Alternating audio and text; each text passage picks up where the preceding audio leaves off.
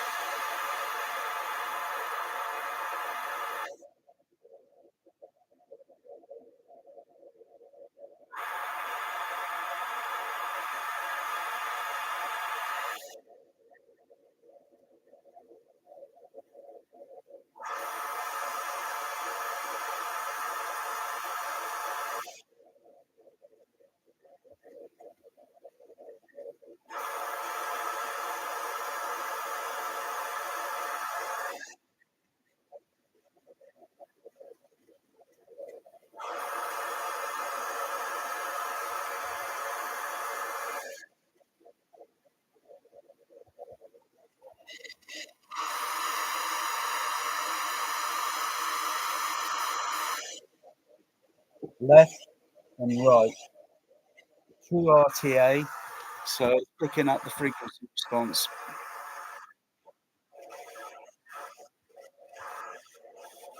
One.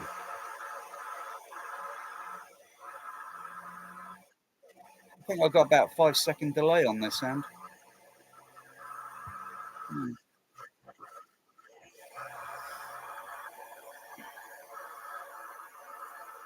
So I can see where the peak resonant frequency is because of the ear canal. And it gives a peak frequency, which I need to bring that frequency down, otherwise it'll be a little bit too sibilant, a little bit too toppy.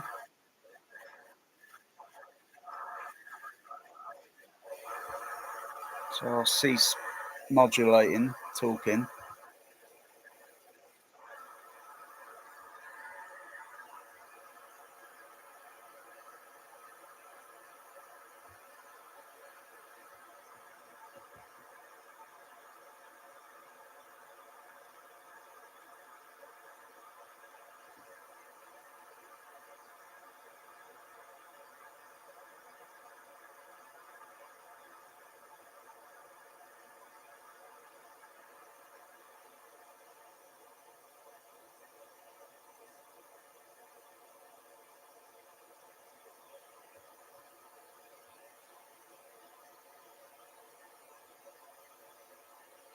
And you're probably thinking, what the blazes am I doing? You wouldn't have a clue. It's too technical for you lot. I'm doing, because to change the pink noise sound, change it. It goes whoosh, whoosh, whoosh, whoosh. There's a lot more to it than you think.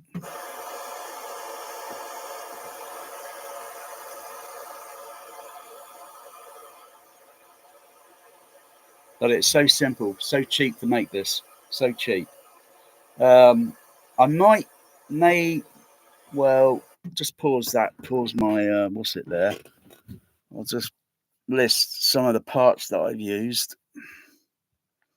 It's not necessarily to go out and buy a dummy head just for recording, because no, I don't intend to use it really for that purpose. I intend to use it for RTA. Though the dummy head, it's not like, if I had to buy another dummy head mannequin sort of thing, I'd imagine it'd be a stupidity price really, when basics, the to make dummy faces, and you can go and buy. Well, I don't know, but I like that. It works. It works. It gives good approximation. Though there is a little bit more than that, just hearing sound. Because if I put earplugs in my ear, though I can't really. Well, I could I probably could put an earplug in there to simulate it, but I'm not sure. I haven't done another check test yet, which is probably testing for dynamic range and so forth, to see, what the recording levels are like on the computer.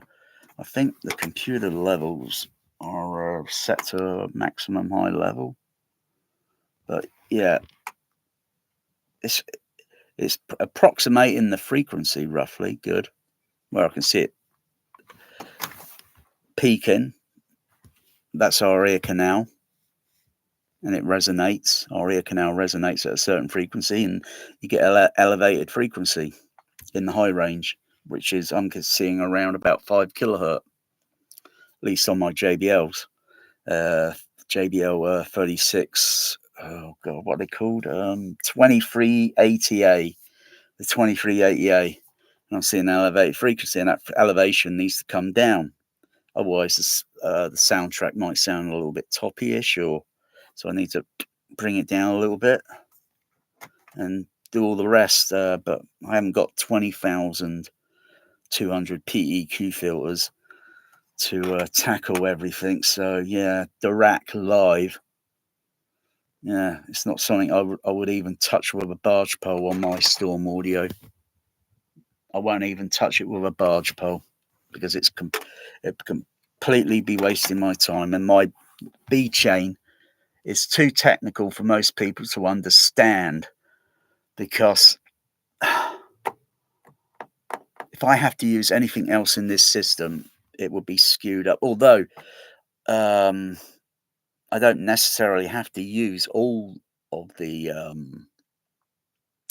rack.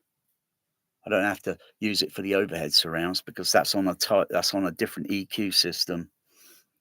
But the screen channel, if I want to tackle, say, the HF horn, or the HF horns, 5 of them, there'd probably maybe be enough PEQ, but I don't like Dirac. It sucks.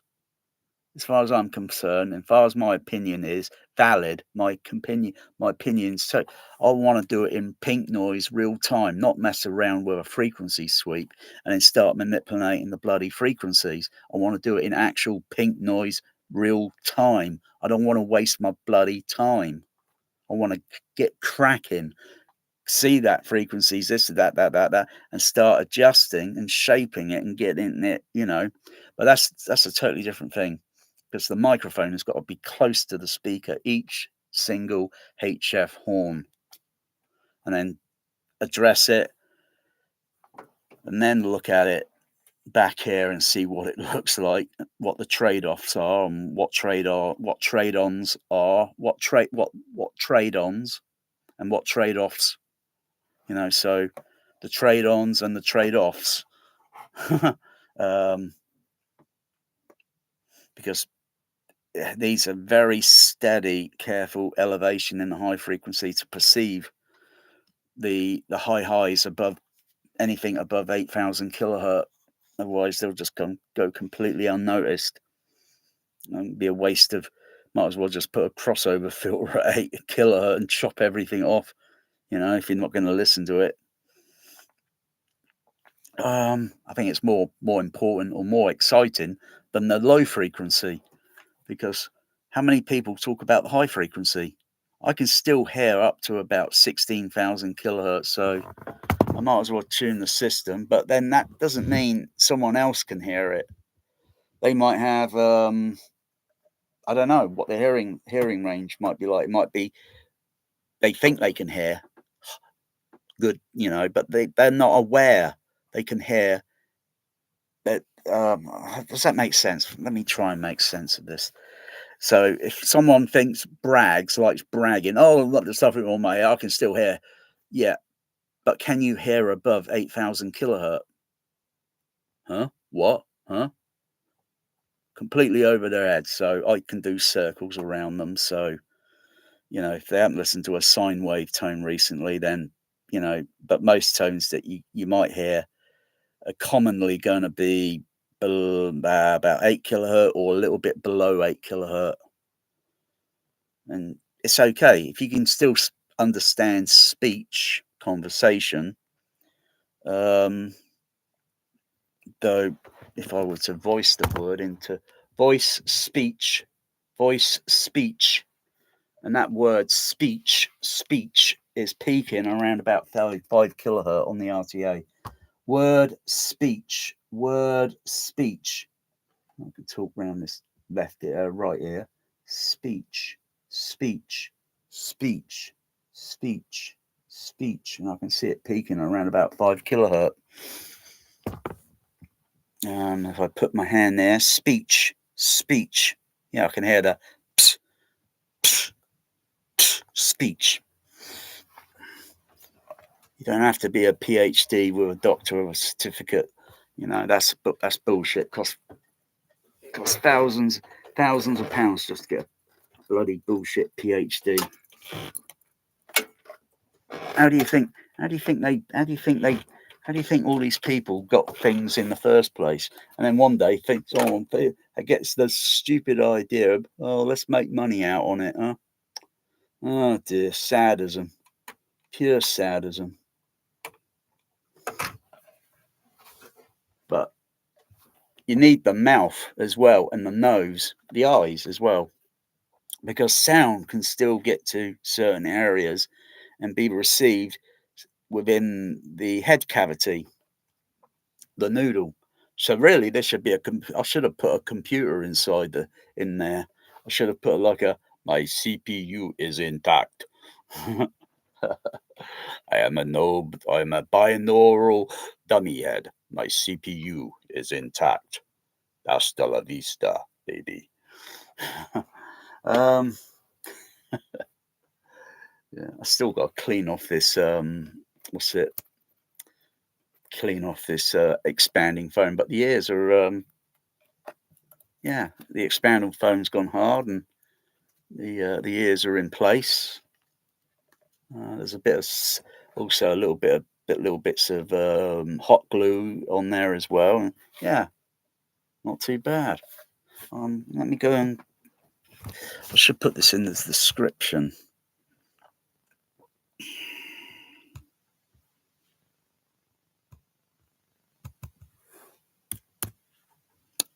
My binaural dummy head is intact. Hasta la vista. Hasta la vista, baby. Good to the chopper.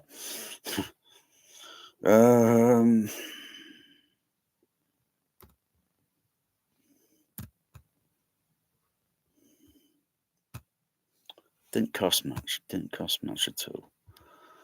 Cheap as chips, almost. Well, actually, probably 1, 2, 3, 4, maybe about 4 or 5 party at Ches Fred for fish and chips. Yeah, it probably cost about the price of that dummy head, DIY dummy head. cheap as fish and chips.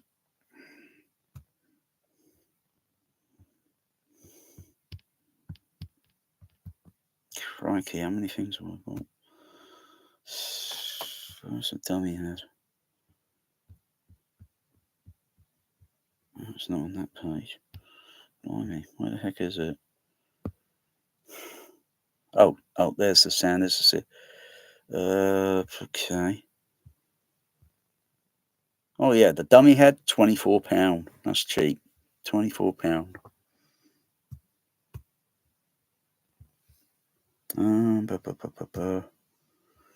So I've got to do a bit of typing.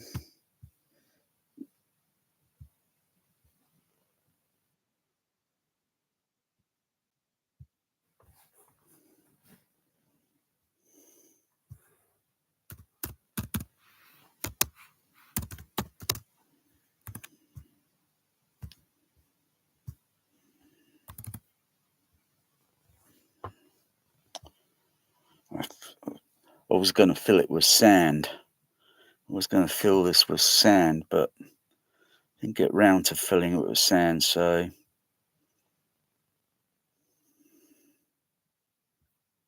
and I got the idea by watching two guys that do sound mixing or something in the UK, and they did.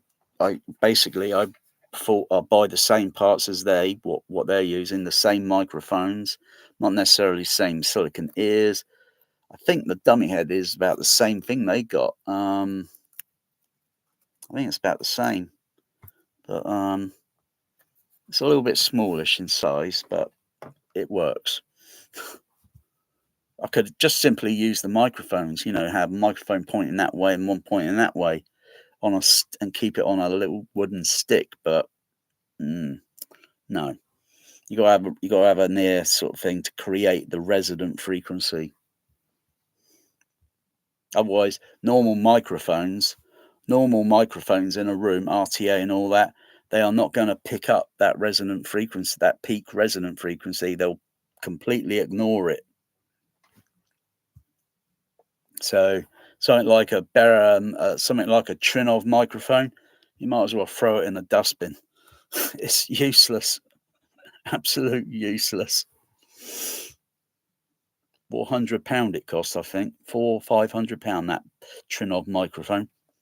Throw it in the throw it in the dustbin. Load of rubbish. Snake oil. Even this microphone, I might as well throw it out the window. Not really, but you know what I mean.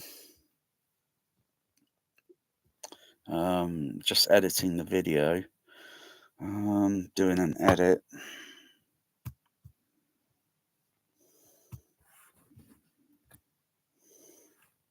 Silicon ears.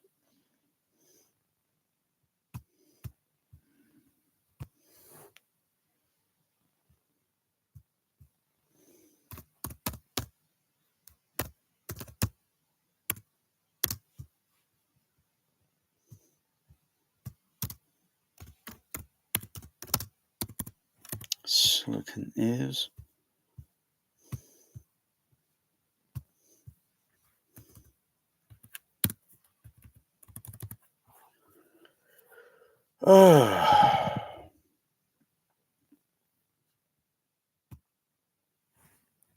I'll include the sand, though I haven't used it yet.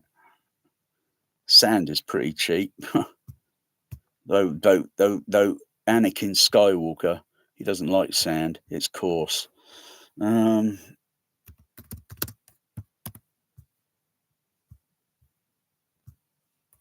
Sand.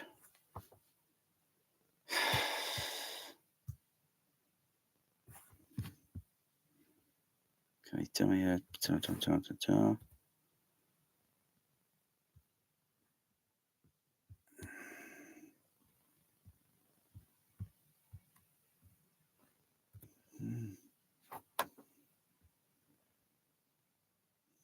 Oh yeah, the drill bits that I had to use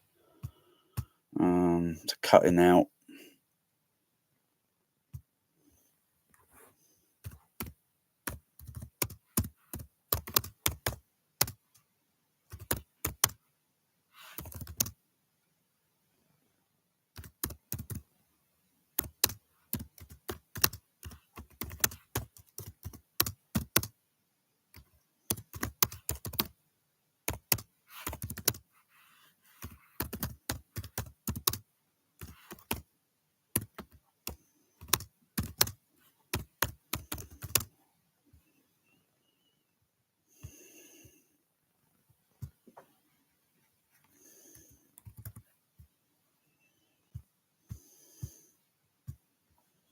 drill bits.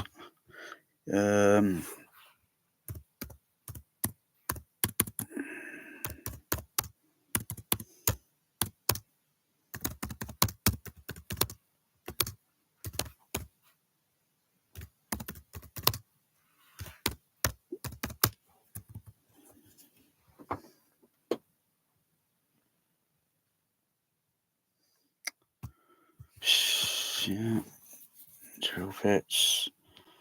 I don't have to list the cordless drill. Just that you need a cordless drill and some drill bits to drill the it's a little messy to make it.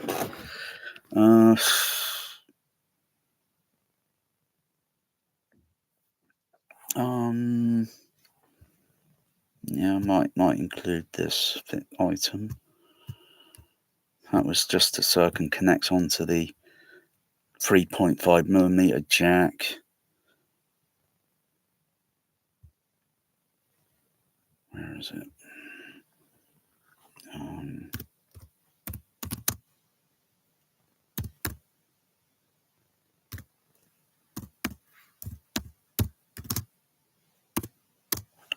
Mixer phone. Microphone. Extension.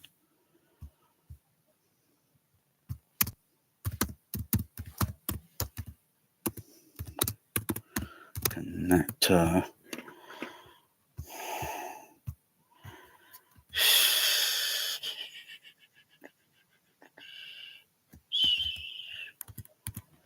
Okay. List of the microphone itself. Oh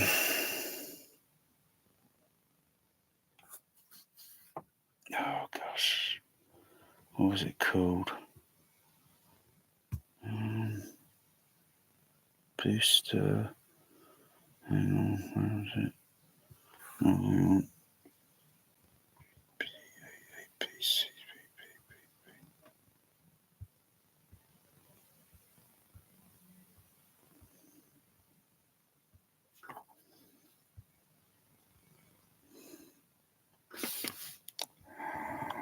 Where is it?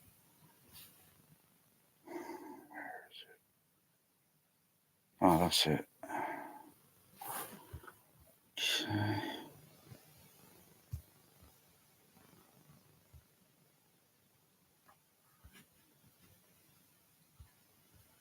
No, that's not it.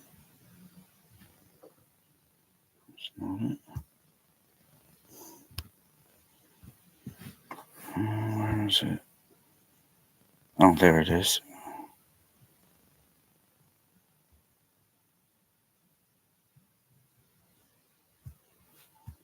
Okay, go to there.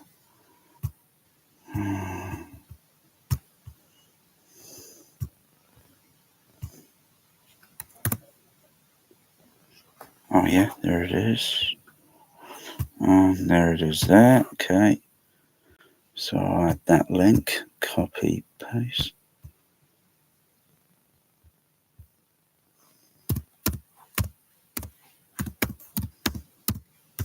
Microphone.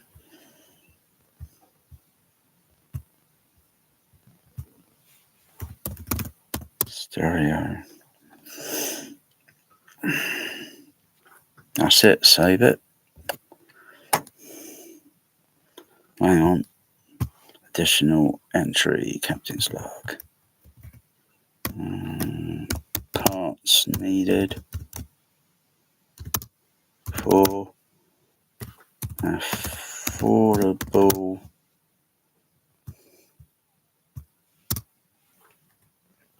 DIY RTA recording dummy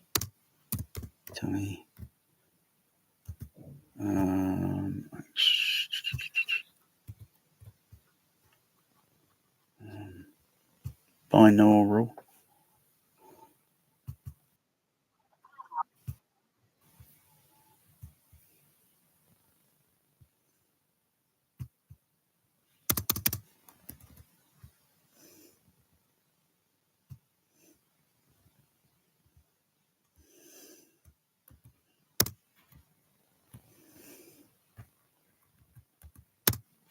That's that.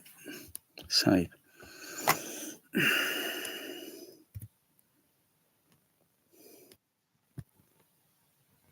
okay. So if you refresh this page, you'll see the what I put into the extras, the parts that I got for this. Oh, I should add maybe a little bit more. Um, you could use expandable foam. Um, you could use expandable foam, which I've used here. It cleans off. It all peels. All this expandable foam will peel off, so it's not. It doesn't make anything messy. Just don't get it on your hands, because it does take a little effort to get it washed off your hands. Take a couple of days, to get it off your hands. But anyway, um, yeah, I like it. I like this dummy head. It's good. Anyway, I'm getting back to the pink noise.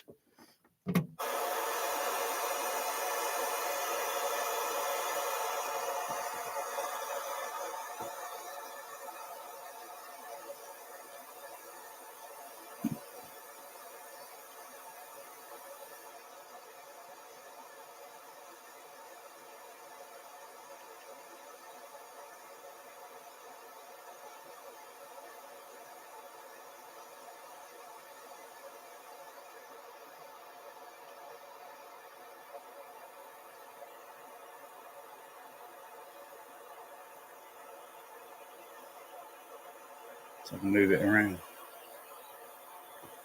Do a headstand.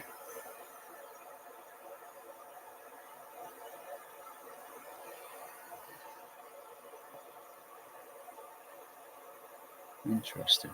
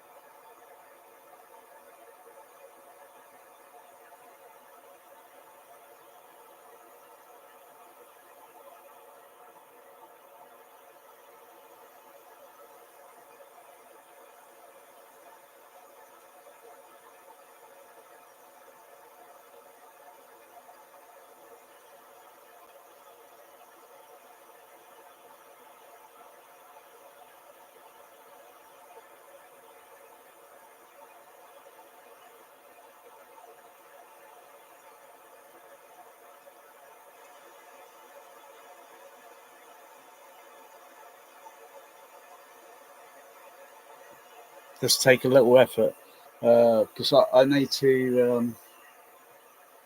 I need to get this fitted on. I'm not sure if I could. Can I fit it on there? No, can't put it on there.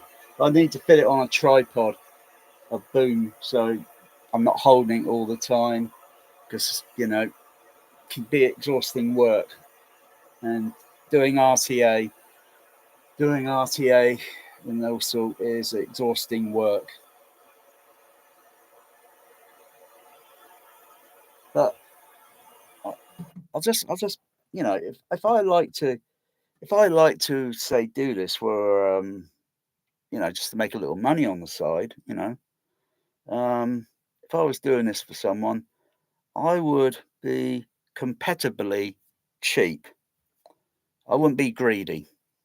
I don't see any sense in being greedy, and I would gladly get a kick out of doing someone's, because I'm pretty sure there's quite a lot around that are just you know it's down to, is it down to personal preference or education? Because you've got to first educate someone that's got a home cinema. What do they know? What do they know about things? What to listen for? What do they know about the how film is recorded, soundtrack, and all that? Giving it layman's terms and making it easy for them to understand, and then to seeing you know, how good the system is. But the one thing I would not do, I would never bother wasting my time, even if they pay me, to do someone's home cinema that's got mismatched speakers. No way. I've got no interest. If you've got mismatched speakers, you've got to have matched speakers, left, center, right. They've got to be identical. Otherwise, I'm not wasting my time with a stupid little center channel. It's a waste of time, waste of effort. And on their hair, on behalf, on it's waste. They went to the wrong dealer and they got a raw deal. I wouldn't waste my time. So they could be bookshelf speakers as long as they're the same speaker. 1, 2, 3. They could be big speakers, left, center, right, the exact same. I won't waste my time with anything that's mismatched because it will never, never, never be the same. It'll be complete. It'll be a bloody disaster. So they can get someone else to come in and they'll pay and they'll be charging a little bit more and they'll get ripped off. Oh. Plus, it's a little bit more than just setting up. First, you've got to check the B chain and check the electronical side and see how that looks, and then but I'll get a kick out. I'll get a kick out of it, you know. But it is hours of work, so they can kindly stay in the room if they want to. If they don't like it, they can leave, and then that would make it easy for me just to get cracking. But also, they got to have make sure they got a good sufficient EQ system. If they had direct live and think, oh crikey, I haven't even tried with mine because using pink noise, I would need pink noise to be generated and then start adjusting the frequencies whilst using the dummy head in a position and orientating and moving it around and moving it and analyzing the tone because it's ideal to get the tone from that speaker there on the HF, whether it be the tweeter or be the mid-range and tweeter or a HF horn. They got to have the same going from one speaker to the next. If it's going, I think, ooh, that's a little bit wrong because with dialogue panning or any sound effect panning or such, it's going to be a bit of a problem. Even if you got everything level matched, you always need something like a secondary EQ to adjust basics, just some basic levels for frequency and such for most film soundtracks because you might think, oh, it sounds a little bit loud and you turn it down sort of thing because it's, the way it's mixed, it's, but film soundtrack and dialogue modulation and such, it's always up and down, up and down, up and down, up and down. Just like music instruments are all up and down, up and down, up and down, or sound effects. Yeah, could take a while. It could take a couple of days. And if I say, okay, this will cost so much for a few days, and no, what's the average pay wage these days? And then I think, okay, and then I'll cut that by half. I'll do it by half. I'll just get a kick out as long as someone gets their system sounding, tonally right. But I would never have anything to do with mismatched speakers. I know some people have mismatched speakers, and I'll have nothing to do with it. They think they can do circles around me. They can do it themselves because I'm not wasting my time. Because I'll tell them you got to get rid of that speaker and you got to get the exact same speaker. I'm not doing it because even if they look like they got the same tweeter, it isn't the same speaker.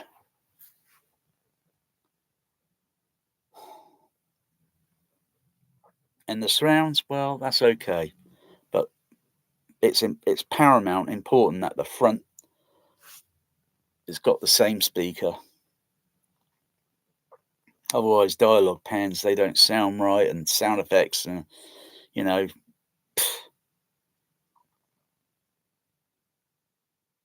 and it's a little bit more than that. It's a little bit more than that. Most people that got a home cinema don't have a proper way to play Pro Logic sound and versus Dolby Digital, because there will be slight variances, and you need a slight little difference in the balance, the level balances as such. So you get a good Dolby stereo playback versus a good Dolby Digital playback. Because I have noticed, and then I need to adjust something, and then yeah, I can then switch from Dolby Pro Logic to Dolby Digital, and it's some part of the sounds are almost indistinguishable to notice. But if it's far out, if it's out of, then it's going to stick out like a sore thumb, because they're supposed to be within tiny tolerance, a few dB plus or minus. You know, they got to be, But if one's too loud, and I think, oh, there's something not right there. Got to lower it and got to get the adjustments right. But most people don't switch. Most people don't switch from Dolby Digital over to Pro Logic.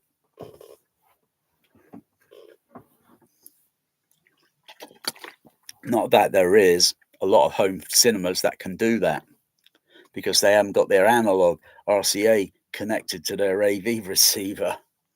You got to make sure all the connections are connected, and that's, of course, if you want to play the game of, like, I don't know, call it projectionist, home cinema projectionist. If you want to play like that game, you got to have your system set up, baby. And it doesn't take much to do it. It doesn't take much to do it. That's if you're really die hard sort of into it. But most people, they just want to hear the sound. But are they listening to the sound? So most people only hear it and spent a tremendous amount of money on it, and think they're only hearing it but not really listening to it. Then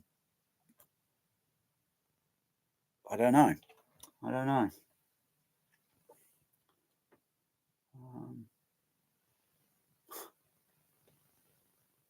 That binaural ear that I see with the microphone, it should be realistically a little bit further down, though the actual silicone thing itself, where at the end here, at the end, it's a little thickness, but it should be a little bit more thicker. So I could have made a nice ear canal sort of thing. So, and then put the microphone, just because the microphone should be, when going in through there, it should be at least down 20 millimeters. That's where the eardrum is. So, but it's getting that, it's getting there. So, and also the shape, so the way sound comes in at angles and such. And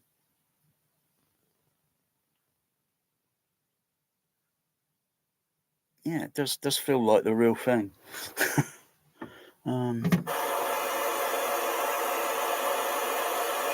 I'm only doing the center at the moment, and when I go over to the left and the right, it's going to be complete opposite, and I've got to shape that frequency. I can't hold this, like that. I'd rather realistically have the Behringer DCX or something, so it's not down there, so it's more or less up on pair, and I can dial it and tune it and get it a little bit more faster, because we like to listen to the soundtrack. And then you turn the EQ off, and then you listen to it and think, ugh, it's still okay, but ugh. Put it back on, and it's like, oh, that's better.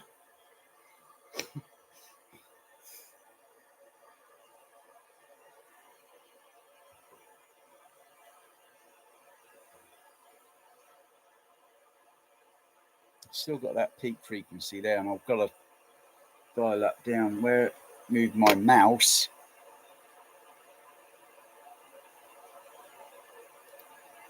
around 3 kilohertz. I need to bring that down a little bit. I've just got to shape it.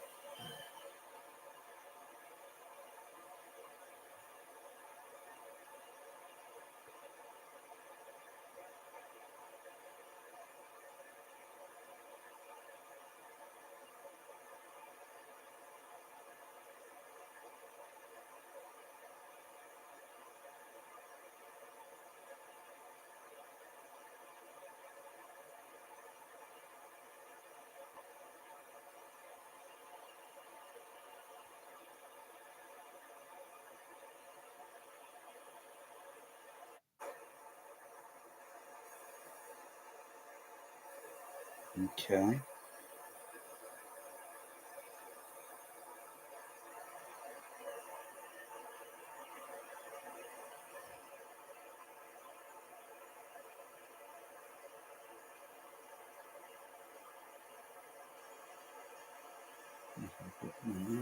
Put my finger in the ear. Put my finger in the ear.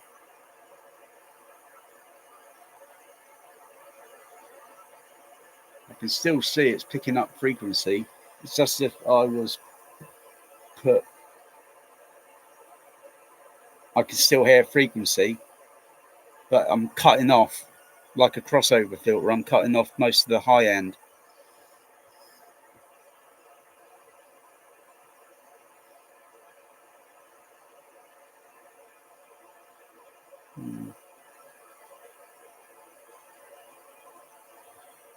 So if I look at the left channel, it's going to be a different sound.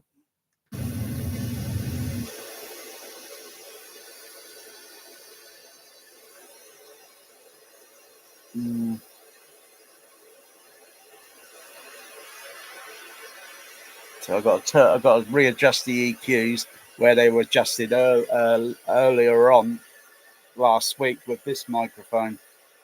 So back to square one sort of thing. So it's exhausting work. Exhausting.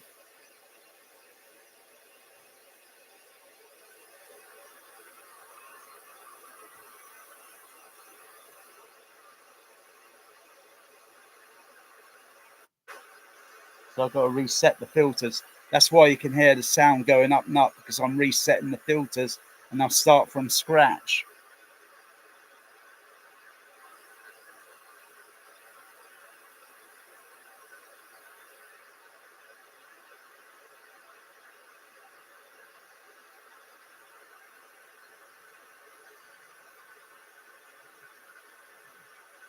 Yeah, I can see that frequency there.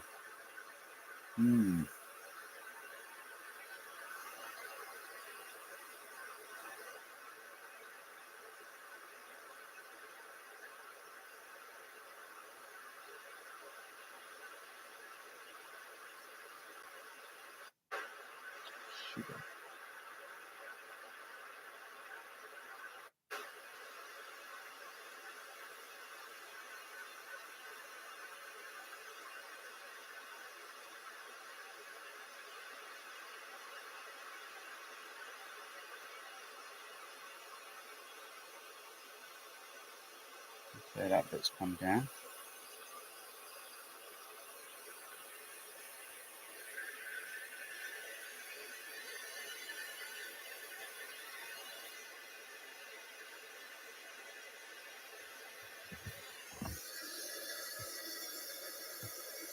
Moving the laptop. You see, the other thing is, the other point is, I shouldn't really have the laptop in front of me here on the cinema seat, because the sound's going to reflect onto the back of that laptop, and it will cause a kind of sound. If I were to move this laptop forward and backwards, it would create a kind of whooshy effect, and you don't want obstacles. Even though I still got obstacles in this room, but it's not as bad or messy as an audio file that I've seen. I've seen an audio file, J Audio Labs. His room is a mess. He's got amplifier. He's got a clutter of mess on the floor, and he's got these $700,000 speakers, mostly made of MDF. And you think about the sound reflecting on the walls, which he's still got walls that are not even treated, and it's going to reflect some high frequencies, and they're going to go back, and they're going to reflect onto this equipment at different random and cause an incoherent mess. You say, "Oh, I can hear all the nuances." Crikey. Oh dear. So yeah, but I'm aware. But if I was doing some things, preferably, I'd rather have the dummy head there, sort of thing. Maybe have it on a motor so it can rotate and move along like a rail track, and it can move along. Yeah, and I could have maybe the eyes like cameras. Yeah.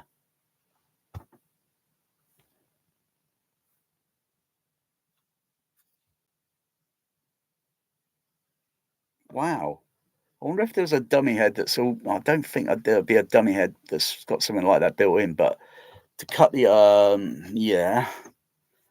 La-di-da. It's very simple to get webcam devices, the camera things, and then fit them in for like, and that would give me, while I'm in another room, because preferably you got to be out of the room while you're doing RTA EQ. You got to be out of the room, so there's no. So this is the only thing in the room and moving, and that's why the same thing when they do with anechoic chambers. You put the speakers or whatever it is in the anechoic chamber, and then you get it out. Then you get your ass out of that anechoic chamber, close the door, you go to the laboratory, and monitor it on the equipment. So you don't interrupting any sound in the room. That's a golden rule. In fact, that's a rule that's applied usually for cinema. There's no one that shouldn't be in the auditorium. They should be in the projection. And the microphones are all set up in the auditorium, and you do the RTA in projection.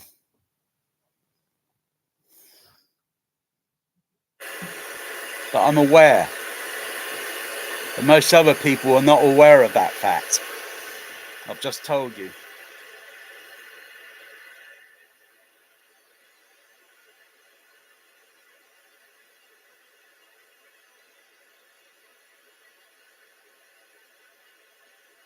So this side, this left channel here, though the sound of the left. So if I show you the RTA,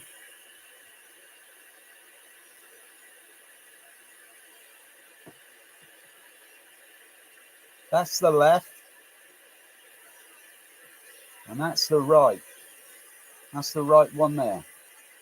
You can see the frequency is not exactly the same.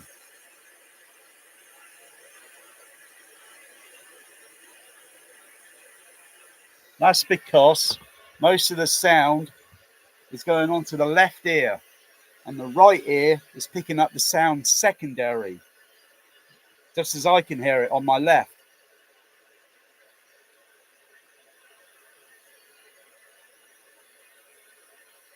I hear a different, like a whoosh, whoosh, whoosh, whoosh, whoosh. There's more going there, and so it's very technically boring. But for me, or anyone else that's into this sort of thing, it'll be exciting. To anyone else that wants an average home cinema and they want it set up like that, well, go and get that magical wizard that's going to do that. I'm sure it's all going to be done in just the click of a finger.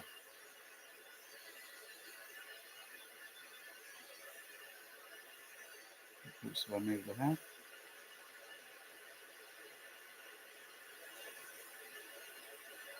I'll move it over here. Laptop out of the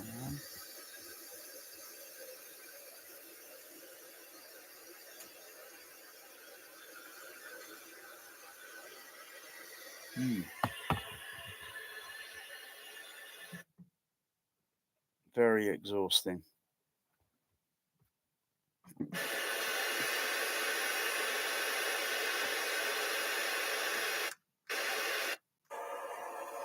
The center channel sounds a little bit duller, but I've had to manipulate the frequency, and I've got to make the left channel sound like the center, or is it the other way round? Do I adjust the left channel and the right channel, and then go back to the center, and then get the center channel to sound like the left and the right? Or is it the other way round?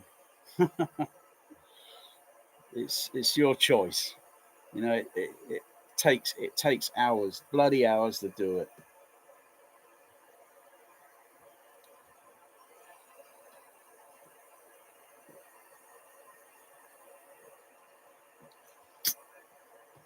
You know, I've done it with a microphone, but then, you know, I'm with the microphone, and then if I move it this way and that way, and, you know, orientate it, and oh, good gosh, oh, exhausting.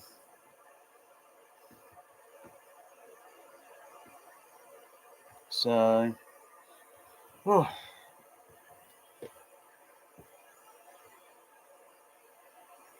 So I look at the reference of the level or the frequency roughly on the center.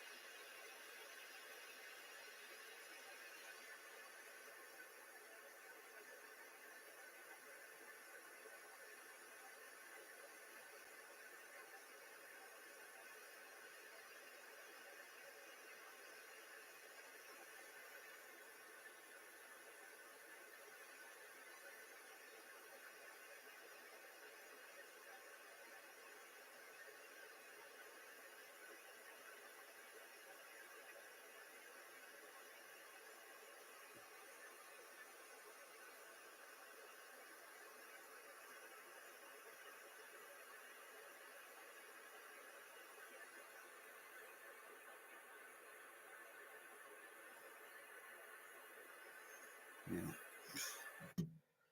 God, bloody exhausting. Not with my heart fibrillation. Um, I'm gonna have to get that fitted on a. I'm gonna have to get that fitted on a tripod or something. I'd like to lean over a bit like this, and I've got to hold that bloody dummy head. Um, mm, I've got microphone booms and such, but um, there's some holes in here, additional little holes. I could, you know, this hole there, or this hole, I could use this center hole.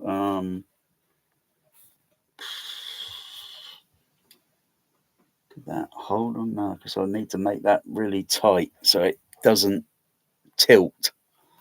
Um,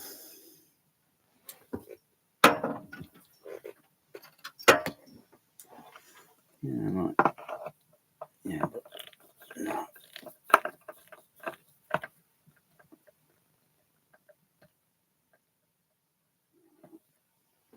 Oh, it's almost. Oh, it's almost. Um, it's just this. It's just too heavy because I'd have to tighten the end up on the microphone boom so it doesn't tilt downward. Plus, maybe putting something else here. Maybe some blue tack might help. But partly that microphone there, it's just, you know, so if I take that away, that won't, you know, so I push this microphone so it goes through the hole. or if I get something else really to go through that hole, be a little bit tight, so it fits the diameter, so it fits this diameter on this hole. But then I could put a little bit of blue tack in there, or a bit up there, and put a bit of blue tack on the end of on there, so it stabilizes. But this is going to tilt downwards, and it's really tightening up.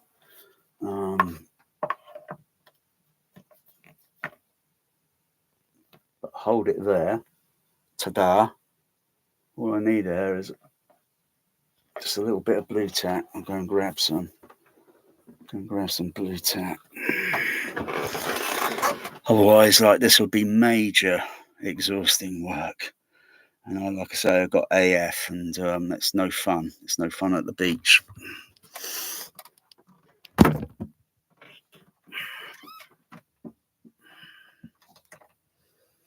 I'll stand up steadily. Oh, it's easy when I'm cycling sometimes. If I've got a good day, it's easy cycling than it is walking, because there's pressure on the legs, and that causes difference in dynamics and such, and fatigue, and very, very early be feeling fatigued and exhausted. Yeah.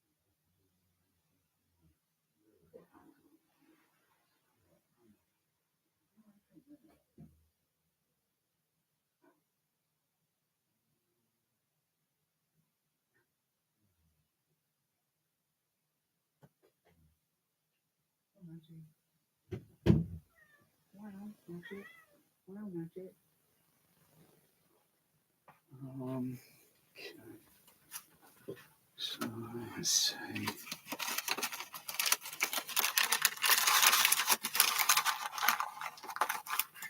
Bit of blue tack. Oh.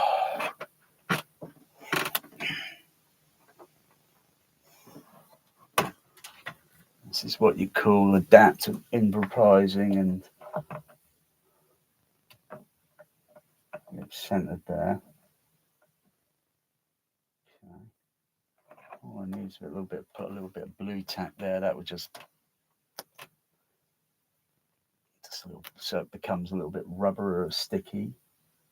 So just put there, but it's counterbalancing this weight on this mic. If I have to put some ankle weight on the back of it so it won't lean forward, then I'll do so.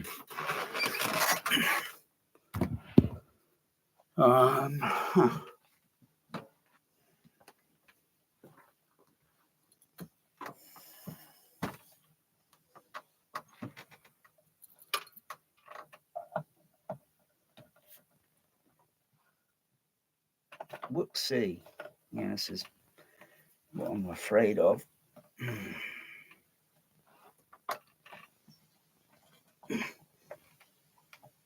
If I just let's see what goes on there. No, this is awkward.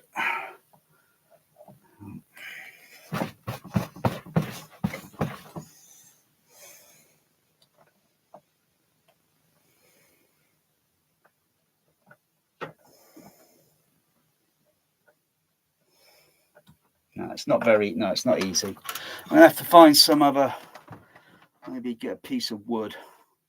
I'm gonna have to hold it with my hands, so I can't really do that at the moment. That's just wasting time. It was okay when I tested it up here, but when getting back there, it was getting a little bit awkward. So I've got to do a different adjustment here on this, so I can get this fitted on something where it's stable. But I like the idea of a servo motor so it can turn and have a track so it can move along. And I can maybe, well, I can't really get out of the room really, to be honest, because all the equalization on the Behringer DCX are down here. There's no way I can get it out of the room.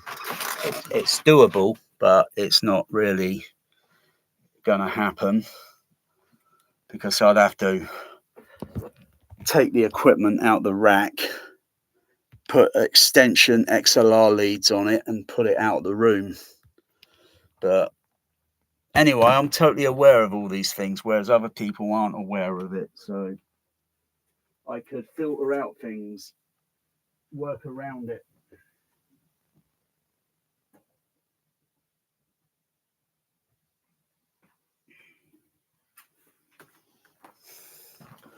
Like I say, it doesn't require you don't have to have someone that's acoustical, whatever, PhD, coming around your home and they're going to be charging you a few £1,000.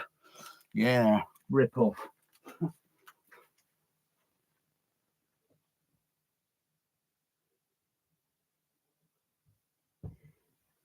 Yeah, and they say they gotta eat, but no, they're just overcharging. They're just basically too greedy at the end of the day.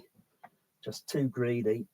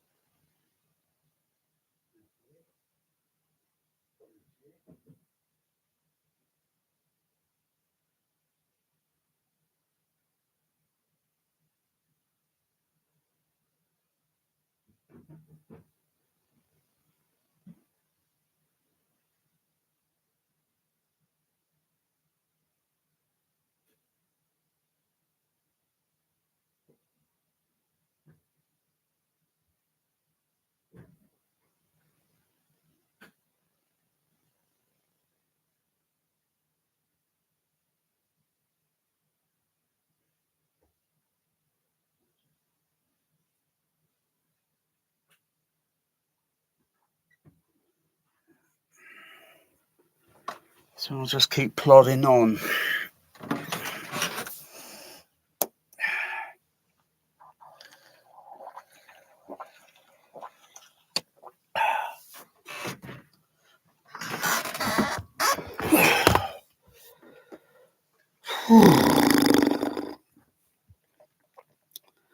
It's very difficult work.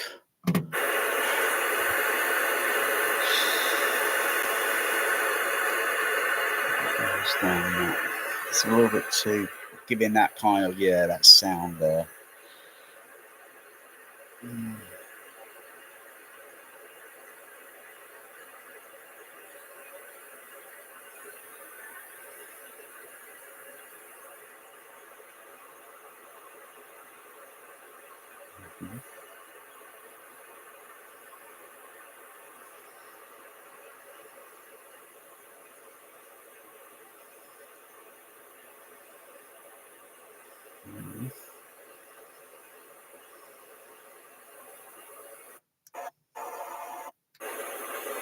Some ways a little bit similar, but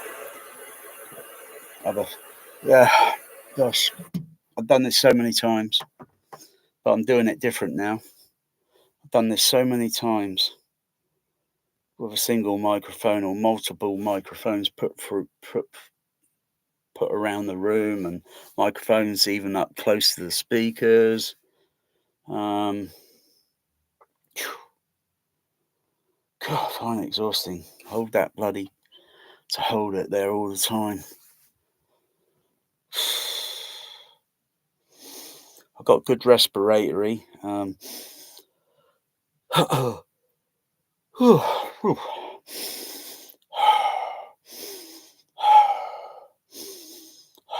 Oh, I feel a little ache there in my head.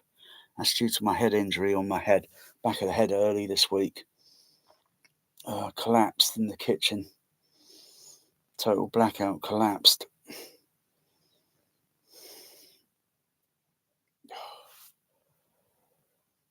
I'm noticing some sort of strain, or, you know. I'm surprised the hospital didn't even do an MI or a CAT scan. MRI, I think it is MRI. I'm surprised they didn't do one.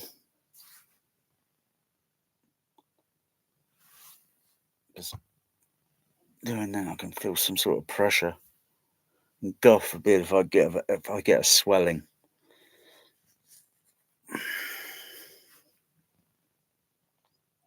But you know, the hospitals sometimes are. You know what? I think sometimes hospitals are a little bit lazy. Oh yeah, they're good people. They're good people, but I think it's because whoever's instructing them to play this by the book. I think sometimes they're plain lazy and they can't improvise and adapt and overcome, and they're just like bloody meh sheep. I'm surprised the Bournemouth Hospital didn't give me an examination on the head. They totally skipped it. They were focusing on my heart and all that. It's like somebody there and wants to get a bloody gold star. It's like bloody school. Get a gold star. Yeah, I had a few gold stars at school, a few bronze, a few silvers. So bloody what? And just get a gold star so they can get an extra pay wage.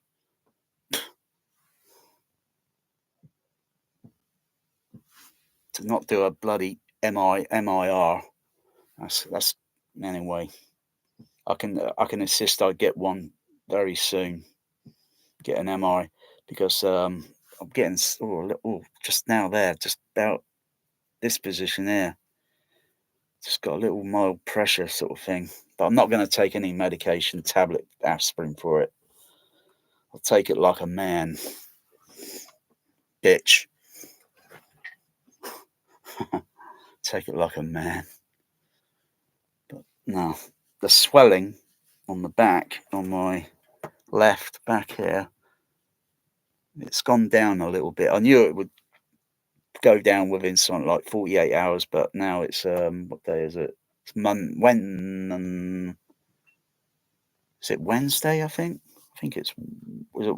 Though I don't really care the day of the week. Yeah, it's Wednesday. So the injury happened on Monday, around about around about 10 o'clock. I think. I think I had a phone call around around about 10 o'clock, and then suddenly, boom! Next thing I know, I'm on the kitchen. I woke up, and I think it was around about 20 minutes or 25 minutes after I had the collapse.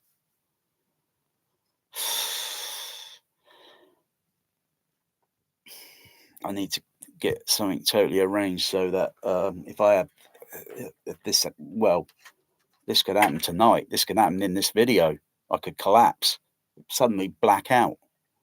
I've had blackouts in the past due to another issue, and I've had over ten blackouts, including one where I fell on the floor in the kitchen 2017, and I woke up and I was banging my head against the floor. I knew logically I was having a seizure. So 165 IQ doesn't mean I can land on the moon with a 165 IQ, but that's higher than Albert Einstein. My IQ is only 5 points higher than Albert Einstein.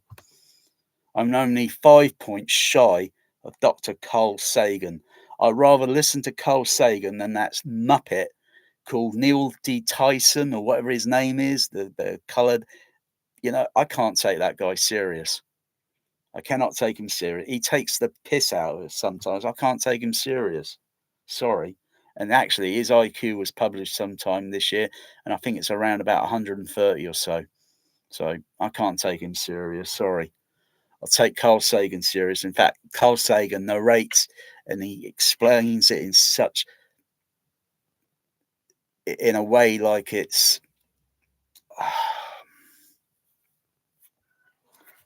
basically, I think he's got good vocabulary in it, explaining. He's got such a good vocabulary.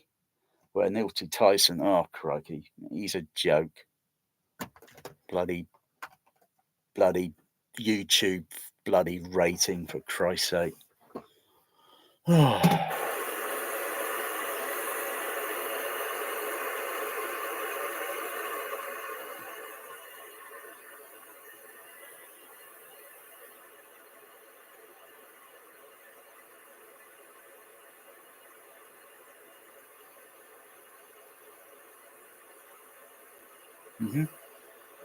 That's the exact same thing I'm seeing on the RTA on the left side. If I turn my head, I hear the frequency response going down a little bit. If I turn the dummy head, I can see the RTA, I can see it going down a little bit. So, are we in tune, baby? Yeah, I think we are. But I've not actually tested the actual dynamic range and such and so forth. But anyway, go back to that. That peak there, I'm going to mute that, go back over to the center channel.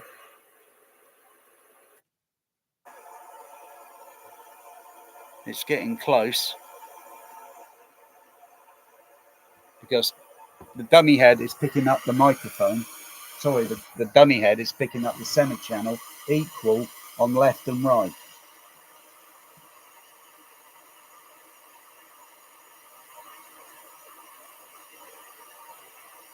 And if I turn the dummy head,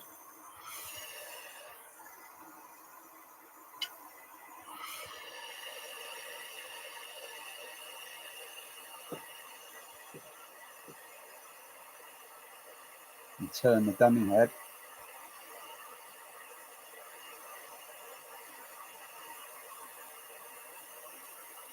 and I see the frequency response on the right equaling.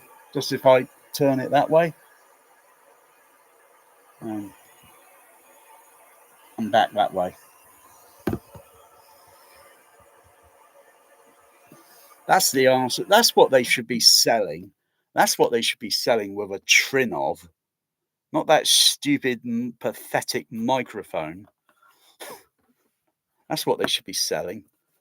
Well, basically, that's what you can make. Yeah. Crikey. Oh dear. Yeah. High end, premium. Yeah. If I could, cost the Storm Audio, the microphone on that's XL. No, that's USB. That's right. Because it's not this USB microphone, but though I could use it, but I've got another lead. I've got another lead connecting into the back of that. That's only to use the Storm Audio's RTA analyzer, but I think the lead for it is down here somewhere. And then all I have to do is connect onto that, and yeah, because it's hard, it's connected into the back of it, but I don't use it. In fact, I don't really find it satisfactory, useful. I don't really find it useful, that one. No. I'll either use, because I'm using true RTA. I could use REM. But to use REM anyway, if I show you, no. So because if I use a single RTA here, you got plus and minus, left, plus, right. Yeah, you can't use that because it's something. You get signals from both. You won't get independent. You won't get individual independence. That's why I've got two RTAs. One set for left, and then the other one over here is set to right. And I've got two on the screen, so I can see both at the same time. I'll do the same thing with REW. Those that don't have true RTA or don't use it, because most people use REW.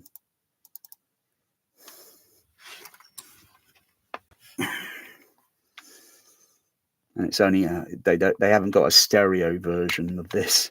I don't think that's not a problem. Actually, I can do quite a bit with the with this. I can do inversion sound and divert it negatively to the blow surrounds in this THX Cinema, as well as all the other screen channels, overheads, sides, backs.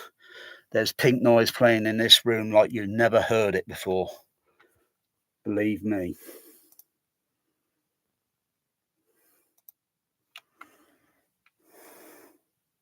But it is. I'm not trying to be, say, what's the word? Too big-headed. It's very simple. It's just very simple. But there's still a lot of, there's still a lot more to learn. So I've got to start up 2 of these. I'll put them side by side. A bit shaky on my right hand here. I've got to get it the right size there. Bring that up there. I think I'll say, oh, hold it there. Okay. Why am I doing that? What the fuck am I doing? I think I really did have a head. No, hold on. What the fuck am I doing? Put that mouse on the floor. That's a bit easier rather than my... No, open up the RTA. Boom. That's it. That one there. Okay. Close that one down. Open... I'll move this over. Open that RTA. Boom. That's it. Move them over. There we go. Whoopsie. I've got to adjust the scale. Okay, one now. And adjust this one. And put them side by side. Like so. Adjust it a little bit. Like so. Okay. Move that up a little bit there. Hold it. Okay, and then I've got to go back to the true RTA because you notice there's no left and right and all this on there. You've got to go back to the REW, the first one, this one over here, and then got to go up to the preferences. Got to go up to the preferences, click on the preferences, I think. No, it's not the preferences, is it? Or is it the tools? Hang on, because I haven't used the REW in a couple of weeks. Hang on.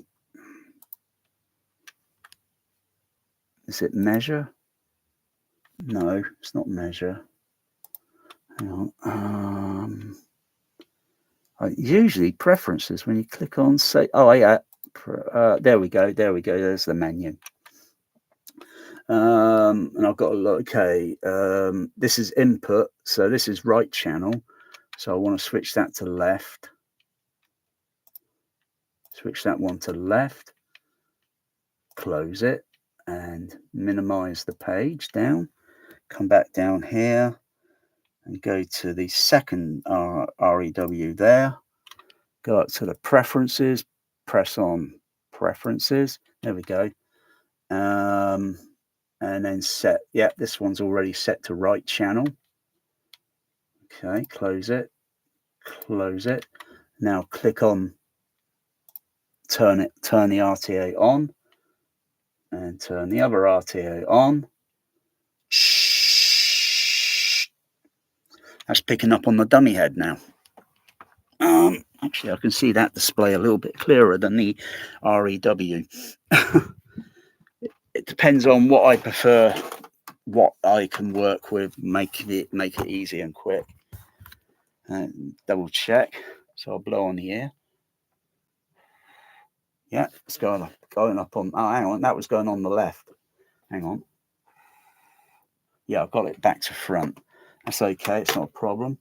I'll just move this over here and take this one here. Whoops, hang on. Move that one over there. So I can got it in continuity.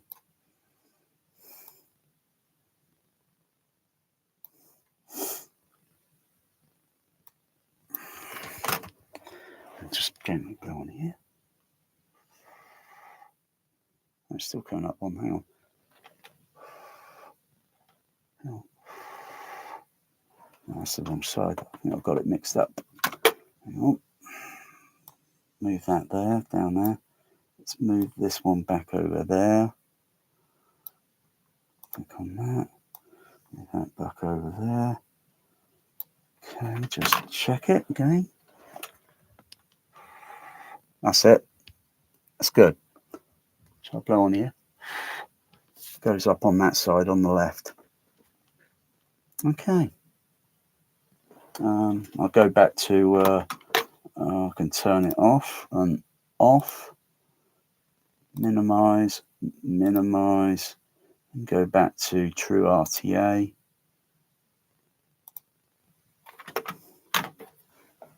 Just check. Yep. And I could use the true RTA. Simple. Though, a little guidance to show, you know, little guidance to show, and then someone says, right, I know where you're going. I know where you're going with this. And I think, good. And, you know, yeah.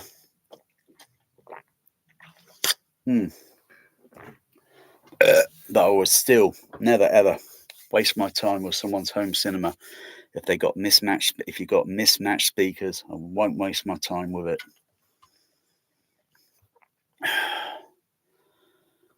Because it's just going to sound poorly with your system. It's pure, as simple as that. It would just be. Why center channels? I don't know. They should be completely eliminated from the home cinema market. They should never be marketed into home cinema use. They should be banned. Banned. They're terrible. They're dreadful. You got to use the same speakers, the same frequency response going to that left, center, right is being engineered for a specific purpose, not engineered for a stupid center channel. And you got these stupid big ass speakers, and you think you got. You'd be surprised how much bass there is in the center channel. And if you got to play a mono movie soundtrack, it's got to play back specifically on that center channel. You'd be surprised how much bass there could be in it sometimes. You won't get that on a center channel. No way. Not on those little dinky things.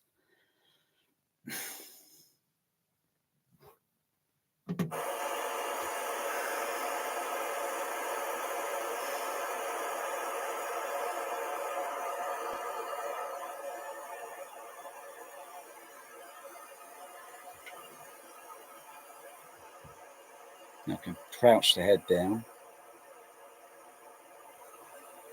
I haven't even done the surround speakers yet. Oh, God, the overhead, the below surround, the experimental overhead. Oh, good gosh.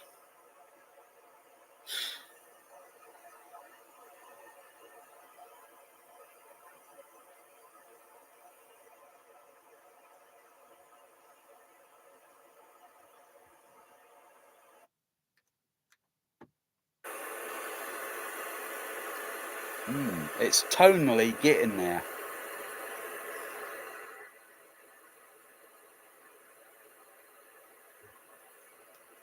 So you use the mouse to see what frequencies and such. Put it on what frequencies peaking.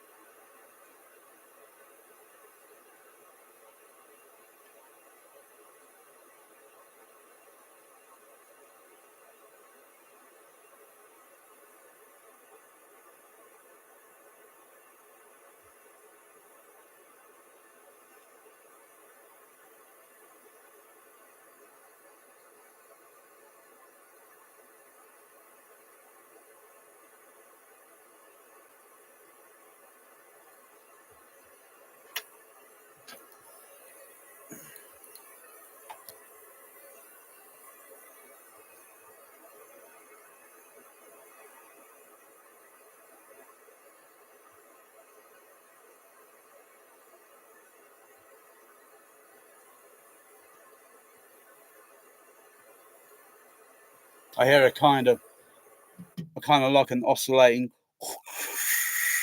when putting the dummy head in front of me, and of course I'm hearing the pink noise and Mister.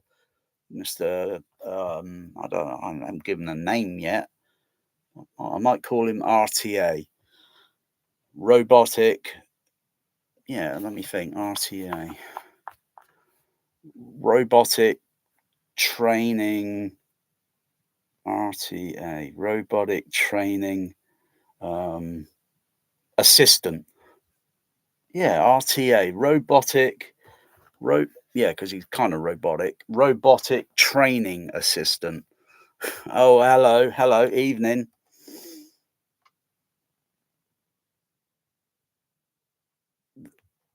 Look at the look reef.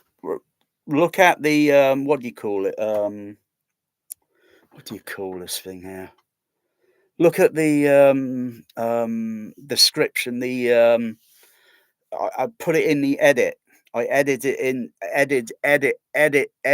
it into the what's it? All the microphones, the silicone ears.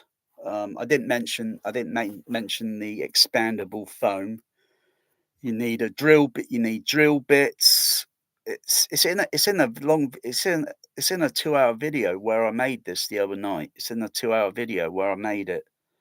But I've still got to make modifications to this, as well as mounting this head so I don't have to keep holding it. And I was thinking, with the bright idea, I could have a rotator so it can rotate, or this is if anyway. This would be if I was outside of the room, because it's preferable to be outside of the room, not inside the room, because I'm taking up seats, and then I could have this on a rotator so it can rotate as well as moving up and down along a rail track, so it can move up and down and turn. And I was also thinking the eyes, convert them and make them into video cameras, so that if I was in another room and I'm doing the EQ, I can also see where the head is looking within the room. I think also tilting, but it's usually this part here, around here, the neck doesn't really tilt much. But anyway, it's just a guideline. It's just a guideline as a rule of thumb. It's better than using that. A lot better. Though that's very cheap. This was a little bit more expensive, not too expensive, than a microphone. But many microphones, you can get many microphones that look just like this, just like that, and they cost at least over £1,000.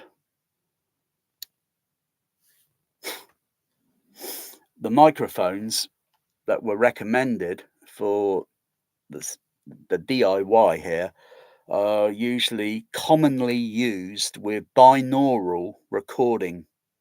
So they are in the binaural recording community. The microphones are very ideal, and I find them pretty good so far. And though the microphone fitted inside, it really realistically should be a few more millimeters down. It should be at least 20 millimeters. When you never ever put a Q-tip in your ear, because you can't tell. Well, you will know if you have a little tiny fiber on that Q-tip, just a little fiber. That's the Q-tip there, and you've got a little fragment of a fiber, hair, whatever, and it's extending a little bit forward. You'll soon notice that once it presses against that eardrum, and you'll back off because you'll go, oh, ouch, but you won't damage your ear because uh, when you go to the hairdressers, sometimes though it may not happen with everybody, you get your hair cut and then they blow it with a hairdryer. Sometimes a rogue piece of hair may get down your ear canal. And so your ear canal's like so, and then you get a hair that might get stuck at the top, and it's just gently pressing against your eardrum. And you may notice some sort of irritation and think when you do this, or maybe wiggle, and you think you hear this weird sound on one side, but not on the other side. You think, what's going on there? Likely you've got a hair that's got stuck, and it's just gently touching the eardrum. I've had that happen several times, and oh gosh, the doctor puts the thing down there and just does a 1, 2, 3, and then he's out my ear canal, and he looks in the end 1, 2, 3. It's a couple of seconds. He didn't even give it a proper, thorough look around to see that. Oh, hey, looks like you got a hair stuck in there, and it's resting against your eardrum. I had to do it myself. I had to go and buy a video camera, buy some tools, and I had to extract the bloody hair from my eardrum because it was irritating me for 3 fucking weeks. Oh, a hair, just a hair, for crying out loud. That when you take it out, it was only a hair that was only a few millimeters or so long, and it was just sticking and touching the eardrum. So, yeah, the ear canal is roughly about 20 millimeters down to the eardrum. But the ear simulation is giving the peak frequency, which is around what I'm seeing here, is about 5 kilohertz. And so I've got a frequency response going along, and then it goes up to about 5 kilohertz. That's where our sensitivity of our hearing is most sensitive at, for say like speech or such. Speech. So I can turn it around and speech, speech, speech, speech, speech. And if I face the dummy head toward me, face it toward me, so I'm firing sound at both ears. Hopefully it should come up on at the same time. Speech, speech, speech, speech, speech, speech, speech, speech, speech, speech, speech, speech, speech. Yeah. I've just noticed one ear is a little bit higher than the other. Yeah, this ear is a little bit higher, or is it this ear a little bit lower? But it works. It's only a dummy head, for crying out loud. Yeah, but I don't know. It's my ear is a different shape. This where is it? This ear here. Oh no, this ear here is a different shape to this ear here. It's a slightly different shape. That's because I had plastic surgery on it many years ago. And I messed around with the toupee, not the toupee, the bandaging. I messed around with it because I should have left it untampered with for at least, what do you call it? For about 4 weeks, about a month. And it was just causing a little irritation because of where it was cutting. It was, climbing the walls, climbing the wall, and just, I didn't tamper with it too much, but I think that's where, because both ears should have been in the same settled position, but this one, it's just, no, this one here, it's just a little different, but it works. So this works, Mr. Dummy Head. Yeah. Robotic training assistant. RTA, robotic. Well, he's not exactly robotic yet, but if he was on a motor, he'd be like kind of robotic. And he's my training assistant, or I don't know. I'll just call him Dummy Head. So let's just go back to that.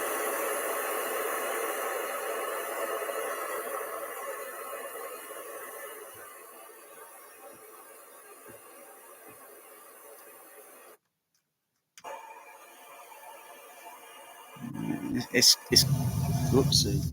It's getting there and close. I'll go over to the right channel. Just reset the EQ.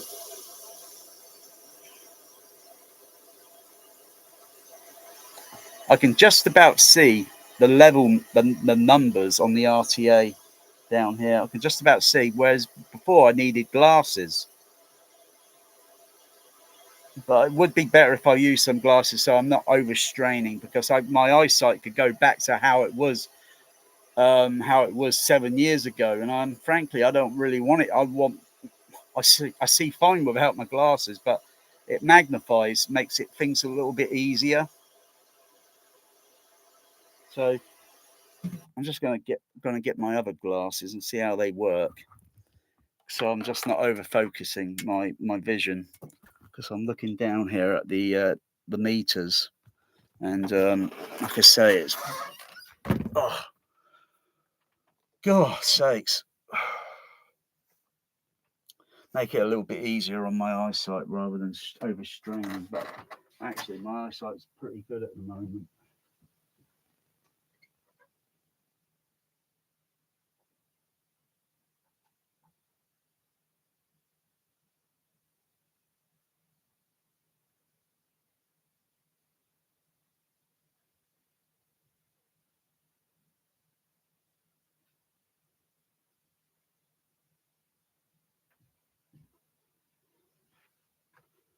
So I'll just wear these ones. I'll just give it a little magnification. Yeah, it just makes that makes it just a little bit easier. Otherwise, I can still read. I can read everything here in the chat. Whereas a month or so ago, I would need these. I can still see it with these. It's only focusing, but no,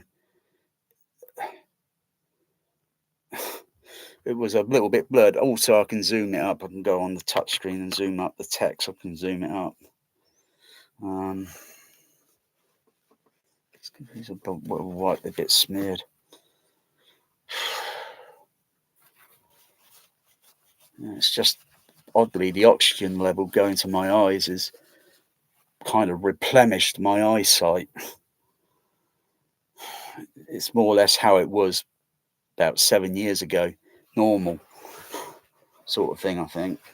But you play stupid games and you win stupid prizes, and I was playing this game on the internet. Can you see the image in these pixels? So this image was all pixeled. Basically, I won the game. I won. Everyone was asking me, how am I doing it? And I say, I'm squinting my eyes, okay, and then I can see the image. I could have zoomed it up a little bit and then walked a bit further back in the room, and then I would have saw the image. um, but everyone else were trying to think, yeah, a few people won, but I mostly won. I mostly won the game. But it wasn't really a game. It was just a little play. It was just a little play, sort of bit of fun. But I wouldn't recommend squinting your eyes, because that could, could do some, and you'd be ending up wearing these all the bloody time, for crying out. So this is just focusing on the magnifying the image. Okay, I can see that a little bit clearer there. That makes it a little easier. Get back to this.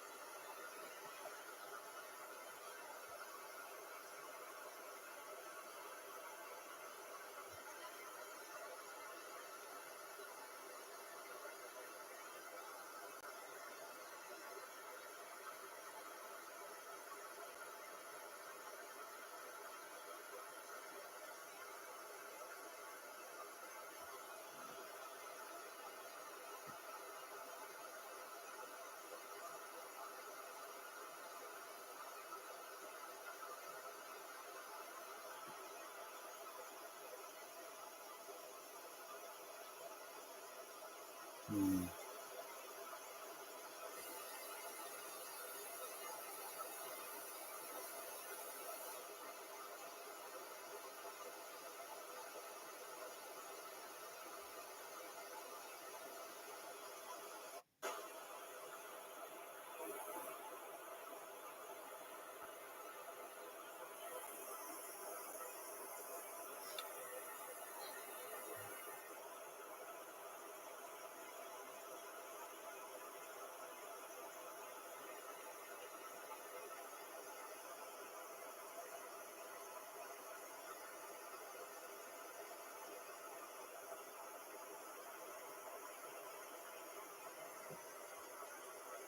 Mm.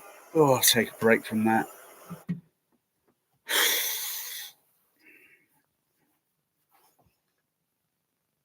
I can see, I think, with normal vision, but this is just adding focus, a zoom, just like a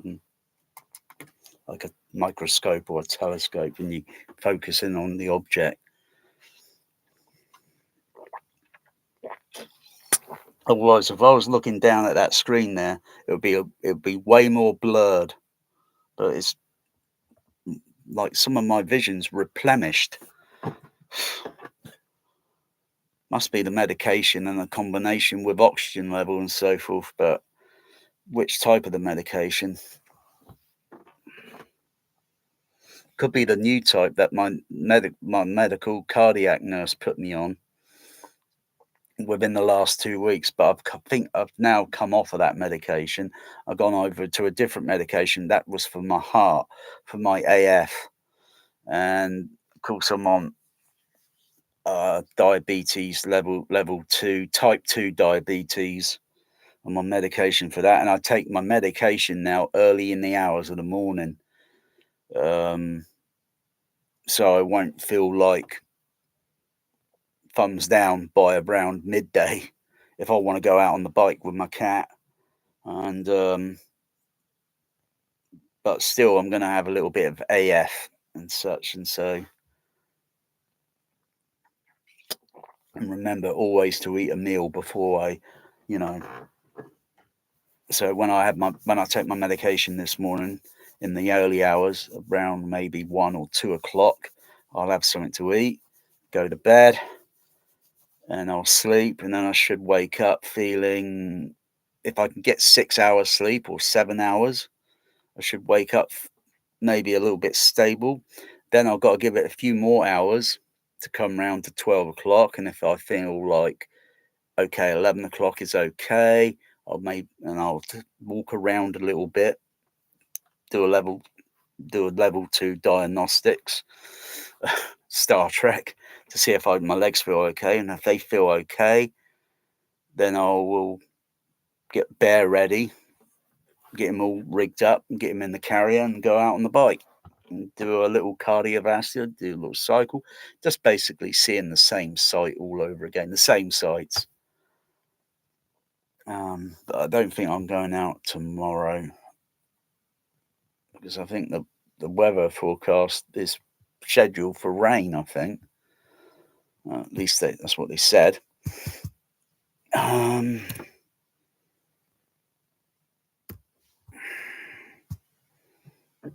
oh no, oh no, it's okay through to Saturday. The outlook, predictable outlook, till for 7 days. Okay, temperature today has been around about 16. Tomorrow will be 17, and then 16, 17, 17, 16, 17, and 17. Those are rough predictions. Wind direction, speed. Wind direction probably coming from the west. Okay, so if I'm going down south, which is behind me, and then heading west along the promenade, the wind will be coming toward me. Mileage 8, 7, 6, 10, 12, 12, 13, 12, and 10. So tomorrow and the day after, not too bad on the wind speed. I can handle that, I think. I'll take an extra bit of clothing out next time because I found that cycling into it caused a wind chill and my chest got very cold. And I thought, I don't think this is good for my health, my medical condition. And I thought, turn back, go back home. And of course it rained, I think, a little bit later in the night. I think it rained, but I think it was a little bit late in the night. It rained a little bit, but overcast it, totally overcast it because it was clear sky and it totally overcast. It moved in, but moved in with a bit of wind the other day. And yeah, it was just a little bit chilly. It was nice weather though, but just a little chilly for me. If I'd have took my extra coat out, it would have been okay. But I was thinking, I don't want to wear a coat because it might get a little bit too hot. Okay. Okay, let me put the wassets back on. I got to do the left center on the right center channel for crying out loud. Oh dear. Oh, let me see if the glasses fit Mr. Dummyhead. Let me see if they. Oh my goodness gracious. A little bit difficult. I need to put a little bit of blue tack or something back here just to hold the glasses in position, and that would change acoustical sound. Theoretically, or no, actually, practically, because you got something there in front of you, and so you're going to get some sound reflection, but it's going to be mostly probably on higher frequencies, not middle frequencies, and not bass, but mostly higher frequencies. Not sure which exact high frequencies. That's why it's important to do testing over and over and over, and until you see the result. That's with a frequency sweep, mind you. You got to do it with a frequency sweep. Whoops, whoop, does a frequency sweep, and so you have to put the glasses on, take them off, put them on, and then you look at the RTA overlay. Look at not the RTA. Look at the frequency graph, and look at the overlays. If they're transparent, then there's probably been no actual change, but it should put a slight change in one frequency down a little bit and the other up a little bit. So if one's down a little bit, that would be with the glasses on, and the other one with it up a little bit, that's with the glasses off. In theoretically, anyway, put these back on just so I can focus on that down there clearly. I can see that easy.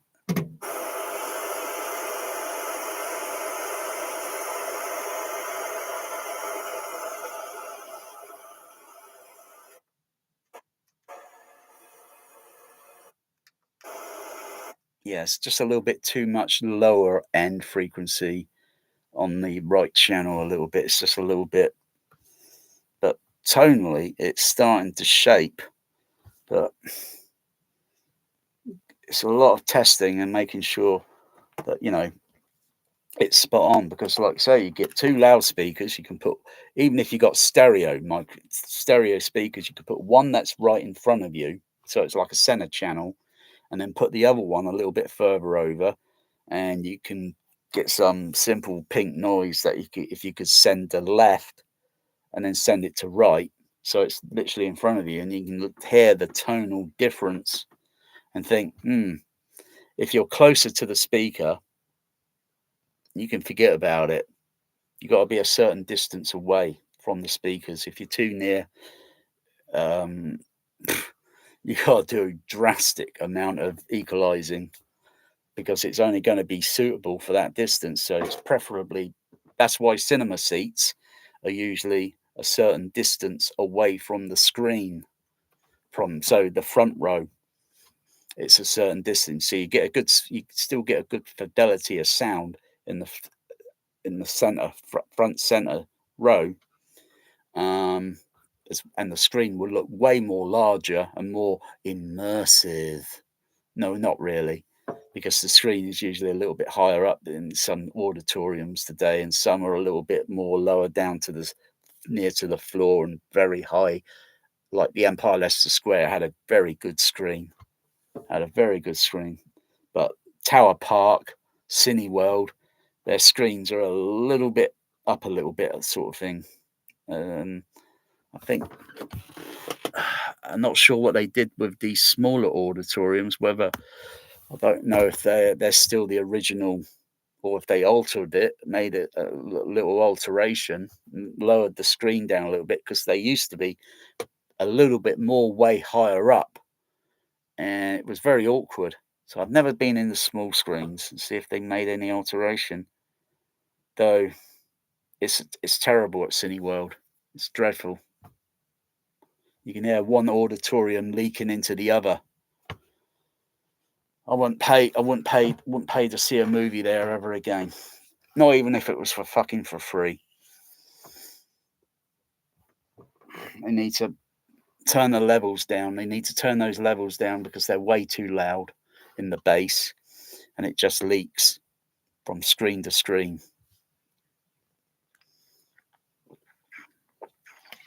Auditorium to auditorium. Originally Empire, not Empire, UCI Cinemas was only designed for a 90 dB SPL level, not 110 or 115, basically, or average. No, 105 dB for the screen channels, roughly equivalent sometimes for the surround channel, 115 dB for the LFE, low frequency effects, sub bass channel, and then you can just hear it auditorium to auditorium. It's not a good Cineworld experience, or even Empire Cinemas, because Cineworld have not made any alterations, I don't think, to the original spec. They might have put different equipment in, but I doubt they've changed it. They made no change to the screen speakers. They're still the same as what Empire Cinemas put in around about 2007 or 2010, or was it 2010? Could have been 2010 or 11. They spent about something like £7 million,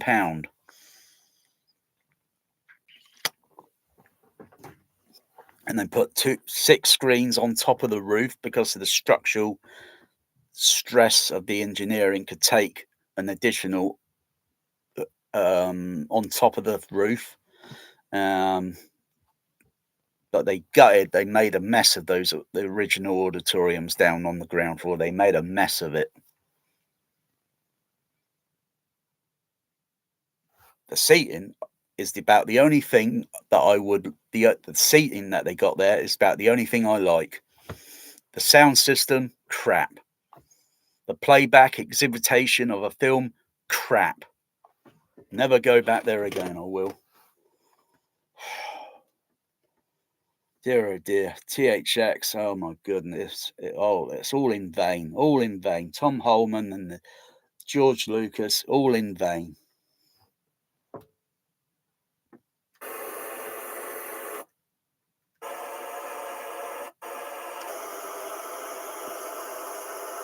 It's getting near and close.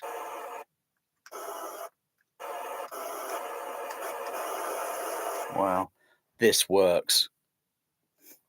This works. Because I'm looking at the RTA. I'm ignoring one part of the RTA and looking at the other RTA response, and it's getting pretty close. Far better than that. Far better than that. Though I won't knock it. I won't knock it. But I will roast a Trinov and its stupid bloody microphone. You might as well throw that Trinov microphone out the window. Good riddance. £500 that microphone, or $600 it cost. Load of rubbish. This is what they should be selling with high-end receivers.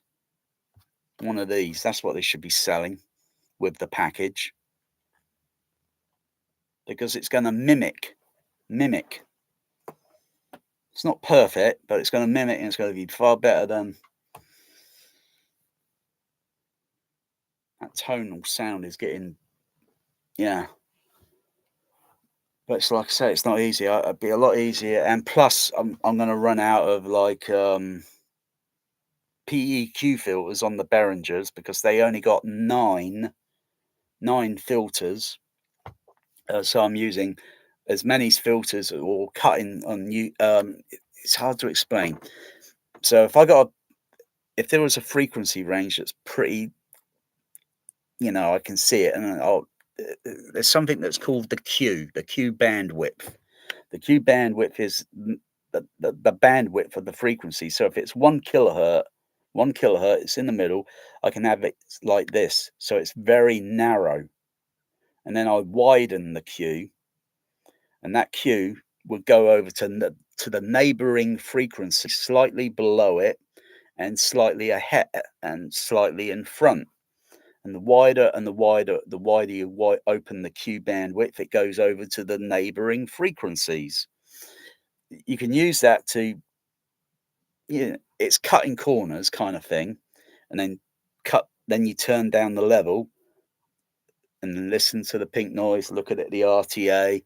You can see it starting to get into shape, like it's like bodybuilding. It's starting to shape the frequency, so it's equal, because that's how it should be. It should sound equal going across the screen, even though the speakers are in different spaces three-dimensionally. What's the other thing? Preferably, I'll go back to the EQ. I would rather have more EQ filters, and then address every little bit individually, because that's where it is to be adjusted, really, to address everything individually, and then play back something that I'm very familiar with, and then see how much detail in the soundtrack I can hear, because some frequencies are going to be causing audio masking effect. If you don't get it flattened, you got a common peak frequency, it's always going to peak at that frequency, and there might be a high frequency in front of it, and I don't even notice it. It's not doesn't mean I can't hear it. I can't notice it, because there's a frequency there, it's peaking up high, and there's a frequency down here that's, I can't hear it, because this one up here is too loud, and it's got to be brought down until it's equal. If that makes sense, if I put it that way. If I do it this way, it's kind of like, but it's like that way, because you're listening to the sound coming down to you. And so you got to get the levels all right, all the levels equaled, But you do have to make an elevation on the high frequencies, otherwise you won't notice them.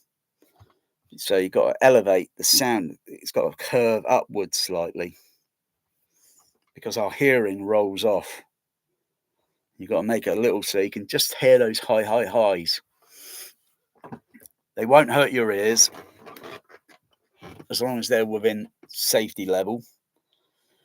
Otherwise, if you can elevate those high frequencies up to, say, over 100 dB or something, dBA, you might notice it and then go like, oh, ouch. You can just feel that, oh, what the heck, ouch. Because it'll feel like putting a hair down my ear canal and then touching the eardrum, and then it's like, oh, ouch. It's that sort of a pinching, like a little pinching effect. But we can hear reasonably well 8 kilohertz downwards. From 8 kilohertz going downwards, we can hear that. We can hear that relatively easy on a daily basis. That's why you get a hearing check. Audiologists are only interested from 8 kilohertz down to maybe about 100 or maybe 80 hertz, and that's all they're interested in. because that is within the speech frequency band range, within speech, not sound effects that are mega high frequency or ultra Godzilla bloody footfall fucking low frequencies down in the infrasonic. They don't care about that as long as it's good enough for speech. Unless you want to do your own hearing test at home, which you can do, it's very easy to do it. Um, just need a quiet room. It's got to be absolute quiet, so no external sound coming in. So best to do it at night time, 12 o'clock, where the traffic, there's no movement outside. Put on the headphones, closed headphones. You can't put the things stick in your ears, though you could, but you got to make sure they are aligned correctly. I preferably use an 8 kilohertz sine wave tone. So when I'm aligning my cans on my head, because my ears are different shape, I align it so I can hear the 8 kilohertz there and the 8 kilohertz on this side. Because if they are misaligned, I can't hear the 8 kilohertz. It's what blazes? What's going on? And I move the headphone. Oh, now I can hear it. So you got to orientate it, and get it in position, and then leave it, and then start the hearing test, which can take half an hour. So you go through, you make sure you got a good volume, then everything's set right, and you start with the you don't play the tones loud, you play them very quiet. And if you think you can hear 500 hertz at say 90 dB minus 90 dB, which is very quiet, and you can just hear the tone, and then you go to the next frequency, and then so on and so on, and then for testing for left ear, for right ear, and then you see a graph which will go something like maybe something like this. They're on the low frequency, and then going down, going across, and then going upward, so you can just about hear the 16,000 kilohertz sine wave tone. But it doesn't really reproduce very well on the internet. It always has a bit of a problem because it's digital. There's always this kind of artifact, like a squeaky sound. So it's probably better to get old school. I'm not sure what the new school um, audiology is like, because I've not had an audiology hearing test at Specsavers. The only last one I had was with my GP, and that was over 20 years ago, and that was with an old analog sound generator or tone generator for hearing, and that was analog. And preferably, I would prefer the analog. It depends on how good the digital is, because the engineering in it has got to make sure there are no harmonic frequencies, there are no artifacts, etc. And yeah,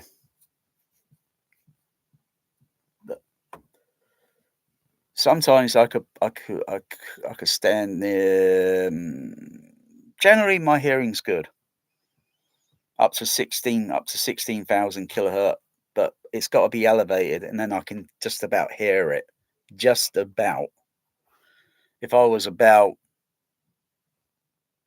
say, in my 20s, I guess I would hear it a little bit more louder, and therefore I would turn the volume down on it, because all the other frequencies are going to be, well, let's say if I go to 16,000 kilohertz and I can hear it easy, just about there. And if I go to 8 kilohertz, I've got to turn that volume down a lot, because if I play that tone, it would bend my ears. It would be ripping the headphones off like that. And you go, whoa, what the heck? What the fuck? Or if I played 1 kilohertz, whoa. So yeah, it's just to test the threshold. That's all it is doing. It's testing the threshold dynamics. And if you got severe hearing loss, then, and if you can't hear 8 kilohertz, then there's no chance you're going to hear 10,000, or 11,000. It'll just plummet off like that. It won't be like that, like rolling off. It'll just plummet, literally, boom.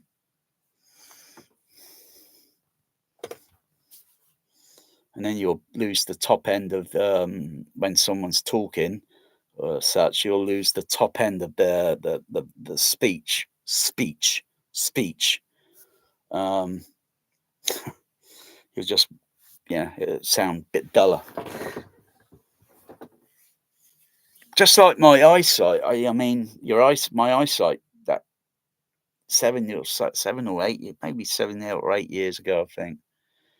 It was just it suddenly faded, rapid. Boom. I was thinking, I can't focus on that, crying out. I've got to go to Specsavers, crying out. If I went back there now, the same chances are I won't be seeing the same person. And if they got any information on that record on my last visit there, which I think was 2018 or 2019. Yeah, the odds of having the record, I think, are very remote. But they'll say, "Can you read that?" Blah blah blah, and the answer is going to be yes. And then they'll say, "Maybe you need this type of glasses just to make it a little bit easier," because it does make it easier. I endorse anyone that's got normal vision to wear glasses just to make it focused, so it's just a little bit easier, so it takes the strain off. Otherwise you're just going to wear your eyesight out, or maybe it's oxygen, maybe it's blood circulation, oxygen. But that's what a doctor or a nurse at the hospitals thought. It was probably oxygen that's circulating, and it's weird. But it may only be temporary. It may only be temporary. It might suddenly go back to how it was, or worse. Mm. Oh, oh yeah. Hello, hello, hello, hello, hello there. Hello, Robin and Batman. Hello. Yes, I did. I'm reading and got calculations on the back of the head. Thinking about when to feed the cat. Thinking about the weather. Thinking about the RTA.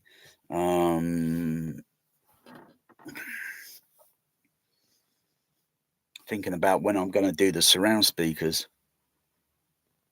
Crying out loud. This is going to be a little bit difficult with the RTA. It's going to be a little bit difficult because I'm not using a Behringer DCX. I'm using, what am I using there? Can't remember what I'm using for it. How do I EQ the oh gosh. Oh no.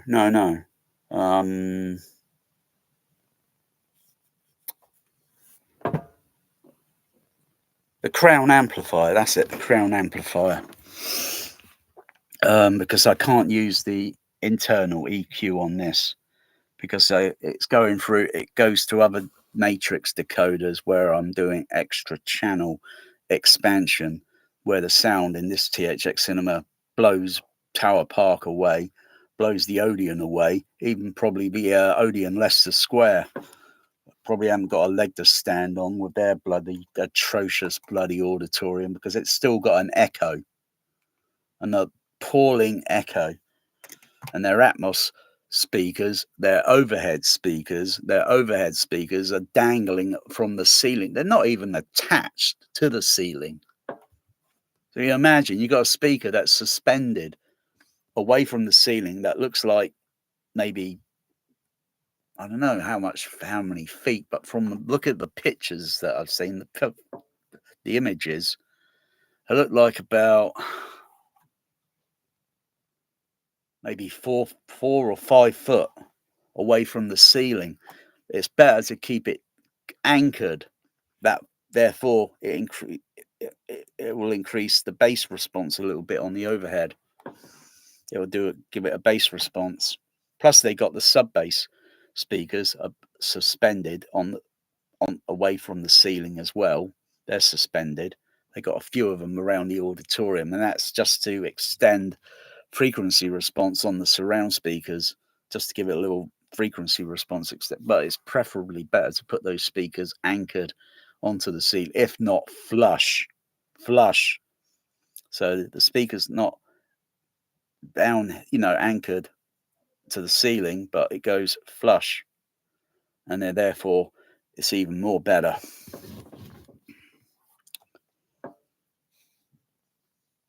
Yeah, I don't know how many millions of pounds they spent on the Odeon Leicester Square, but whatever it was a waste of money. That's their loss in any case. And plus they still got a bad echo in that auditorium. And the circle, or the balcony circle, that's the worst place to sit. I've sat in there one time and it was absolutely dreadful. The screen looks that size. When you get a little bit nearer down to the front stools and that, it looks a little bit more larger. But when you go a bit further, you might as well be at home watching an OLED with a sound bar. And they brag how brilliant that auditorium is. It's absolutely atrocious compared to the Empire Leicester Square many years ago. Empire, yeah, Odeon, thumbs down.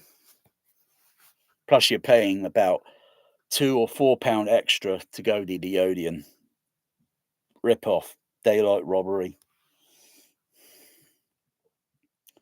It's too bad they gutted the Empire Leicester Square. Too bad they gutted it and turned it into a Limax. I'm going to look at the surround channel now. I'm just going to take a break, but I've got to put the surrounds are going to play full range sound. I'm not playing it on the HFs. If I wanted to look at the sound on the surrounds, I'd have to look at the mid and the high frequency. So that's like I've got to go into the speaker, disconnect the bass driver on all of them, disconnect all the bass drivers, and then focus on the mid and high frequency, and then and then compare that with the HF horn and get the frequency kind of near. And once I got that then near, and then okay, disconnect the mid and high, disconnect the mid range and the tweeter, reconnect the bass driver, and then go and then analyze that, and then analyze the screen channel bass, and then get that as near as close as possible. And once that's achieved and everything's all wired back up, turned on, and then checking it over again just to make sure to make a few other little tiny minor adjustment, very minor. And once that's done, then that might be okay. Play a film. If the film sounds a little bit toppy still, really need a second EQ to make an adjustment just so it's not too harsh, because that film mix might be a little bit too loud. There are some films that are a little bit obnoxious, like Jerry Bruckheimer, movies, produced movies. They're, Top Gun or bloody Flashdance, or I suppose maybe Flashdance or Armageddon. Oh, for Christ's sake, you need bloody audio limiters on that bloody movie, and it's too bloody loud. Everyone's yelling in it, yelling and shouting in it. There's no real sort of quality of sound in that movie. It's just like make it bloody stupid and loud. Though the film is stupid, technically stupid and boring.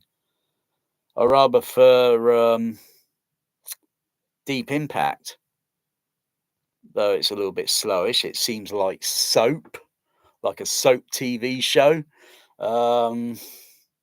Armageddon's just load of load of loud dribble. It's a good sound mix, but everybody's yelling and shouting in it all the time. You don't have any real quality of dynamic range, like soft whispering, and it's all bloody yelling for bloody 140 minutes, for crying out loud. Surprised at all. I'm surprised I didn't come out the cinema with a bloody splitting headache. I didn't need the earplugs. It wasn't that loud, but it was loud like everybody's yelling all the time, for crying out.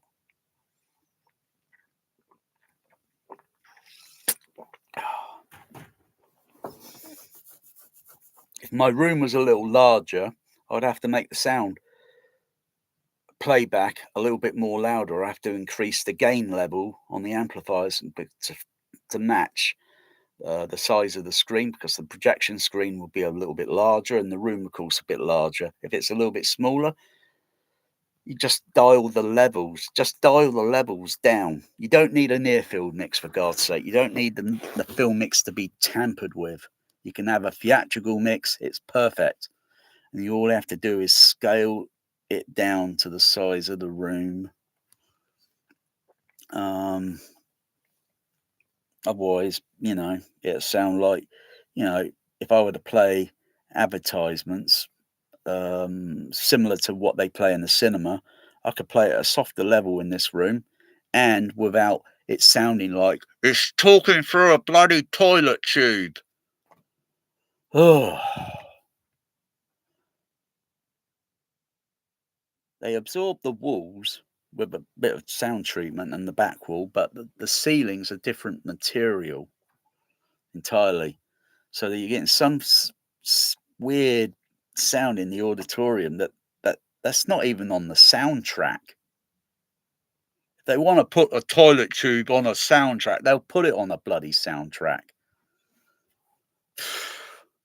When you get echo effect in the soundtrack, that's what you should be listening to, not the auditorium making an echo.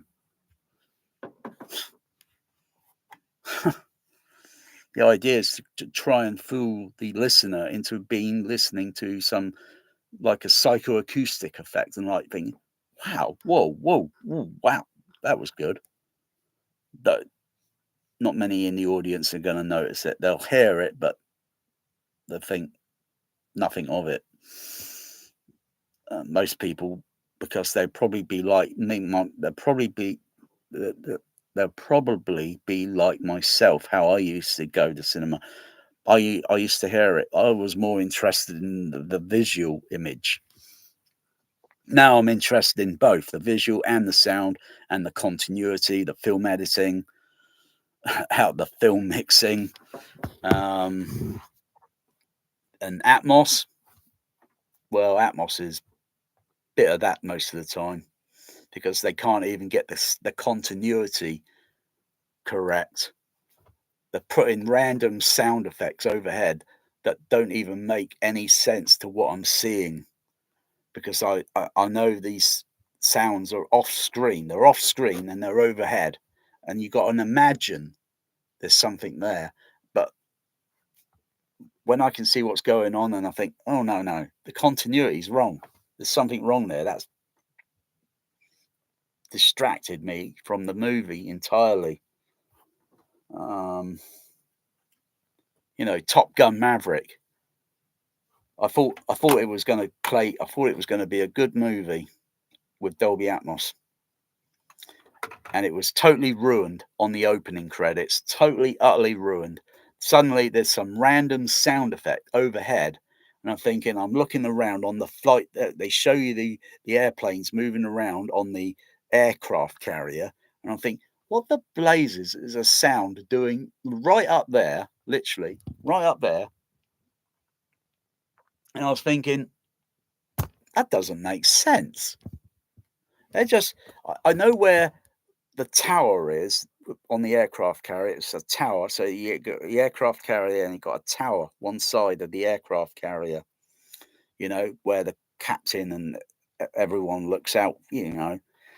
And I could only think there would be a PA speaker attached over there. It wouldn't be in the middle of the flight deck, so airplanes would be crashing into it because it sounded like there was a PA loudspeaker above me, like, voice com, airplane coming in, Tango Victor, you know, and it sounded like, and I'm looking at it, it didn't make sense. They're randomly putting in a sound effect just for the hell of it, just so they can sell Atmos to fanboys. Oh, please. What a load of rubbish that movie was. What a load of rubbish. So you got to be, and that's a native sound mix. That's not a remix. That's native, and they couldn't even get it right the first time because the sound mixers are probably not even watching the screen and watching the continuity, or they're blind as bats. Oh dear. Gravity, yeah, it's about the only movie that's about decent enough. Superman, Man of Steel, load of rubbish.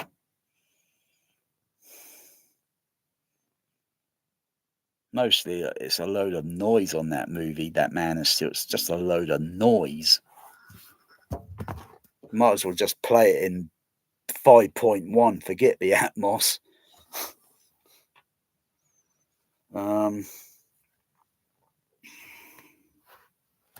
Another thing's about, I've still got the pink noise playing there. It's only playing on certain speak. Anyway, I'm going to see what it looks like on the, so I'll go into the Storm Audio here. Turn on. Pink noise there. Well, that's a little bit loud. That's because I'm using the experimental overhead surround. I've got to turn that off. I've got to switch that off. Oh, I felt a little bit dizzy there. Oh, I got up too sudden. I felt a little bit dizzy, a little bit wobbly there. Still got barely AF. Yeah, that's a little bit out of tune there.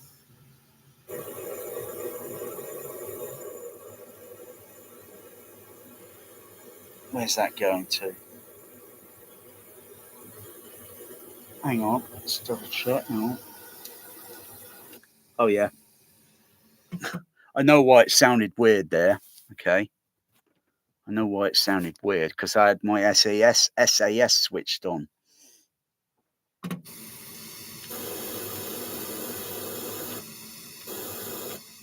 I had my the SAS speakers switched on. Surround around seating, SAS. Who dares wins.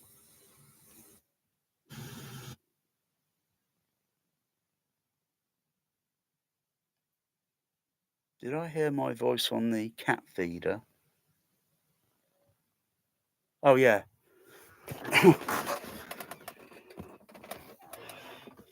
Biscuit feeders feeding my cats. At least I think Bear's got in. Poor Magic. He doesn't get to the biscuits. Because my cat Bear pushes in because he's an alpha male.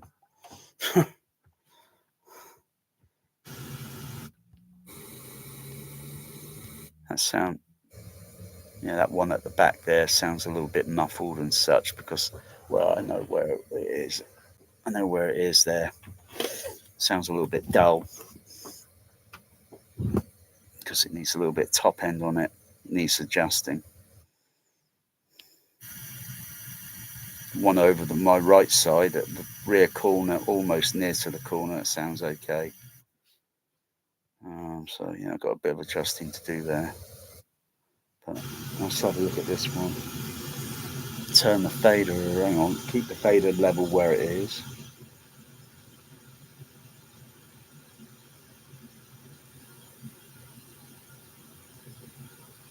turn the head around so it looks at the speaker.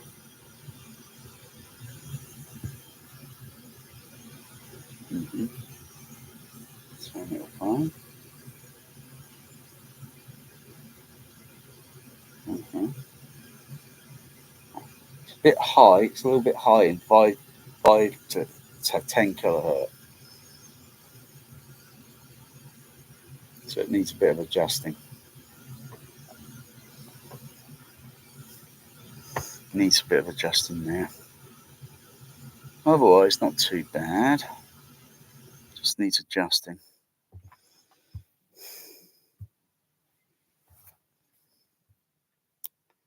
Um,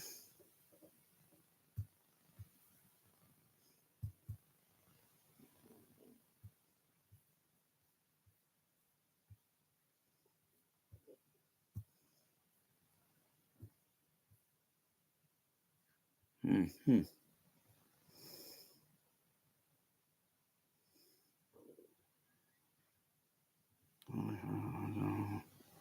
Tiny down.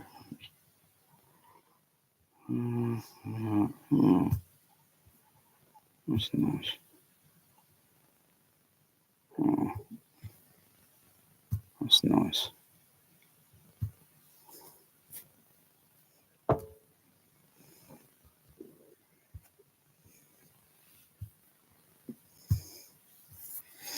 Okay. Let's go back to the front channels. Look at the left center, right center.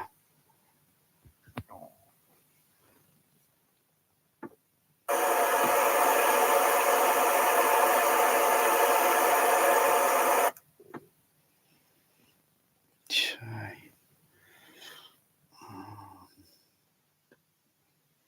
So let's go back to the ABC input. Okay. That filter's there. That's okay. Left center, right center. Go to the ABC input. That's okay there. Okay. Go to the individual HF horn. Okay. Got to adjust those levels there. Okay. So turn that off. Back that off a little bit. Go to the other left. Go to the right center. Turn that up. Back to there. Okay. Go to the next frequency. Turn it off there. Okay. Go back to the center. Look at that level again.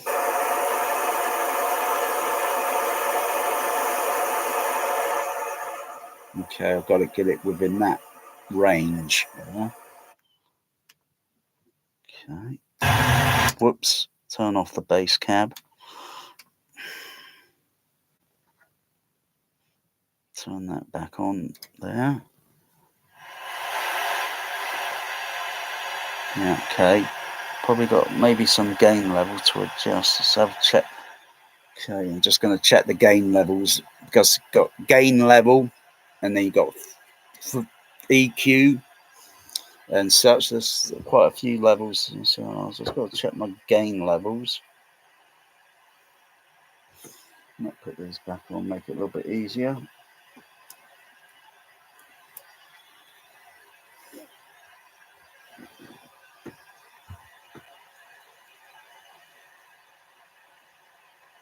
Okay. Readjust the gain level there. Let's put that back to there. Back to over to there. I've got to get the same tonal characteristics. Okay. Let's reset the gain level, turn that down. Put it at 0 dB. Put this one here at 0 dB. This one here at 0. Go to the left center, right center.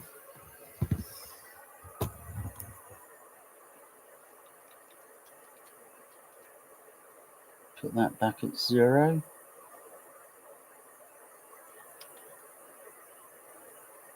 that one back at 0. Check the ABC level down right there. And go there, put that one about there. Okay. I'll go back to the EQ and the dummy head.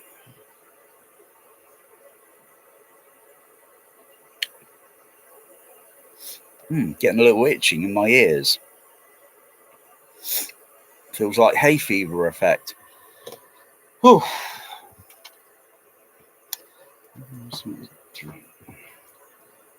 Hey, you want to have something to drink? No? No? There you go. It is working for me, you know. There you go. Yeah, that's better. Okay, let's get back to work. Damn right.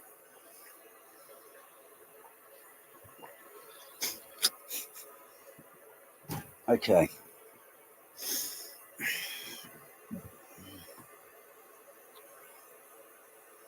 Shall I turn that down? Switch over to there. Okay, let's go to the PEQ.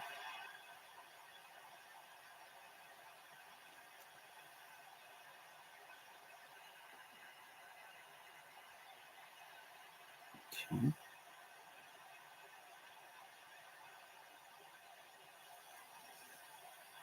Adjust the Q bandwidth.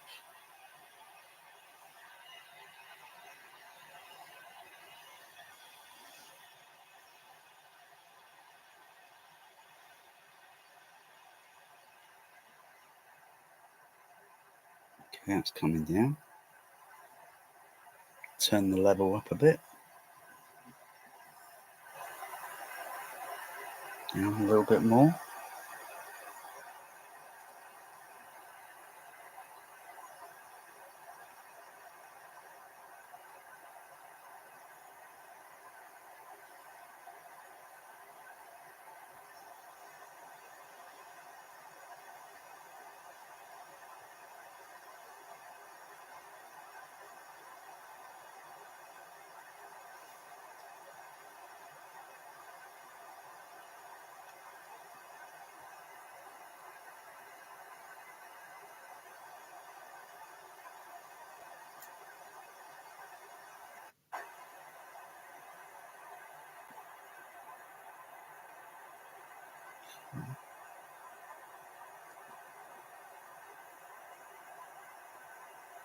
Turn it up a bit.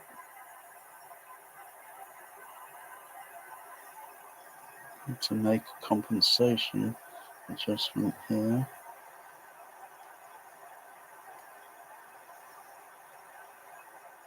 Take the gain level down a bit.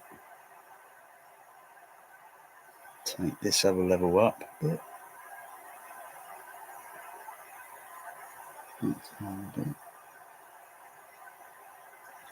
Leave it there.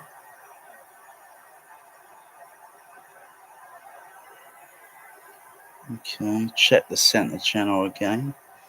See what that's like. Okay. Mute the right channel.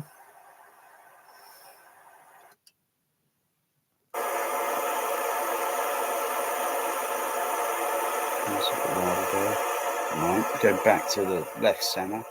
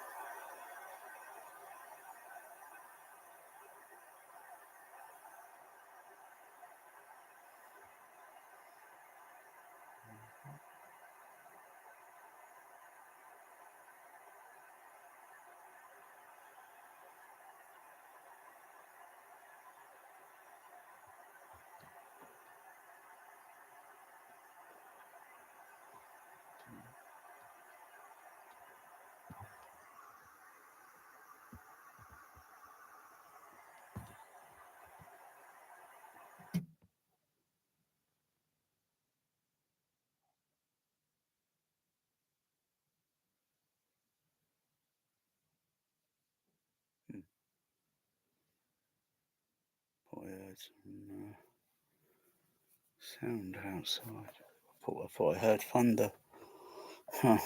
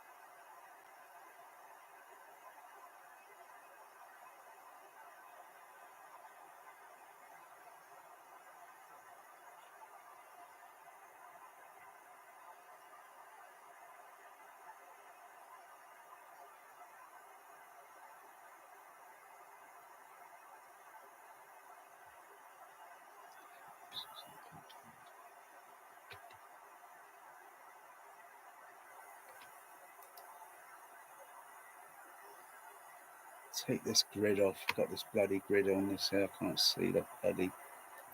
Okay, that's better.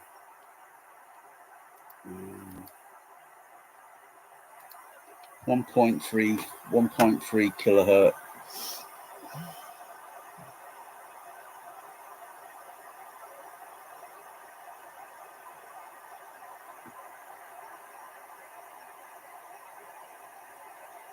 It's better. Just bring that down a bit.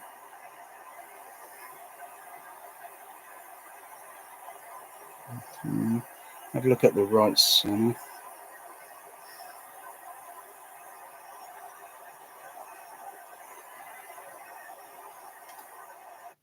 Mute that. Fade that down a bit. Unfair. Mute that.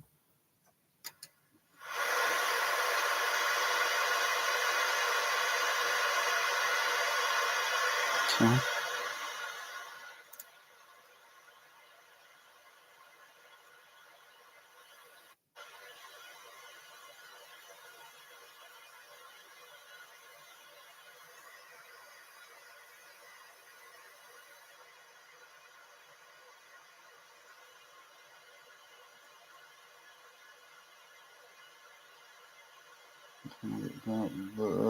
Down a bit. Okay.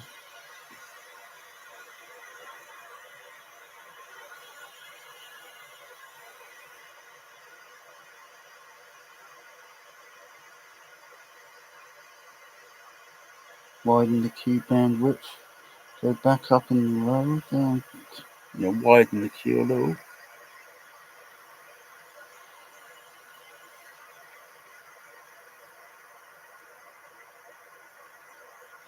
So that's like that. 1, 2, right. Okay, 1 or 2, just 1, 2.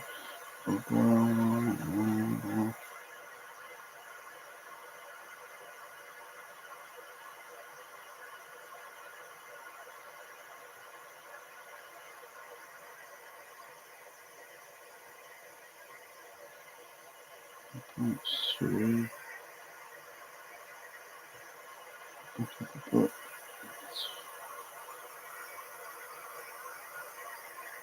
Down a bit.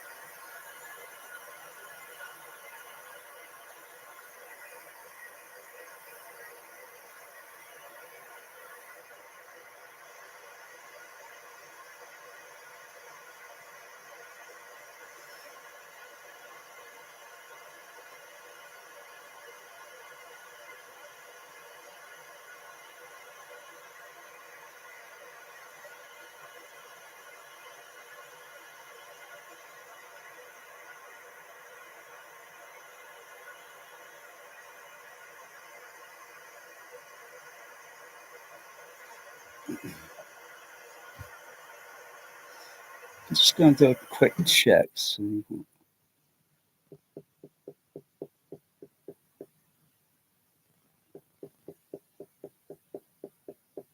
it does register on the, if I turn it around and knock on it, and you'll be able to see. Just about, I think.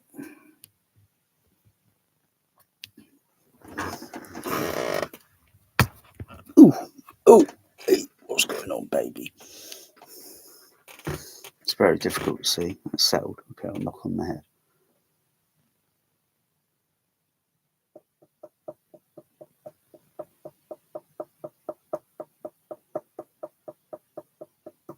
That's roughly the frequency that I can see on the tapping on the head.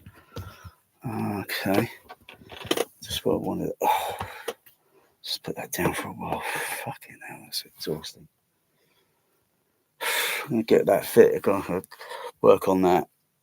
Look for some things that I can make some adjusting and make some sit on. Just basic to take these off because I find these distracting. I can't focus on that. So I can see that. I can see it, but so it just needs focus down there because I see that. But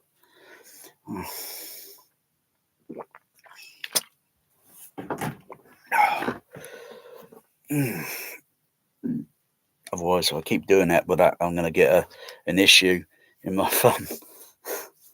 Holding that like that. Of course, it's affecting my AF.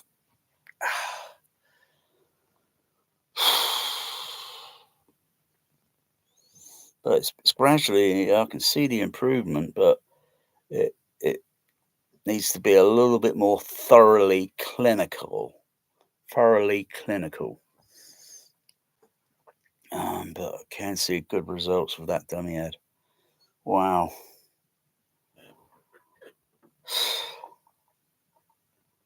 Why didn't I get a dummy head years ago? Because no one was really talking about the other. Oh man, I've got to give a good shout out to that YouTube channel. I'll probably put a description where I got the idea from. No, it's not really an idea. I didn't really get the idea from them because everyone keeps making dummy heads for binaural recording. Everybody's doing them because to buy one that's from a certain manufacturer, I forget which it is, it's like £3,000, £4,000.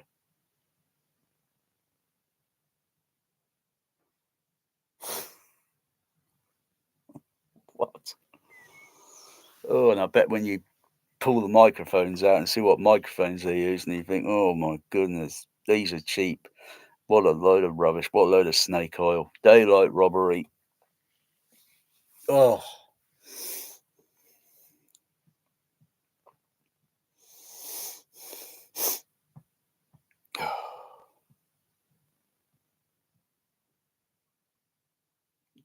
To make an anechoic chamber is not rocket science, It's just an empty large room, and all you got to do is build a very kind a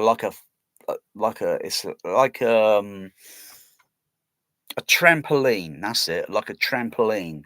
Only it's metal. It's like a trampoline sort of thing. You walk in it, so it's going to feel a little springy or sort of thing, but not entirely because it's reinforced and secured and all that. But it's got to be open. Okay, that's why it's kind of like like chicken wire, so you can see below, and there's a load of acoustical fiberglass. I think that's what they use, fiberglass. And depending on the size of the room and the length or the thickness of the fiberglass to absorb certain sound frequencies. So they're all equal, so around down to the floor, to the sidewalls, to the ceiling.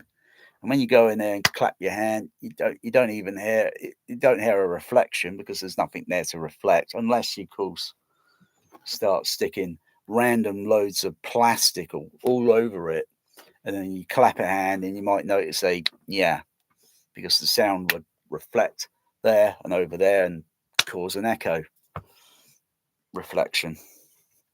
I think most anechoic chambers are only good for certain low frequencies, because to do 20 hertz or something, you've got to have a really large room, very large, and the the thickness then on the, I believe the thickness on the fiberglass has got to be oh, very long to absorb the frequency. Oh, but you could. This room is kind of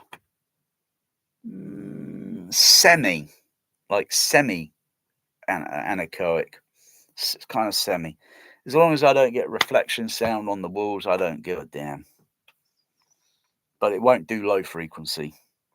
It'll only do highs and middle frequencies and absorb some of it. But I can still hear the high frequencies coming directly down to me.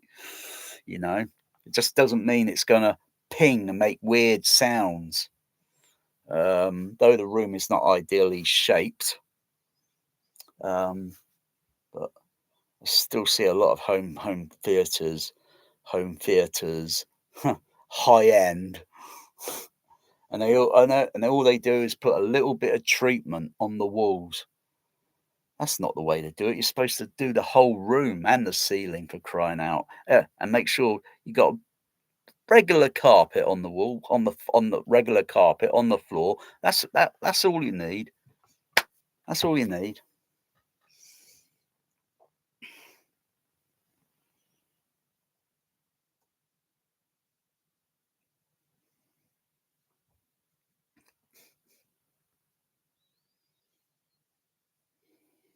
I mean, if I were to put cardboard, loads of cardboard, even though looking at the speakers behind me, I can tell that those JBL Control 5s, which are here, and there's another one there, and over here, and even the top of this JBL here, the top of the baffle, or the enclosure up there, I can tell that sound coming from the screen speaker, okay, will reflect onto that surface.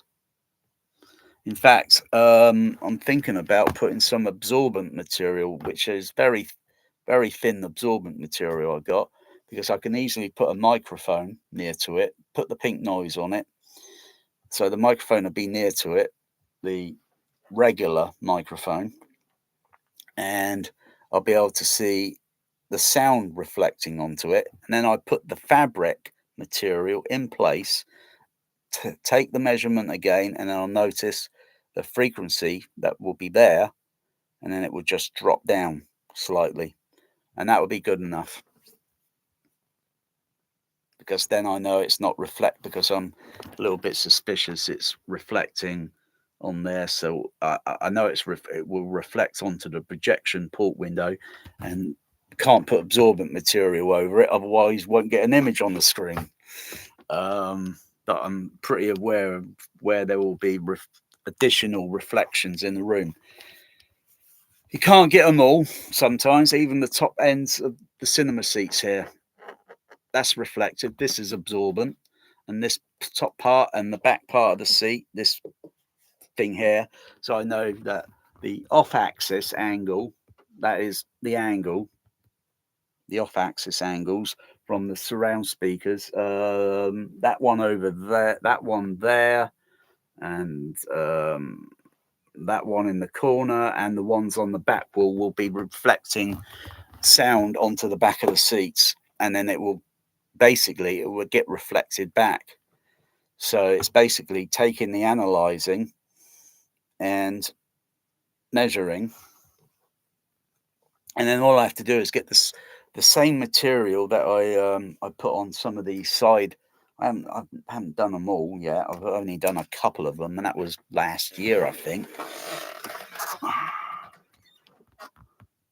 Can't see it there very clearly because of the light level. I need to turn the light on.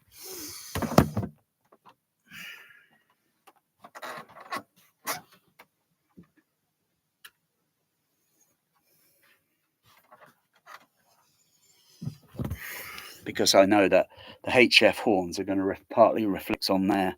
So I put some absorbent material, and that cut the high frequency reflection down by about -6 dB.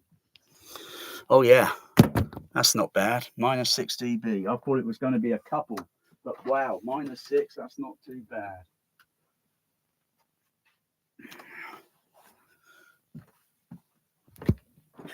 Oh. So all I have to do is put a bit of that, and it will absorb reflection. So you only want to hear the direct sound of the soundtrack, the on the middles and high frequencies, and the low bass will get around the room no problem. You can't prevent that. That's why auditoriums they're very narrow at the back of the wall, very narrow at the back. The ceiling, the floor to ceiling height, and then it gets wider, and as you go down, because it's like that. This is the screen, the projection screen, where my finger's moving there. That's where the projection and the speakers will be. That's why it's designed that way. So the sound, the bass, and so forth. Our homes are not designed that way.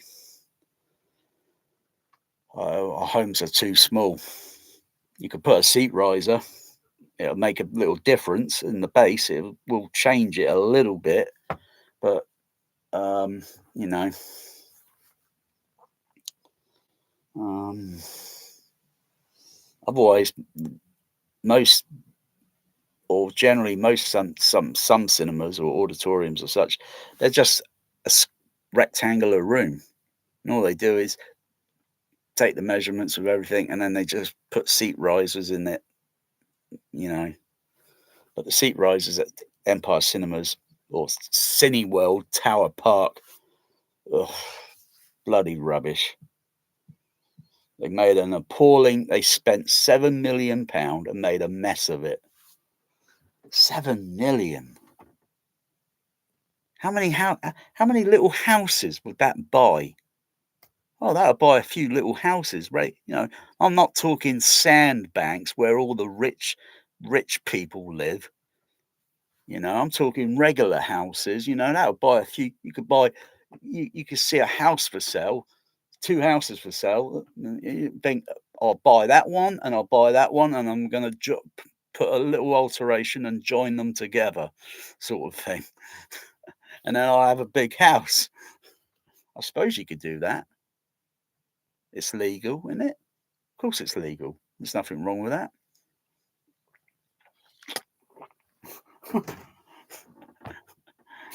Yeah, but really, 7 million, crying out loud. Where the bloody hell did most of the 7 million, for crying? They, I mean, they took out most of the seating capacity in the larger auditoriums. They've halved the seating capacity because it used to go down the side near the walls. Okay, so you had an aisle. The aisles that when you go in there are completely different now. Um, and so basically the seating is more or less in the middle.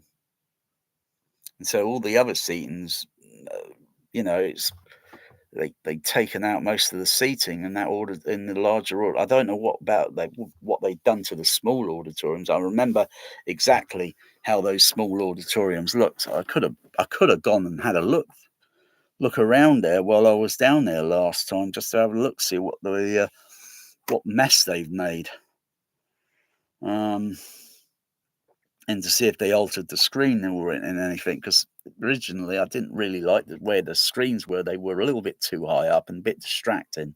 They may have lowered it down slightly in the small auditoriums, um, along with the screen channel speakers, and brought them down a little bit. But I don't know if they got raised stadium seating in those auditoriums. I have no idea.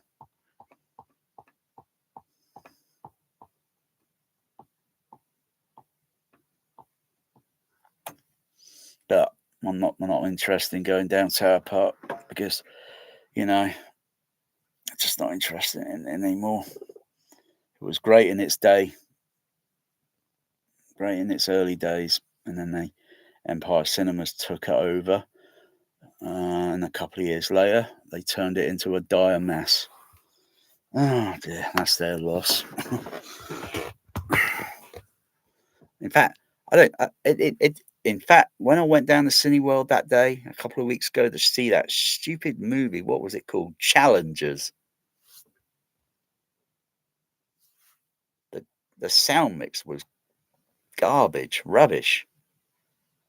It might as well just stick that movie on home box office for free view. Oh, it was rubbish. And plus, they had sound issues. They had bass trouble with one of the bass bins on the left and right channel. There was more bass on the left channel and less on the right. And so they had some bass bin problems there with the screen channels. The center channel seemed okay.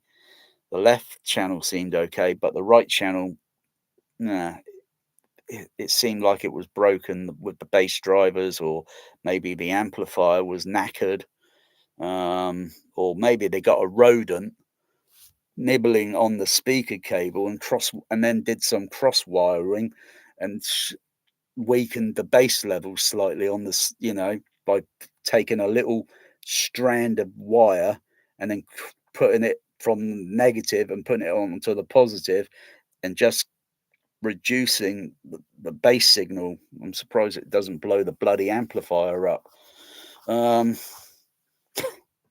but it was out of place. It was all knackered, completely knackered, and it sounded too fucking loud.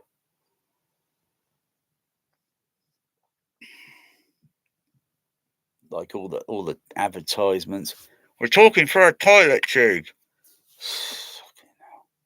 Or we're talking like, yeah, fucking hell, it was awful. Absolute awful.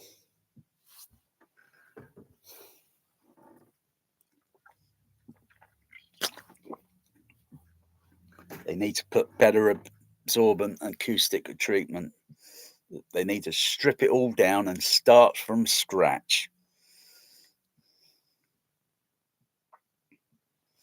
And maybe, for crying out loud, use a dummy head to take the bloody sound measurements, for Christ's sake, because this this was great in its day, but it's if it's used in another way, like multitudes of them, and they're very close to the speakers and such, yeah, it's okay. But when you're moving it, to me now, that's just like, I don't think I'll go back to using that much now. I'm just going to use my dummy head because that's why it does. That's what I built it for.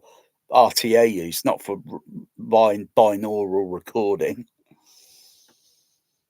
I just built it for the purpose, so because I hear it in my ears, but I can't plug in a USB in the back of my head, and then it comes up on the RTA, so I see what with my frequency, my hearing frequency response, and then I'll see it on the kind of like the Matrix. This is going to feel a little weird. You mean this? This isn't real? What is real? How do you how do you describe the perception of real? And it was all, and they were sucking on us, sucking on our bodily precious fluids, just so they can turn us into this. No, no, it's not true. I want out. Get me out of here. I'm only trying to tell you the truth, Neo. Oh dear. Um,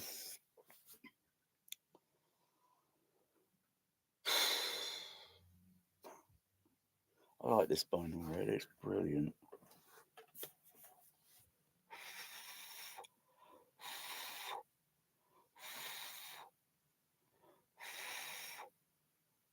Just like wind, when wind's blowing, it circulates and moves around. Sometimes you get a blast of it down this side of your ear canal, and then it shifts and turns, or you move your head or something, you know, because yeah, yeah, yeah.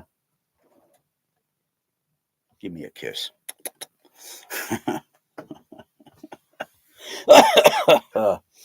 Hey, I'm into licking ears. Ah. Oh dear. The only thing missing from the old Brenner is some hair. Now, would that change the frequency response? If it was hair and it was going all over the ears, yes, that would be a slight filter. Slightly, it would act as a slight filter. It won't impact on low frequencies. Probably very high frequencies, but unless you had a bush of hair literally going over, and then yeah, that's not good. But no, as long as you keep your hair relatively, so you don't have a bulk of it literally covering your ears, because it will act like a very fine filter, but only on high frequencies. You still hear speech, and that's peaking at almost around about 5 kilohertz when I say that. Speech, speech, speech, speech, speech, speech, whiskers, whiskers, whisper, whisper, kiss, kiss, kiss, kiss, kiss, whisper, whisper, whoosh, whoosh. Oh, hang on, how about I do shh? Oh, hang on, blow my nose, because that usually does something. Maybe inhale.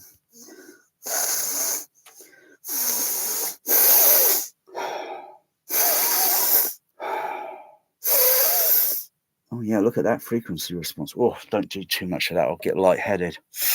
That's interesting. Mm. Mm-hmm. I've got a 50 hertz signal peak in there, so I've got a bit of a ground, little bit of a ground hum, and that's probably on the computer end.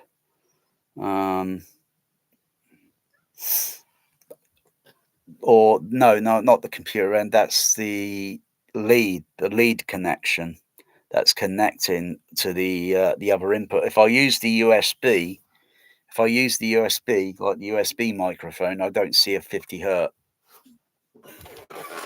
which is here. I can filter that out. In my mind.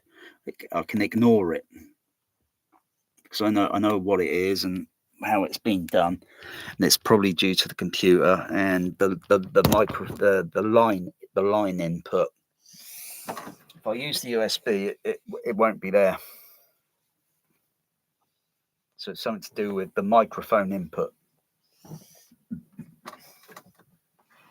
I could put a filter on it, but I'd rather tackle it. I'd rather tackle the issue. Or if I could figure a way to make the binaural thing compatible with USB. So if I unplug that, could I find a lead? Plug that back in. I'm sure there might be some leads. I'm not sure if this microphone would work on the USB, but unplug.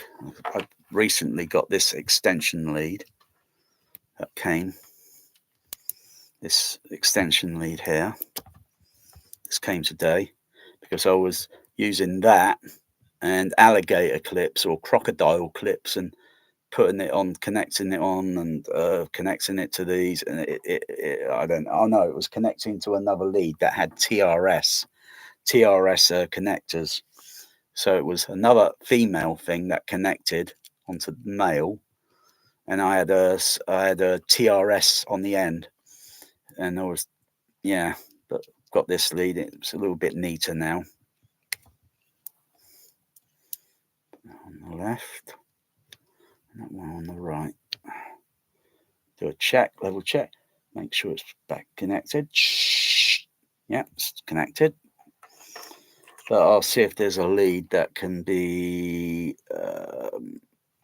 So I need something like an adapter lead, and then see if I can connect it to the USB to see if it will work.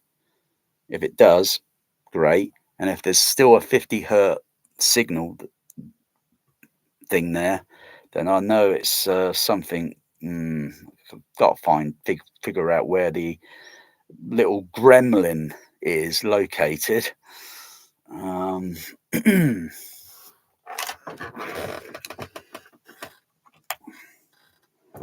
Otherwise, I don't think I would see a 50 hertz. I think it'd be relatively okay.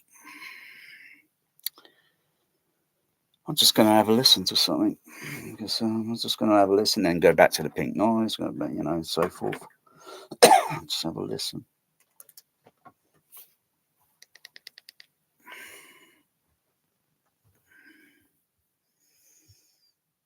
Just going to see if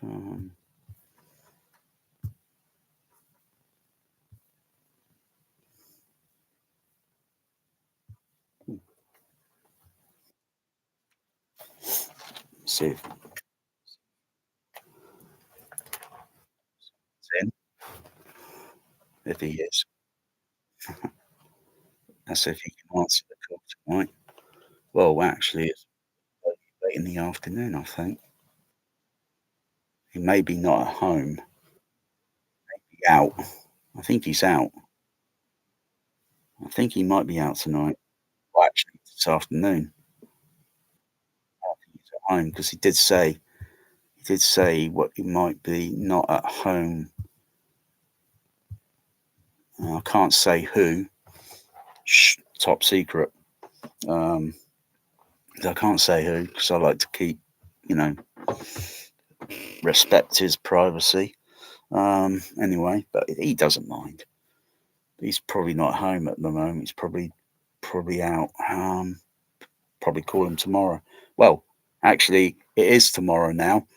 I'll probably call him later in the day, later tonight, because it's now 12 o'clock. It's 12 o'clock now, so a couple of hours. I'll take my medication and I'm going to bed. And I'll see how I feel in the morning. Because I felt a little bit rough yesterday. Felt a little bit rough, and I still feel a little bit rough.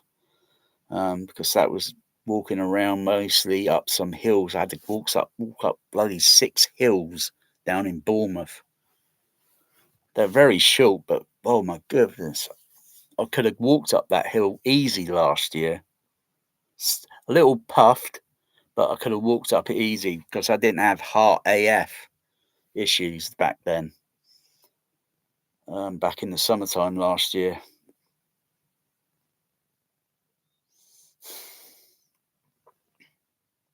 And now it almost feels like I need a walking stick. But no, I don't need a walking stick.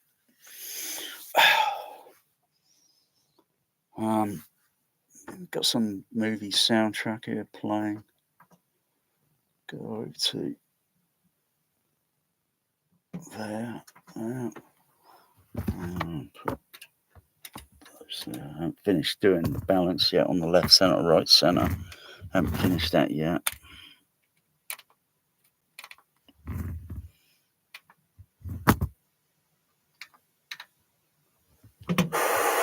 Oh, turn that pink noise off. It's still generating. Turn that off. Turn those on. I'll leave the surround speakers off for the moment.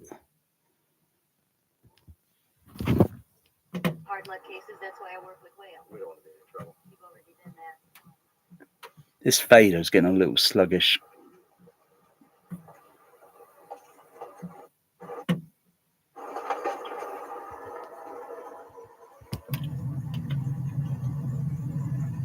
Well, thank you very much. Don't mention it. And don't try anything either. I got a tire iron right where I can get at it.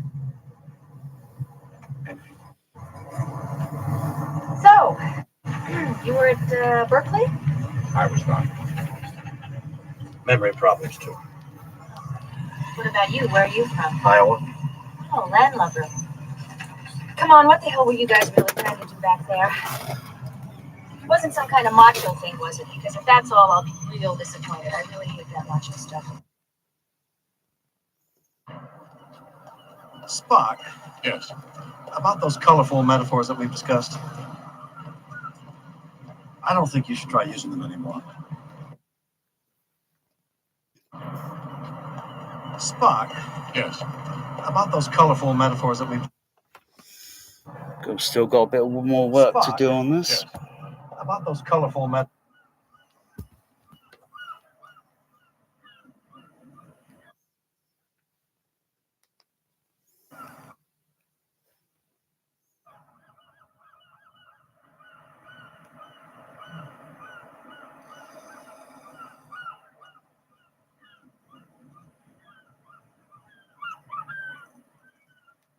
Yeah, got a bit more work to do. Definitely got a little bit more work to do there.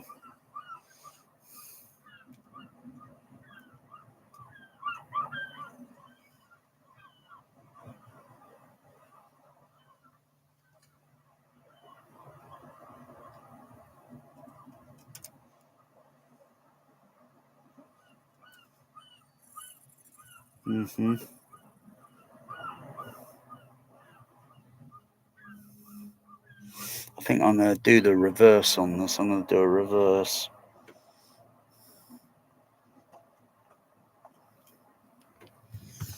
Because though the frequency response on the RTA looks there's a bit of obviously filtered off a lot of the high frequencies because I can't hear them on film. I can't hear the fishing line. There should be a sound of a casting out of a fishing line, and the frequency's cut down a little bit too much, even though it looks like it was on the RTA on the. So got to go back there, and I've got to look at this carefully a little bit more. So I can go back into the EQ. I can turn it off. Turn it off on the left and right. Play the scene again.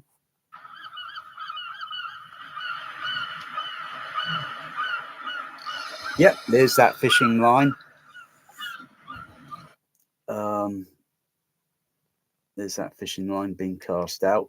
Though it's only sound effect, and though it's a bit BSing, because there's no way you can hear the float, which is on the end of a fishing line, and when it's been cast out on that bank, along this here on the San Francisco,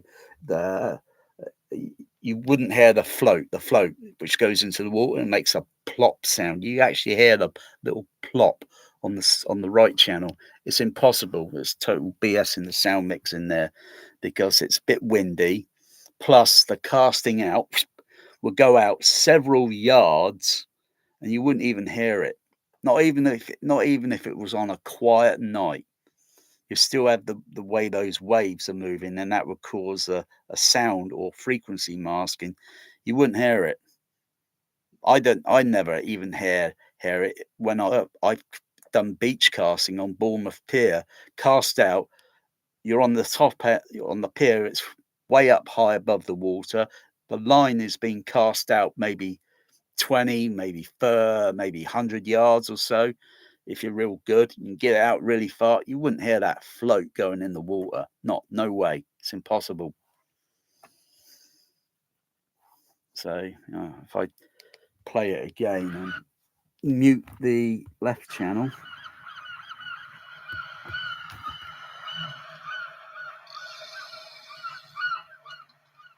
Yep. And it's just about where the dialogue is. Hang on. It's just about there. Just about there. And you hear this little plop. It wouldn't make that sound. sound editor, the sound mixer, and they got that totally wrong. It's the wrong sound signature against those waves, because those waves are they're moving. They're not very still. They're moving a bit, and it wouldn't make that sound.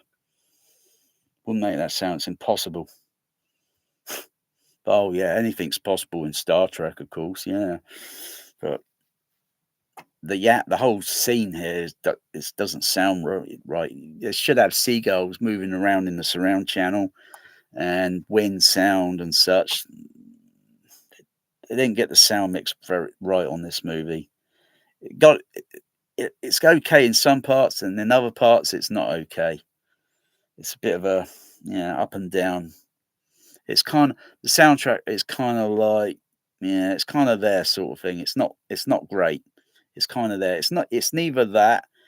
I would say it's kind of there, but if they'd thrown in some directional dialogue sound and such, it would have been an epic movie. It's still a classic movie, but that is the movie itself. But for sound, it's about there, I would say. That's probably why it lost the Oscar. Yeah, especially with that float thing and plop. Because here you see the fishermen. Though they didn't really cast it out. Hang on, there they are. There they are. You see one fisherman there. They didn't really cast it out. That was just sound effect that added in the mix. And I can see where their fishing line is. That's a giveaway. Oh yeah, that is a giveaway. That's a giveaway. One of the fishing lines are literally vertical. So you got the fishing line, the rod, and the fishing line literally drops down like that. And the other fishing line, this is where the science comes in. The other fisherman,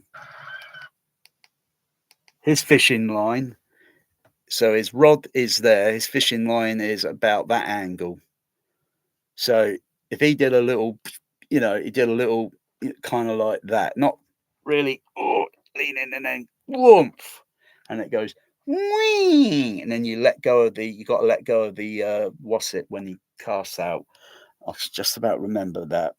So someone taught me how to do fishing, beach casting and such, and but yeah, I can see that. That's total bullshit. Oh dear, can't fool me. Can't fool me. That's good. That's good eye observation. That is good eye observation.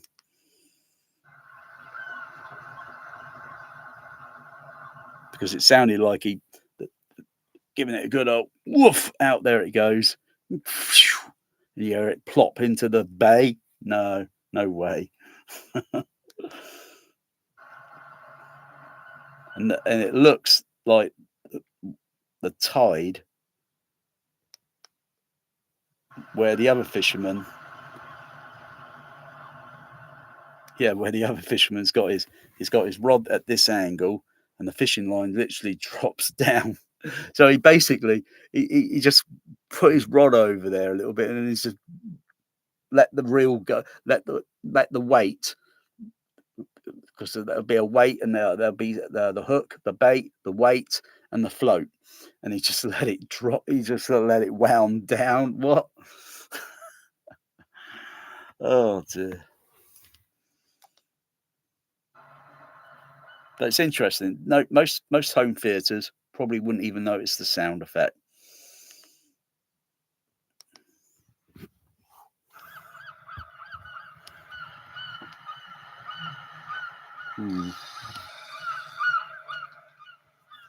What?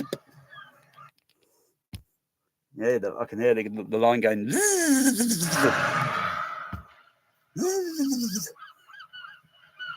And cast it. Let me listen again for how many seconds, because listening to the sound of the reel, I'll bring the time up. There we go.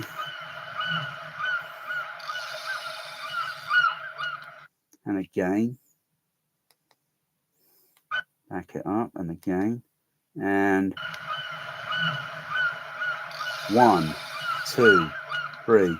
3 seconds, about 3 seconds it takes until I hear it go plop in the water. 3 seconds.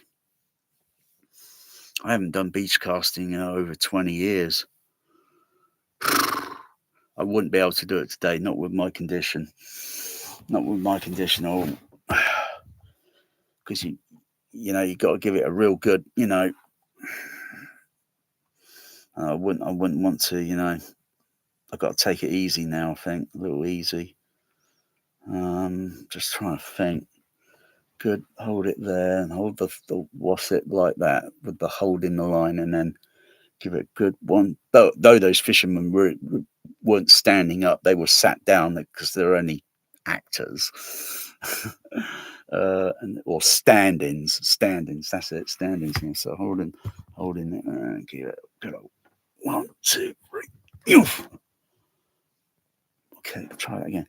1, 2, 3, and oof. 1, 2, 3, 4, 5.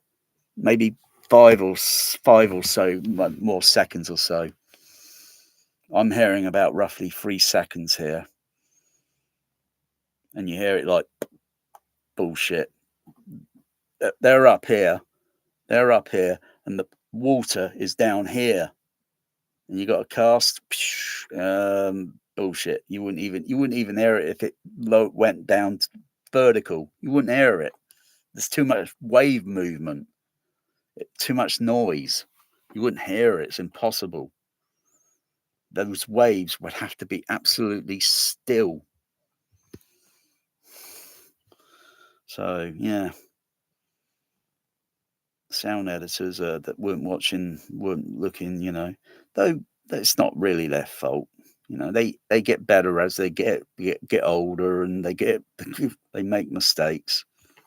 But this is a big major movie. How could they? This was a 17 or how many million budget, and they made a mistake there with the crying out loud.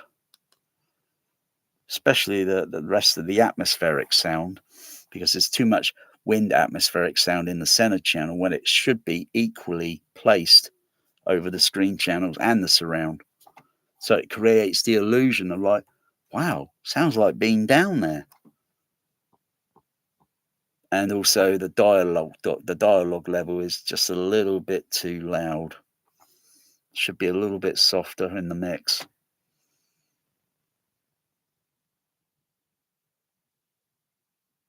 Yeah, it's trial and error, I suppose.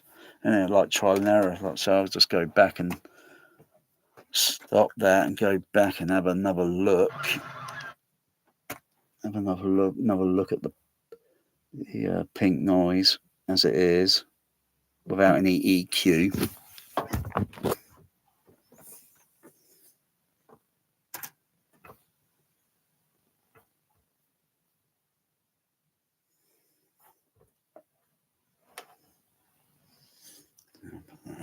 Turn that fader down a bit. Okay. Turn the pink noise back on.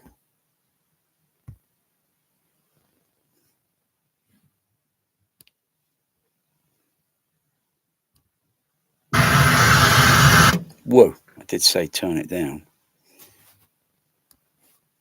Turn the bass cab off.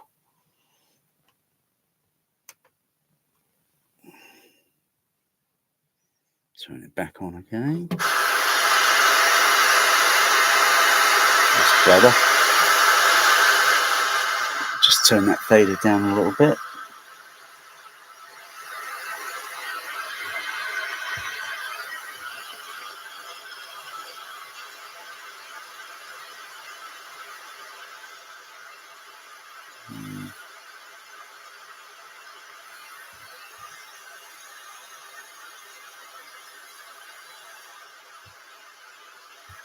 Maybe I'll just attenuate that level a little bit, around the 5 kilohertz range.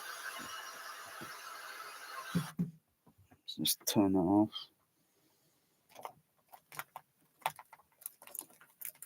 Just take the sharpness level down on that a little bit. Okay. Just take that down a little bit. Leave the other frequencies alone.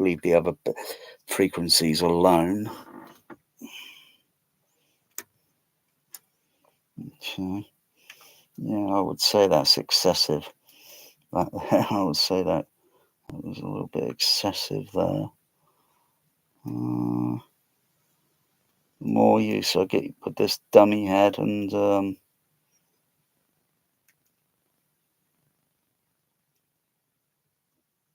it's going to take a bit, because now I'm changing all the when the EQ, the tonal of the speakers were getting almost sounding the same. Now I'm going back again at it, you know.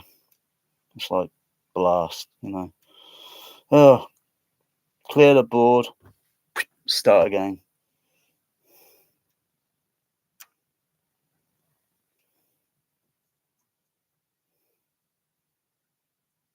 I've got to take down that frequency. That is a little bit too high.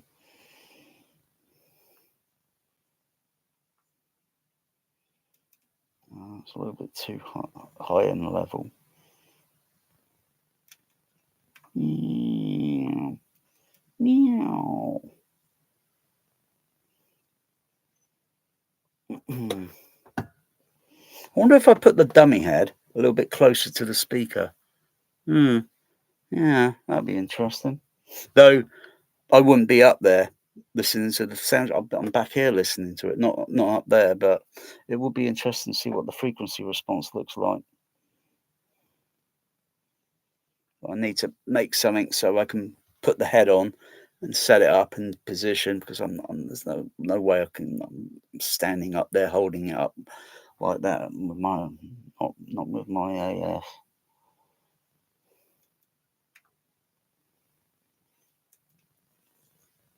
Okay, let's reset back to and do this one.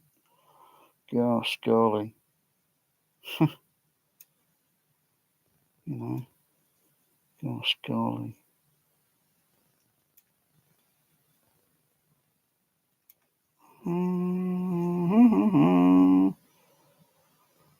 Ooh. Okay. Let's set to 0. Go back to that channel there. And go to 5 kilohertz. Turn the EQ on. Turn it back on.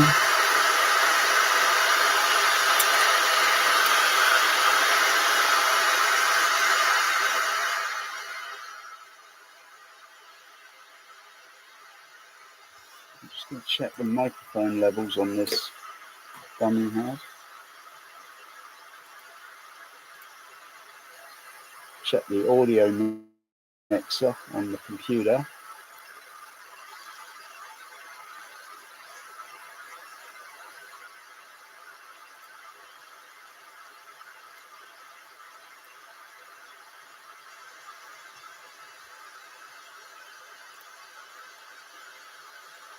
There it is. Okay, turn the level down. Okay, turn it up.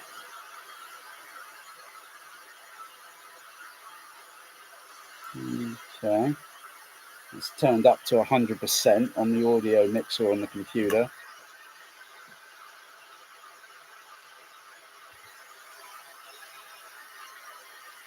$60 FPL.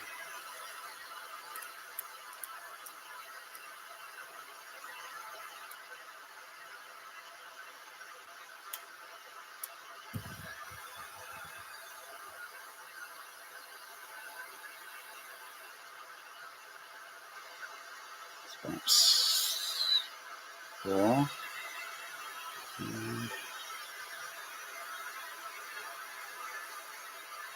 That's 76 dB.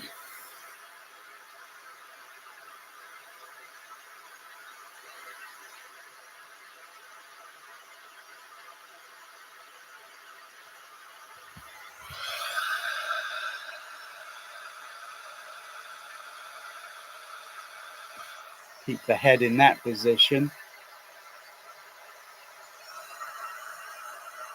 I'm seeing roughly equal SPL DB level. Turn it a little bit. Turn it a bit that way. Let's see, more SPL level on that side and less on this side. So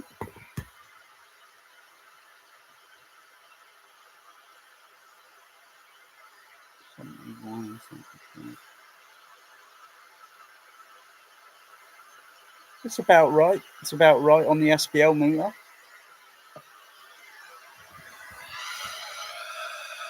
You can't see it very clearly.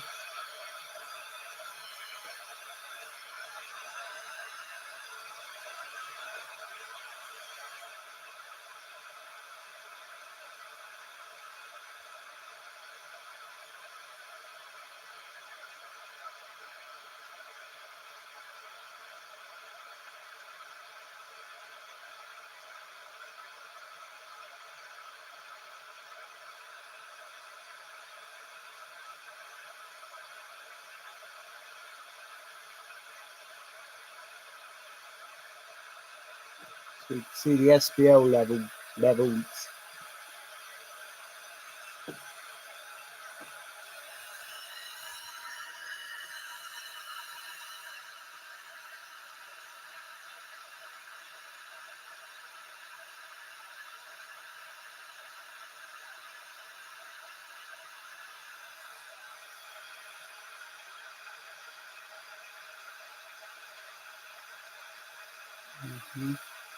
It's been 74.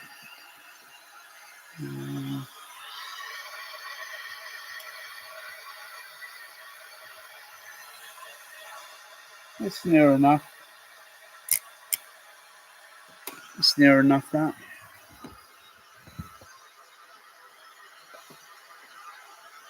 Take the level brightness up to contrast. That's so you can just see the screen, because you've got to remember webcams are not very good with contrast levels.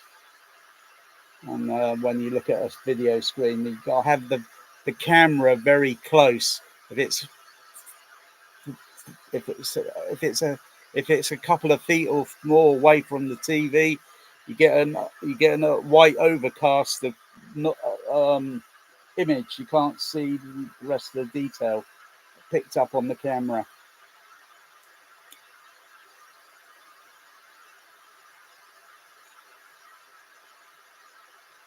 So just put the contrast back up.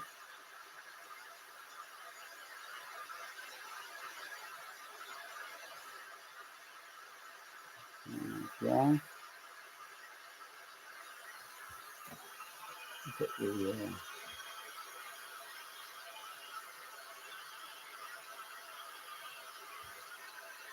Okay, I'm going to look at peak to peak. Turn that down a bit. So I see the frequency elevating upward, but it peaks at 5 kilohertz.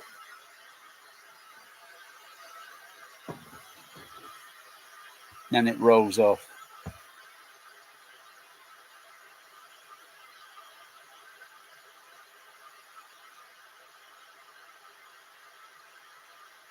Okay. Turn that down.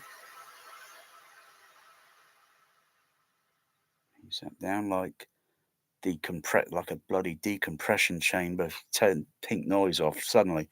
God, backing out does your ears in. The one tone you should never play, multi-tone. Never play that tone without wearing earplugs. Bloody hell, that tone. It changes when you listen to multi-tone, which is lots of random sine wave tones all playing simultaneous. If you listen to it for a whole 1 minute at, say, maybe 75 dB, yeah, and then you turn it off, and then you start talking, you hear the sound of your modulation of your voice. It sounds very weird. It just takes about a minute or two for your ears to recalibrate, settle down, sort of thing. Never play that multi-tone at very, very, very high sound SPL level. Oh, It's only used for other sort of things, which I might use, mind you know, but I'll wear earplugs. I don't like that multi-tone. It will mess with your ears. It will mess with your mind or ears.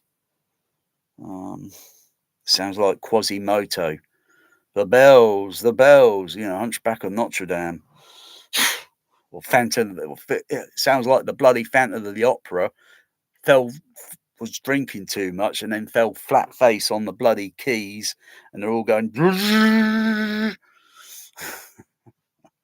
hell. And you got Quasi up there. The bells, the sine wave.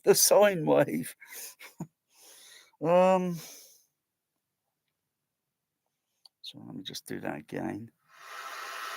That was on, okay, about there. Okay. This one.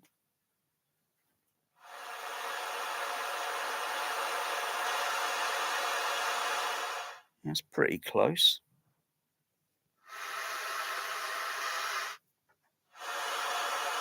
Okay, go to the left channel. Go to my left channel.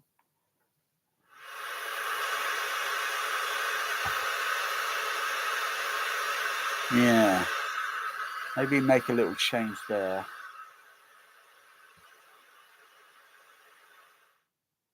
Go back to that right channel. Unmute that.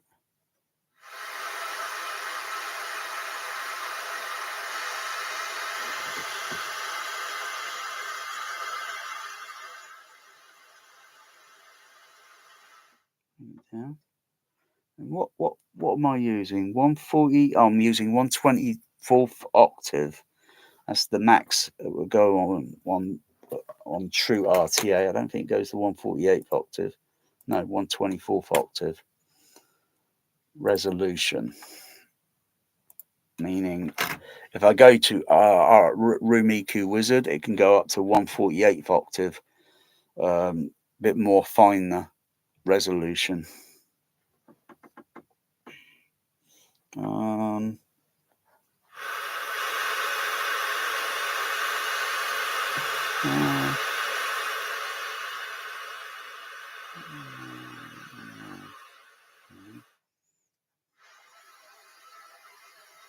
Okay, I'm going to play both at the same time. So,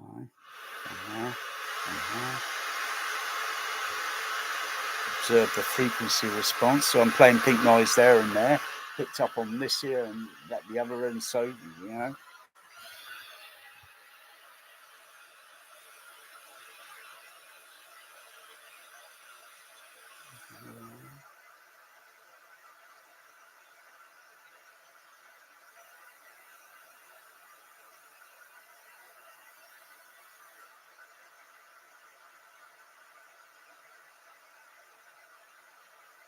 Yeah.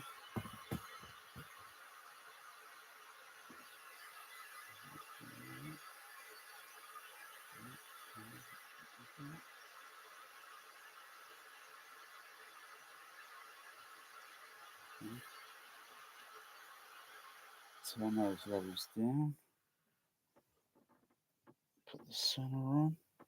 Mute that.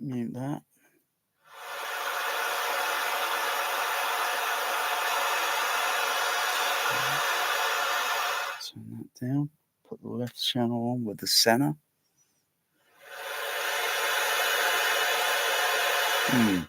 Something a little bit weird there. I wonder if it's hang on.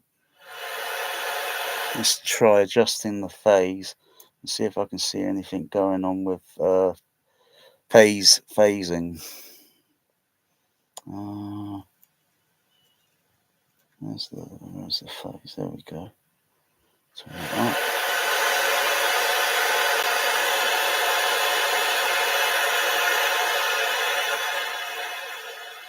Now hear that.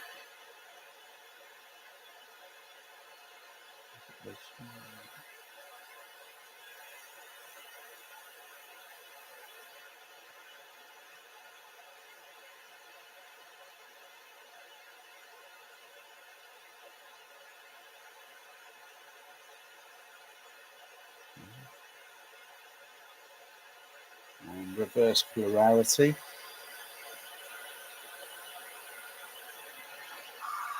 Oh.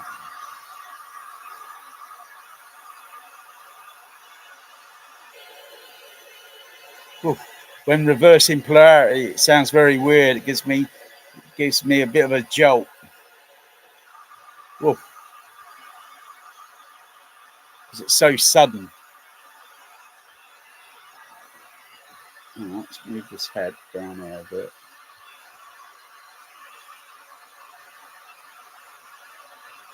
Change the clarity again. Change the phase.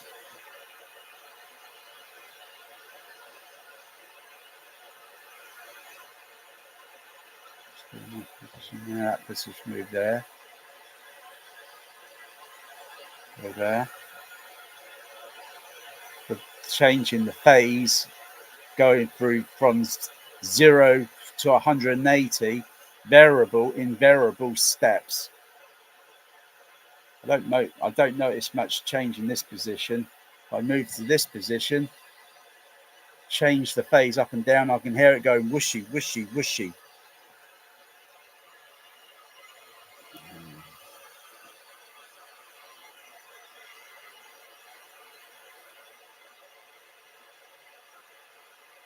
I've got to use a left and plus put together. So let me see. Put that one there. Okay. Switch that to left plus right.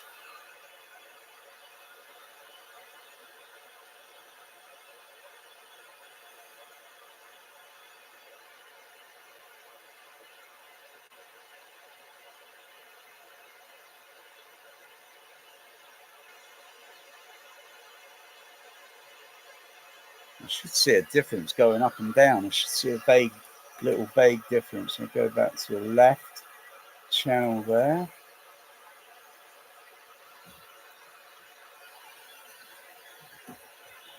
Mute that. Bloody hell.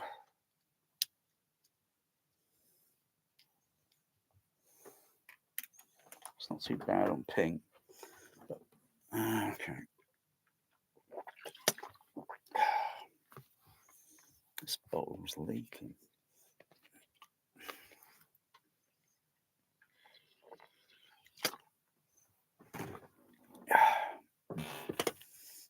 $12.35. Okay. Another hour and a half. I'll take my meds and I'm shutting the video down, and I'll resume this maybe later in the day. Maybe. It depends on how I feel and whether I want to go out on the bike with my cat Bear. Magic doesn't really like it that much. He'd rather be indoors and relax and have about maybe 4.5 hours or 5 hours maybe away from the bear. Though the bear is calming down, the bear is calming down. He's mellowing. He's getting more mellow each time. The last cat fight that was a couple of months ago. It was intolerable. Bear attacked Magic, I think 1, 2, 3 times in less than an hour or so. An hour. Attacked him viciously. Vicious.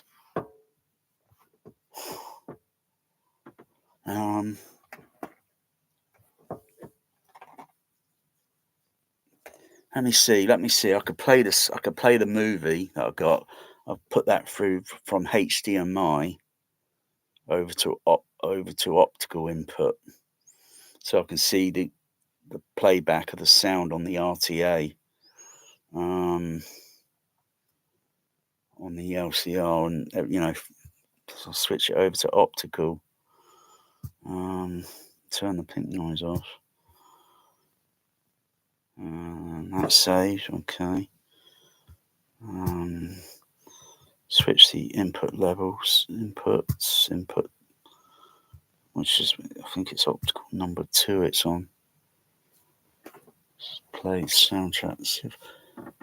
See if I can Oh, does it override the computer? I can't remember. Hang on.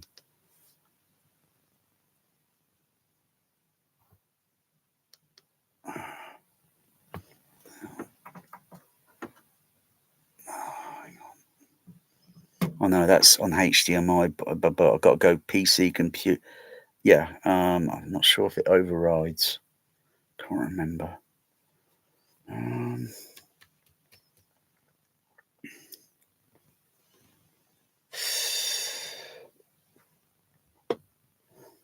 not? Well, for one thing, you haven't quite got the knack of it. I see. And another thing, it's not always necessary to tell the truth. Okay, it's optical number 2. Go to PC computer. But you could exaggerate. Exaggerate? Exaggerate. You've done it before. Can't you remember? Put that on optical number 2. What else did you learn from your mind meld? They're unhappy about Go to PC. I believe I was successfully Okay. Okay. 1, 2.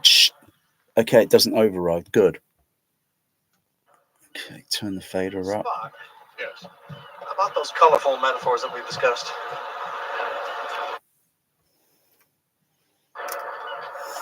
Spock. Yes. Spock. Yes. About those colorful metaphors that we've discussed. I don't think you should try. Spock. Yes. About those colorful metaphors that we've discussed. Mm-hmm. Yes. About those colorful metaphors that we've discussed. So the word colourful metaphors, the speech on the dialogue's doing a bit of frequency masking on that fishing line, I think, being cast out. You haven't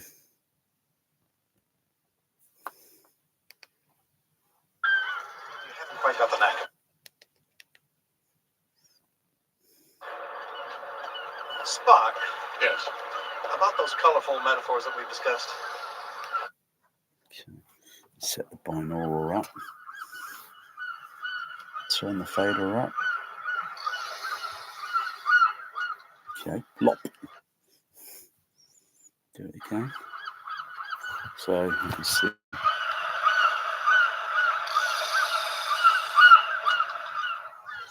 Okay, you can see the frequency response. I like the sound of the seagulls. Too bad they couldn't move them around in the surround channel, because they are flying everywhere. Kinda. Sometimes they might be sat down on the bay and making the seagull sound and flying around. So every time in films, they always the cliches, like you have to assume seagulls are flying around all the time.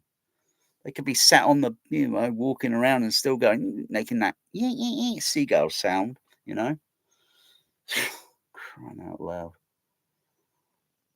To make immersive audio mixing, Atmos, oh, really. To me, it sounds like a kid's toy from bloody from Amazon.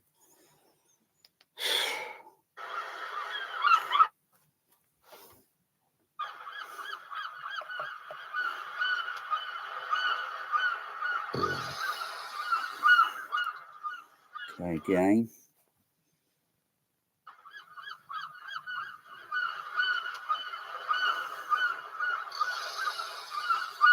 Okay, I can see the frequency response on that. It's around about the 5 kilohertz range.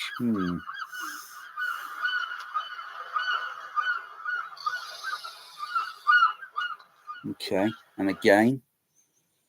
And then I'm going to look at the dialogue level, or the center channel level. Because the center is also carrying ambience and sound effects and so forth. And so I'll check the frequency. Because it's not all about SPL level. It's about frequency.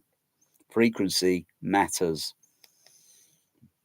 not your big sub bass speaker playing at 150 dB. No one cares, you know. That's just going to be creating a load of distortion in the room, you know.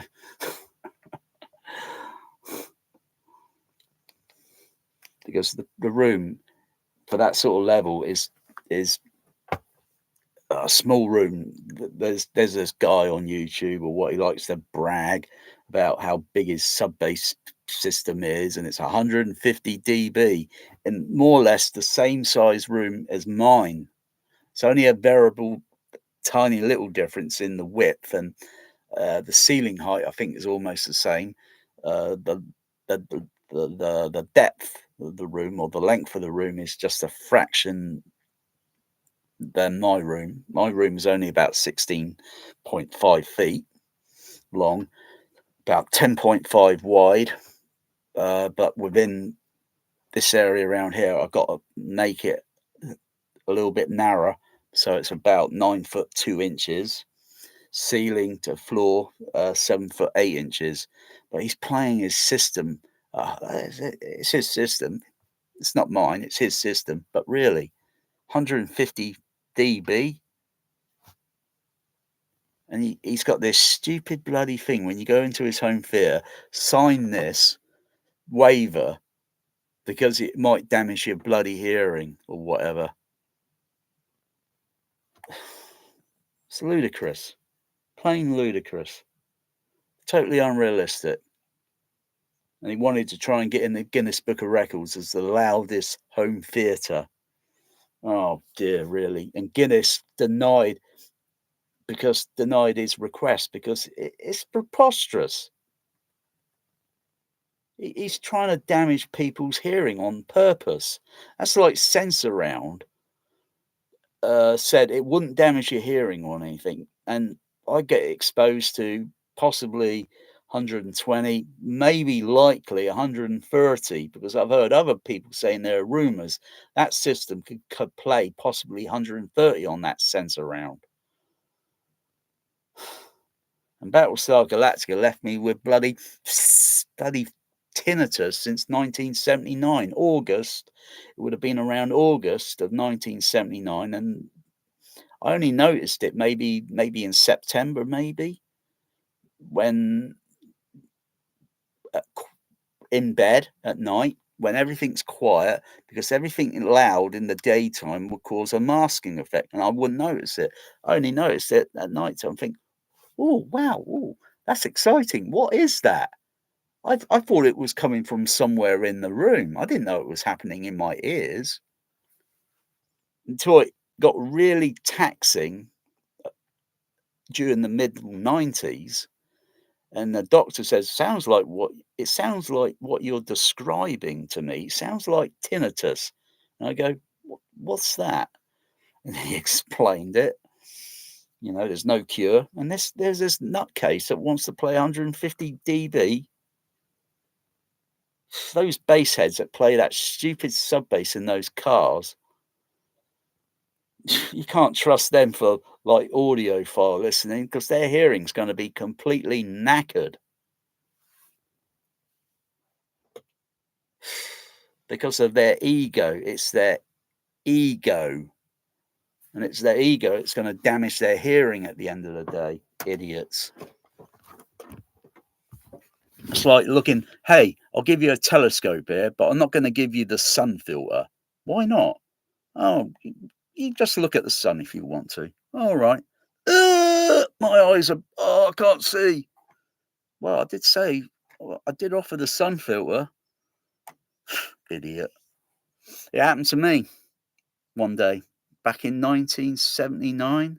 My goodness. Or early 1980, 1979 or 1980. And I was looking at the sun, but I forgot to put the sun filter on the optic. So it threads on. You thread it on the optic, and then you pop it in, and you can see the sunspot or whatever. Best to aim the telescope at the sun and look at it on a white piece of cardboard. That's more safe, because then you won't get any radiation or such. It caused me about 8 8 minutes or 8.5 minutes of temporarily blindness in my right eye. And I tell you, I felt the heat literally going on my eye, literally on my eye, the heat. Never do that. Never do that. And if you keep it there for more than a few seconds, you'll be blinded. It would burn the retina, and you'll be blinded permanently. I was lucky because it scared the shit out of me. It did. It's absolutely scared me. I was thinking, oh fucking hell, I can't see any vision. I can see out this eye, but I can't. And gradually, it started to come back, and just like when you turn a light switch off, you go in a room, turn the light switch off, and it goes completely dark. But there may be still a bit of ambient lighting in the room, very, very low level. And the trick is you close your eyes first and then turn the light switch off, and and then open your eye, and then give it a little bit of time to adjust, a few extra seconds to adjust. Yeah, bloody sub bass 150 dB.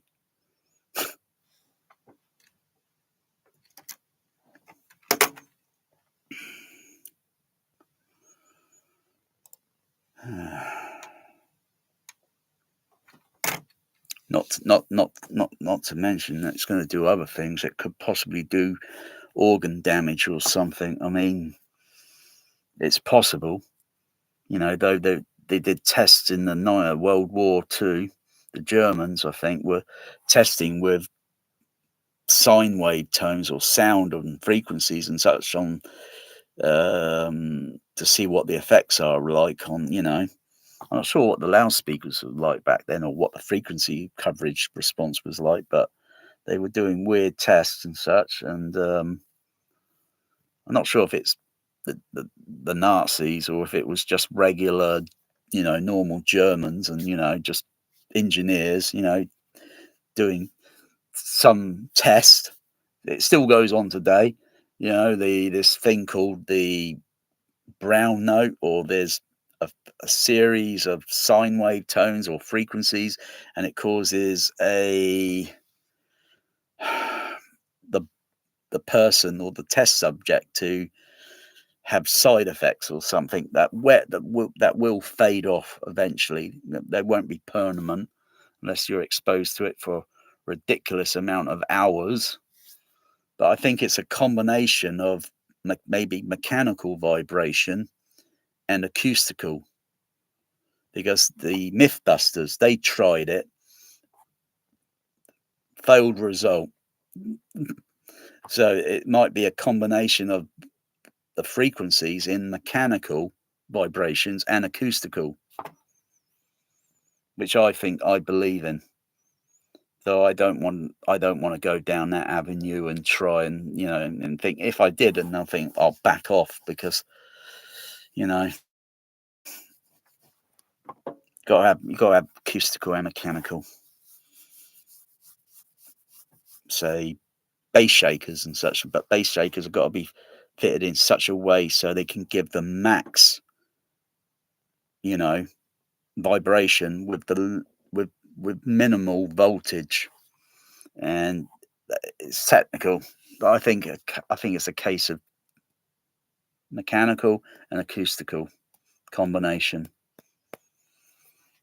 Though I don't think the Germans had tactile bass shakers back then, but whatever they were doing, or whatever, if there's any documentation or what photographs or what the lab or what, I don't know.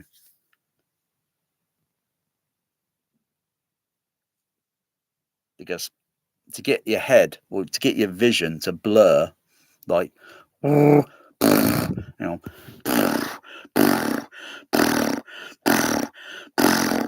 I do that, I can see the text writing on the screen. I can see the text writing, and I can see it fluctuating, vibrating slightly. That's because the head cavity is creating a vibration between 20 or 40 or 20 or 90 hertz frequency. And there's this other bullshitter YouTuber, they said car bullshitter.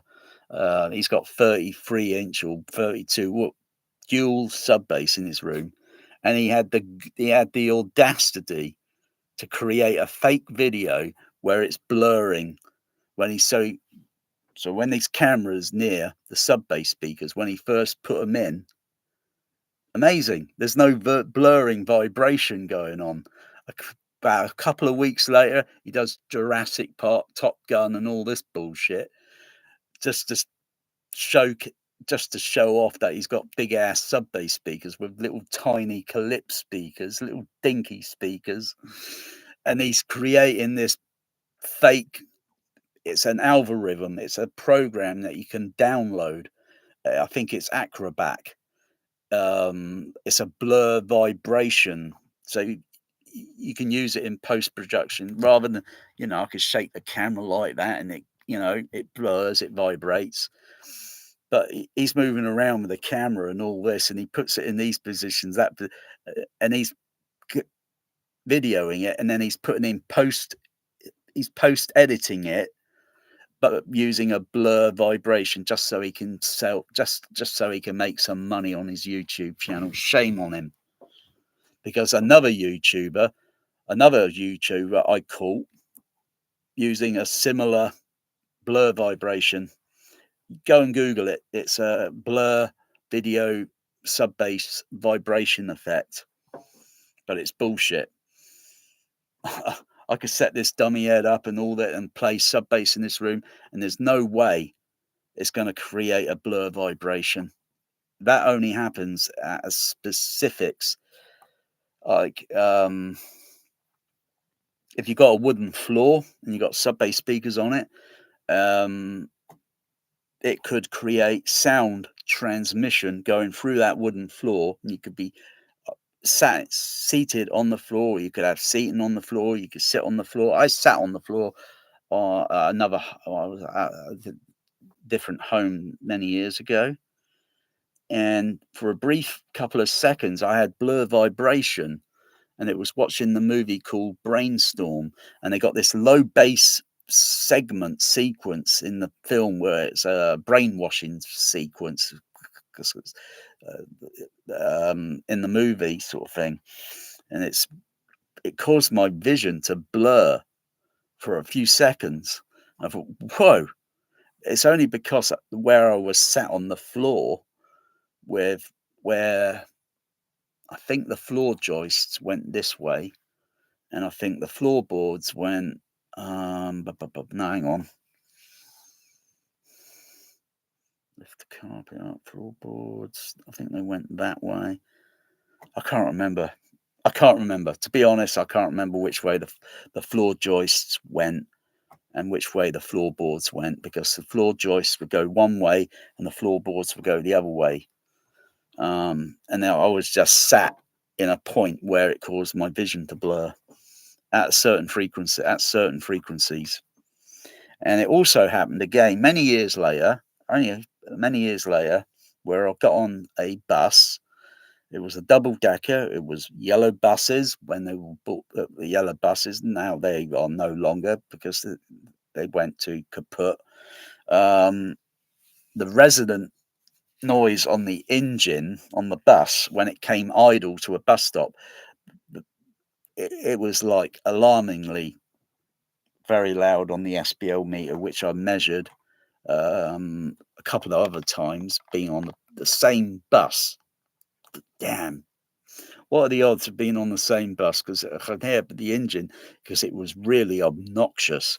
It was just a little bit over 100 dBc, and it's idling around about 35, 36 hertz frequency. Plus you get the mechanical vibration, so acoustical and mechanical. And suddenly, because I'm sat in the seat, suddenly my vision blurred. It was going, shaky, like, I thought, whoa. And I thought, I just about had enough being on this bus. I'm getting off. I'm going to wait for the next bus to come along, because I know the engine on the next bus is going to be okay. They had to do tuning on the bus. I couldn't bear it anymore. Even with earplugs, I couldn't bear it anymore. So, yeah, there's only certain things that would create a blur vibration, because it's funny. It's funny. The same guy goes around to these car hi-fi things, and you see all that hair blowing around, all that stupid shit, really. But he moves the camera in very close to where all these sub-bass speakers are inside the car or the van. Not once have I noticed the video start blurring. So I know he was bullshitting his videos. Because I've seen so many sub-bass speakers where people are showing it off in their home theatre, and I've not ever once seen it blurred. The only way you can create that to blur is if I were to put a bass shaker and put it near the video camera on a tripod and purposely fake vibration. But I was going to do a video like that, and I was saying, yeah, I'm going to do a video with the intent to create a blur vibration. But first I would test with sine wave tone to see what frequencies would cause the camera to shake, or the tripod. It was a bit of a trial and error, but no, it's usually done with post video editing. It's like a transparent blur effect, so it's, you know, it's bullshit. I think the guy's since stopped doing videos like that now, because I called him out and he didn't like it, because he knows he'd been rumbled. I rumbled him and he was denying it. He was saying his camera is in a certain location in the room that's doing that. Oh, bullshit. That's why sometimes you're walking around with the camera, yeah, and you go near to sub bass and it suddenly create the blur effect. I rumbled him.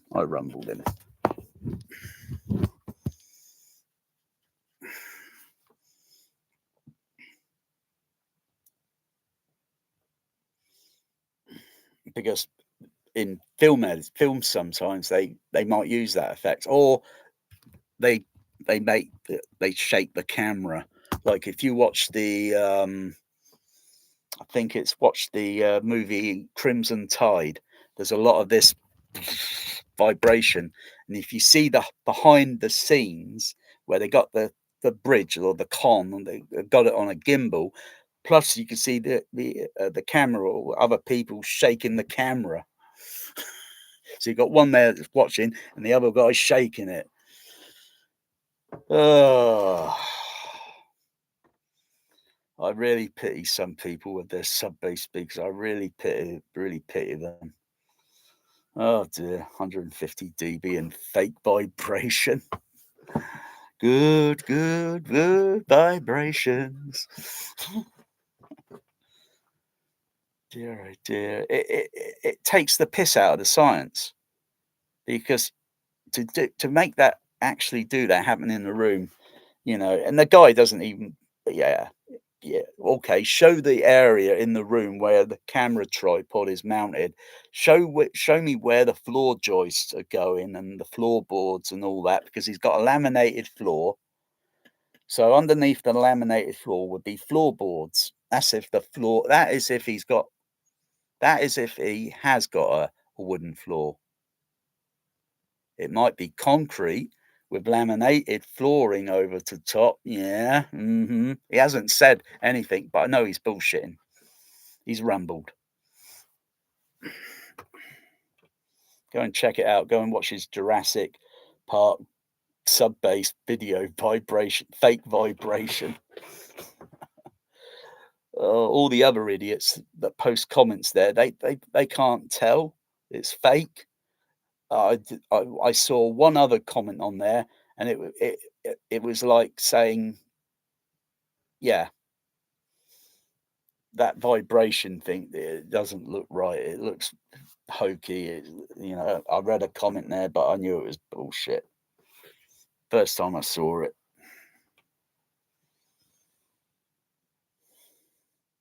Because funny enough, I don't think I even recall my vision blurring when I saw Sense around. I don't recall my vision blurring, apart from just feeling pressure on my chest and everything. Like I say, it depends on how the seating is fitted and so forth. In a car or a vehicle, you get mechanical vibration from the engine and so forth, and but like I say, it'll only happen between 20 or 40 or 20 and 90 hertz frequency range where it will blur the vision. That's according to NASA.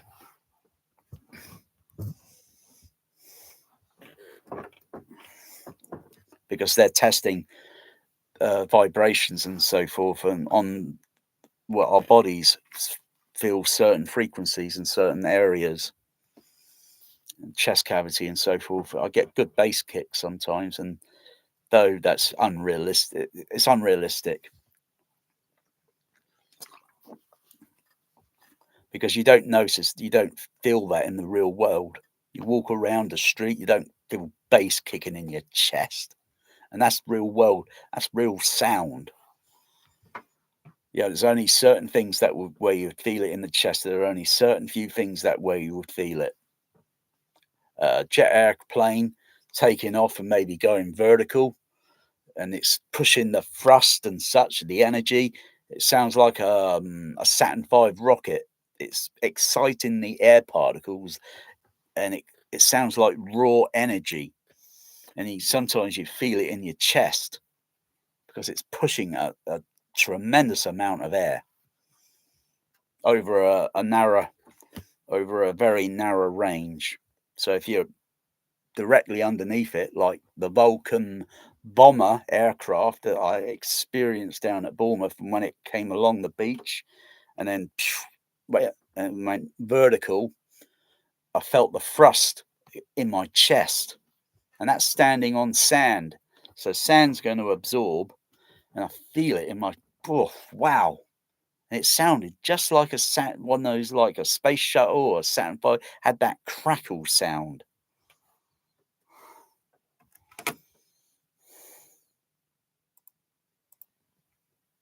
Yeah, I suppose, okay, play some of the Apollo 13 or, well, yeah, maybe.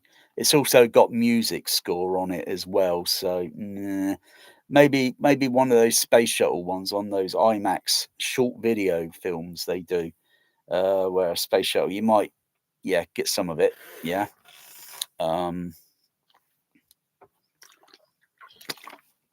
Oh, oh yeah.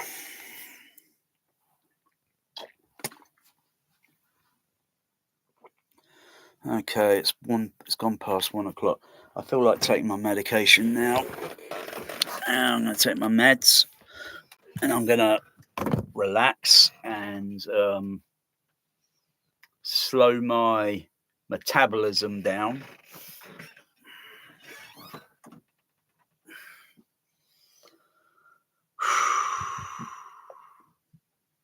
Beware of bullshitters on YouTube. They're not very science. And even this guy, this guy, I doubt he's got some instrumentation, but he didn't even show the frequency. He hasn't even shown the frequency response of what his sub bass speakers can do. Frankly, my JBL, they can do 10 hertz. I don't really care, really. So what? Big deal.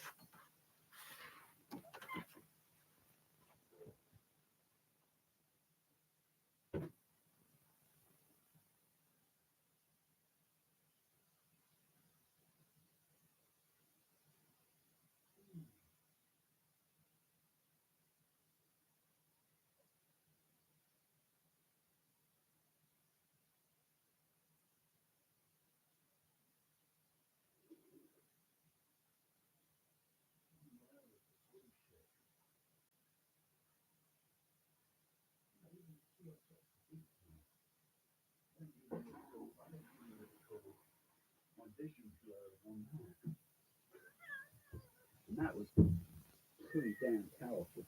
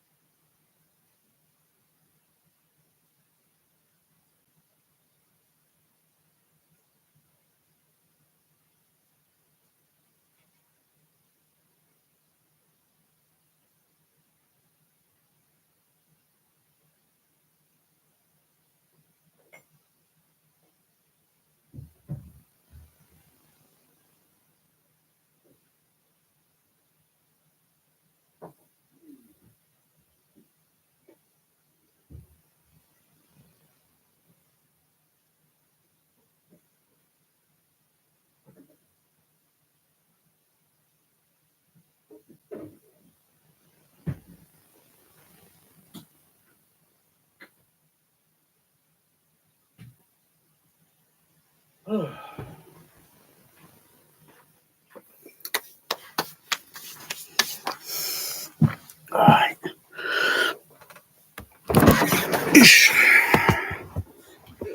A little bit less than that, okay. Yeah, I can't stand bullshit.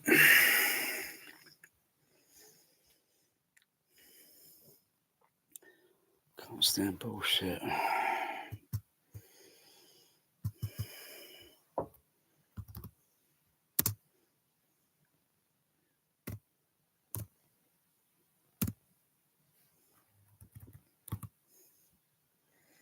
Yeah, it's 33-inch sub bass. Crazy home theater system with two 33-inch. That's equivalent to well, if you put them together, those subs, that'd be equivalent to 60, 66 inches. That just mutual coupling, it's called. But when you spread the speakers apart, sort of thing, yeah, you can get into little issues and so forth. I got mine spread apart a little bit, but plus I've got another one in the middle, which is a different sub bass speaker, or actually it's a speaker, but they call it a sub bass speaker, but it's not really, is it? It's just a crossover filter that makes the speaker a sub bass speaker.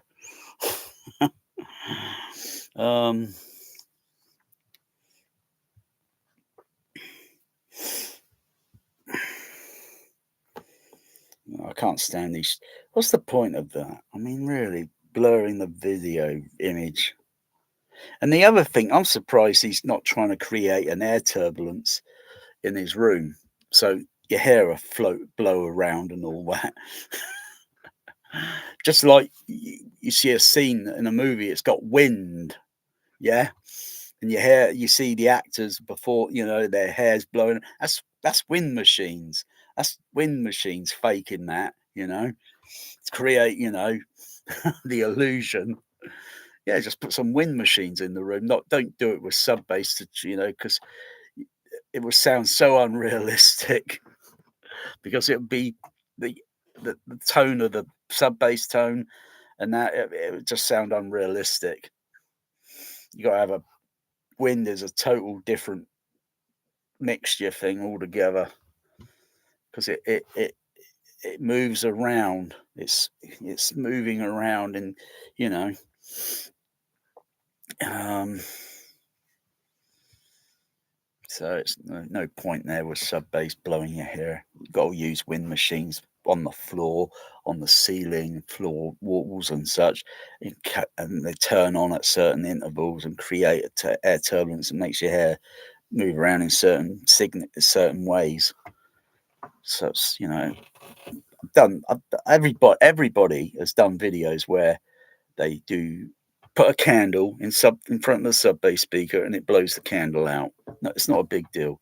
It only happens on certain frequencies where it's building air pressure turbulence inside the box and blows it out through the pool. In fact, if I were to put a candle across the room and then go, it would take a few seconds to reach, and then the flame would move a little bit and then it will settle again, and just very late, very vague, and then blow again, and then it will go 1, 2, 3, and then it will start to move a little bit, and then it's stable again. You try doing that on sub bass speakers, it's going to play unrealistic, because we just don't hear that noise on a day-to-day basis. It just sound unrealistic. Just as bass shakers can be unrealistic, but that only depends on how they are put into a room system. You've got to have them in the floor, in the seat. So when your feet are on the floor, you feel the vibration in your legs and you feel it in the seat. Just as if you were in a car and you've got your feet on the pedals, the foot pedals and such, or if you're a passenger, because your feet will be up there on the pedals. If you're a passenger, it's totally different. The frequency signature will be a little bit different from that there to there. It'll be a little bit different in the signature, but you feel it in the seat. You'd hear it acoustically in the vehicle. Yeah, can't bullshit me.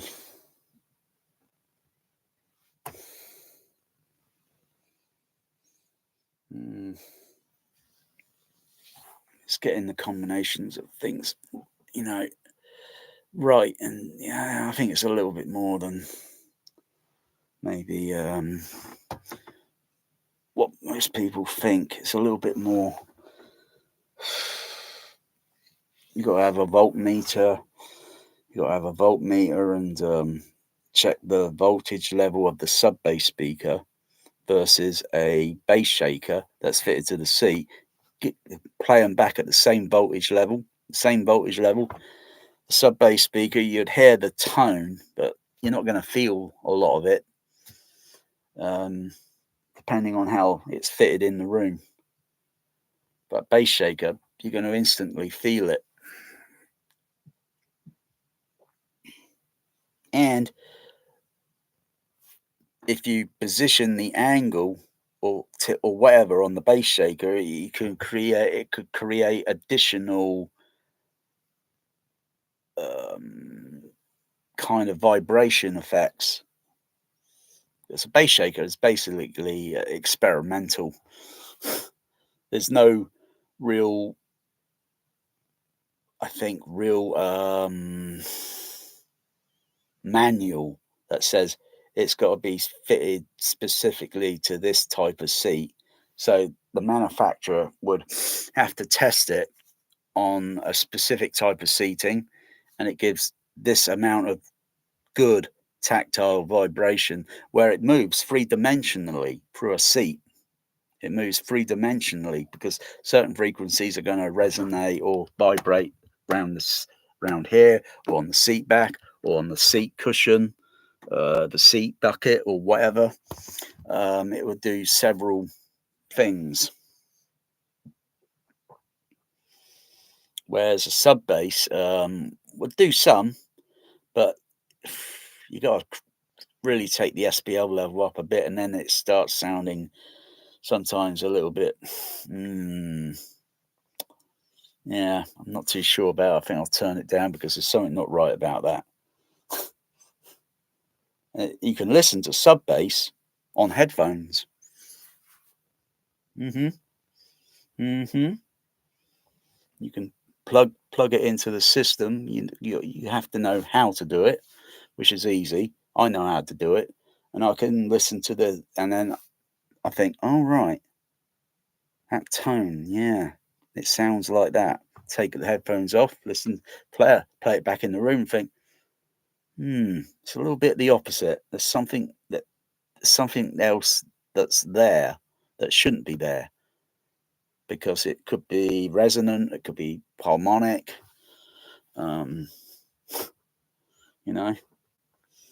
listen to a soundtrack on a film or something, or preferably a film, not music, because unless music's got a video with it and you can associate it, so it's, otherwise if it's just music, it's called non-sync.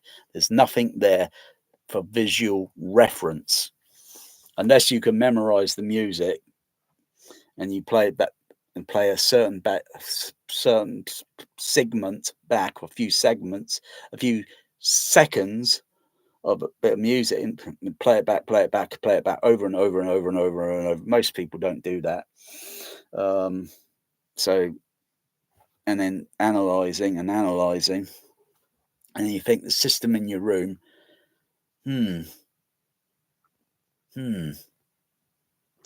unclear. It seems like this needs a little bit more doing to it to get it to sounding like headphones, but it's never going to be, because if you move around in the room, it's all that's going to change. So you got to put seat in a specific positions, and seating here and seating back there. It's never going to be the same. It's always going to be, you can't control it. It's impossible.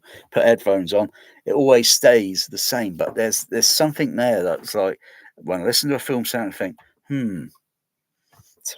take them off, listen. Yeah. Maybe the tuning and the frequencies out of place. Maybe it has to be a little bit more clinical. So that's using voltmeter, SPL meter, RTA, measuring it acoustically, electronically, and trying, because somewhere it's unhinged. It needs to be joined together. And then put the headphones on. Take them off. Oh, wow. Oh, yeah.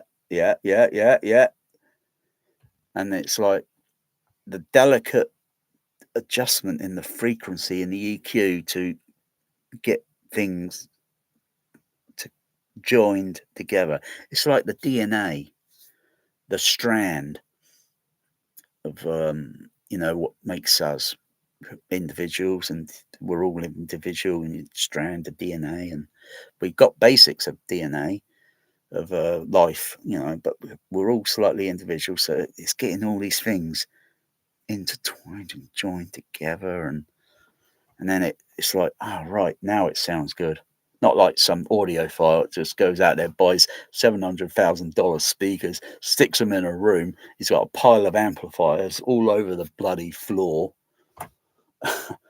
Even though I got stuff in the way, I can't talk. You know, I've got a bloody air conditioner road. I've got a bloody, you know. But then so's a discotheque. You look at a discotheque. What is around? You know, there's nothing on the floor because people got to dance on it. And but you look at, you know, what's around the surroundings. But this guy, audiophile, my goodness, bunch of equipment that's about this high, about this bloody high, all over the. He's got the speakers are in front of the projection screen. He's got speakers that go behind it. I doubt he uses that very much. He's got these bloody stupid, just 2-channel audio files, 2-channel stereo. Oh god! And they spend what hundreds of thousands of dollars on a stupid box that they think, oh wow, it's improved the frequency in my sound, and now I'm hearing all the nuances and all this bullshit. The guy has not even done this guy. He's not even done a frequency sweep test of his room, or even put a microphone near each speaker element and done a frequency sweep, and then looked at the frequency graphs to see if they overlay. Because if they're $700,000, you expect them to be perfect, because that's how the manufacturer would have done it. You got to check to see if the quality control is spot on. Otherwise, you can buy a Bose speaker and it'd probably be perfect. 2 speakers of Bose. Oh no, it doesn't play lows or play highs. It's mostly in between sort of things. So they say. Poor Bose. I've tested JBL speakers, and I've noticed some tweeters were thinking, "Whoa, blimey, why is it like this? It's not matched. It's not matching. They look identical, but the frequency is not matching." I tested the passive crossover and the overlays electronically, tested it electronically, and the overlays and the frequency response were not matching. It was a little bit offset. And I was thinking that partly could be causing the weirdness in the frequency response on the tweeter, plus the tweeter itself looked a bit out of place. So that's going to cause an odd sound. And then that's where the equalizer, Denzel Washington, comes in, looks at his watch, 15 seconds. That's where the equalizer comes into play, because it's got to correct the actual speaker elements that are completely all over the show. They're not even ideal, you know, they got to be corrected. Electronically, the amplifier is spot on, because the amplifier's got a nice frequency response to smoothness, and that's amplifier is used for dynamic range. But you've got to adjust the crookedness in the frequency response with the pink noise. Or, like I say, if you want to waste your time with doing a frequency sweep and then start adjusting it, you know, and then do another frequency sweep, and then you see, oh yeah, it's changing, and then do another. It's quicker to just play pink noise, get the microphone in near to it, and then start adjusting there, etc., and making sure it's going right. You know, it takes hours, if not a couple of days, if you've got enough PEQ filters, enough of them, to tackle the, say, a HF horn or mid-range driver or a tweeter, and then the bass driver. You've got to have enough filters there and then use very narrow band filters, and not wide, and wide Q bandwidth. You know, sometimes that's a little bit overkill. or it's cutting the corners. But equalizers is like sandpaper. You got a piece of wood and it's crooked, and you've got a bit of sandpaper. Put a spirit level, still a little bit out of place. Put a spirit level on, oh, spot on. And that's basically a similar principle. Only sandpaper is very cheap. Graphic parametric equalizers, ludicrous amount of money. It's like they don't want, the manufacturers out there don't want us to get our frequency response spot on. It's a bloody conspiracy. A Behringer FBQ down here. If I daisy chain channel A to channel B, I get 80 PEQ filters. Maximum EQ filters on this unit is just a little over 600. I would need a bank, an entire bank of FBQs and then work out from 20,000 kilohertz down to 500, or maybe 20,000 down to maybe 300 hertz, depending on what I want to tune my HF horns, and then adjust the frequency. And then I've got to turn up the gain level, because there will be, and then once I've got all that filtered in and its frequency responses within plus or minus few dB, I can then go to the Behringer DCX and I can put a high pass filter on, elevate it up so I can hear the high frequencies, say in Star Trek 6, The Undiscovered Countries, because there's high frequencies there that are above 10,000 kilohertz. And though I don't think many people have noticed, there's Alien Free, where they scan for the alien, and she's got an alien inside her, with that CAT scan thing, and that's got a very high frequency when it goes all the way up to about 18,000 kilohertz.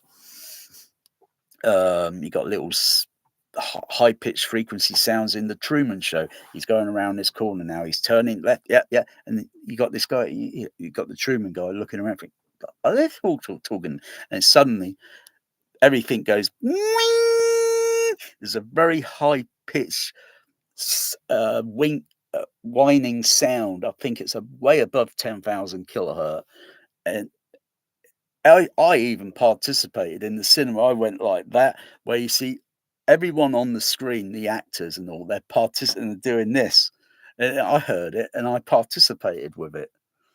And then you think, oh, wow, and then you hear this radio guy on the radio saying, whoa, we had a bit of trouble there with our radio signal or something.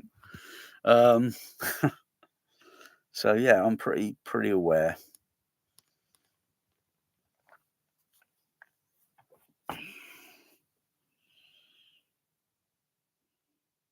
I guess most people might feel a little envious and think, damn, you really listen good to, damn right. And that's all because of a little bit of help from the CB radio.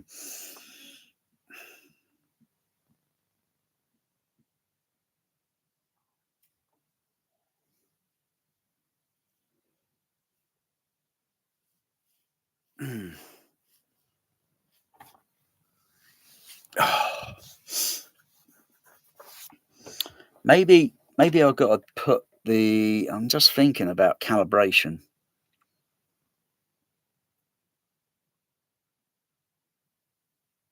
Because I know the ear, the cavity is, because let me see if I can set this up.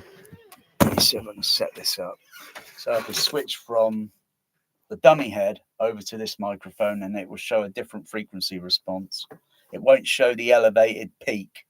This will show a slightly different. It'll show a slight difference. I know what it looks like on the dummy head. So let me get some pink noise going.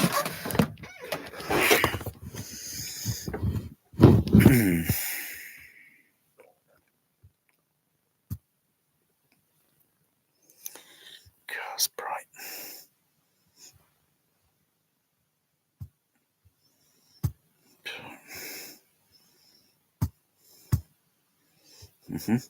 Turn that fader down. Okay. Leave that on. Leave that off. Off, on. Okay. Turn the pink noise on. Turn the fader up there. Good. Okay.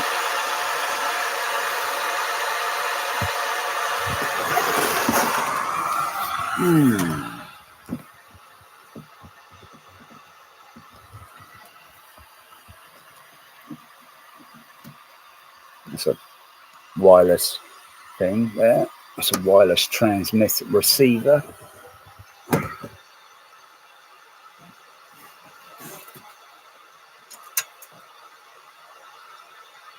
Okay, that's how the frequency response looks like on the HF center channel.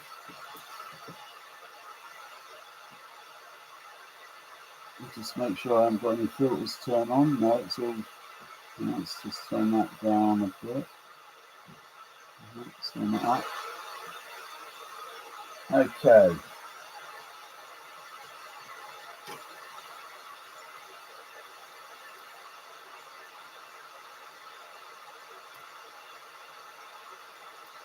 I'm going to stop the RTA on one channel because the mannequin dummy head is picking up but left and right of the HF horn on the center channel. Now I need to go to the RTA. Not the RTA. The what's it? There we go. Is it this one or this one? I forget which it is. No, it's not that one. Might be this one. Okay. Where is it? No, it's not that one. Where is it? I just looked at that. Oh gosh, where is it? Oh, there it is. Microphone, USB. Turn it on. I'll close that down. I've probably got to close one of the programs and open it again to acknowledge the USB microphone. Oh no, I think it's, yeah, there we go. The USB microphone is on. Okay, I'll play the pink noise again.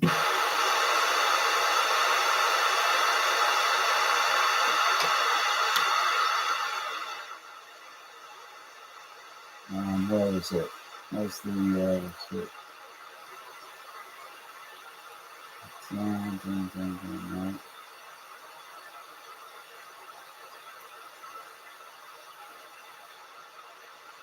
Turn that up.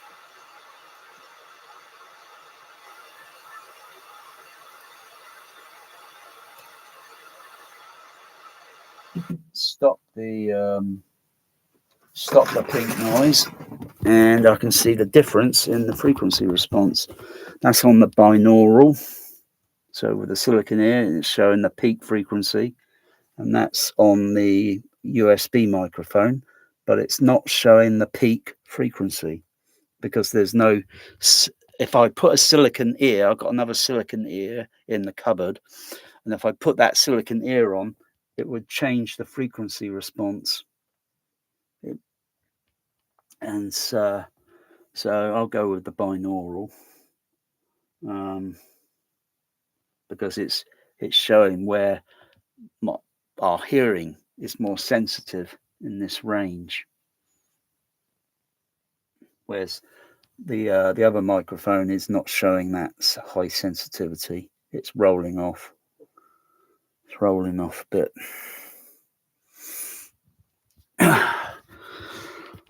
Oh gosh.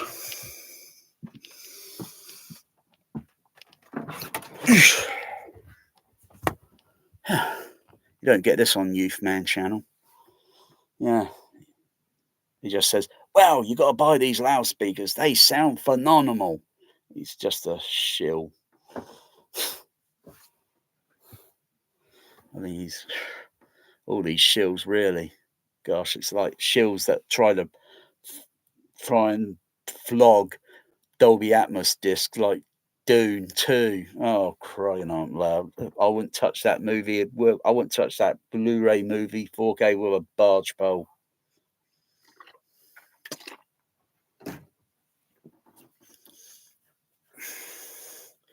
I don't want to watch that crappy, because they're trying to make it like Lord of the Bloody Rings. Boring.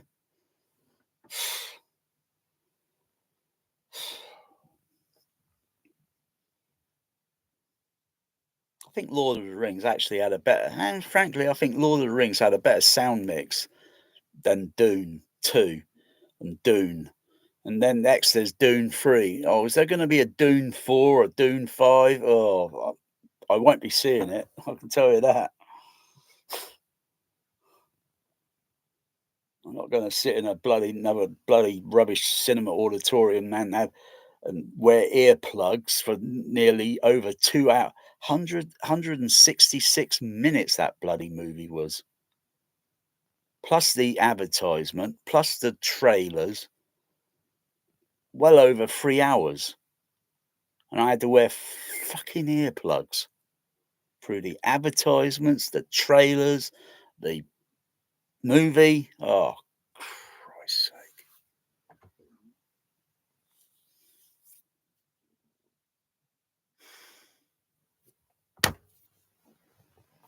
So,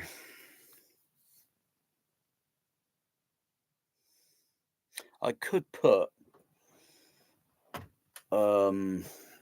this binaural, I could put it on an equalizer. So when it goes to the computer, I can filter down that peak frequency because I know it's, but I could still be using the orientation and so forth and picking up sound there and there. And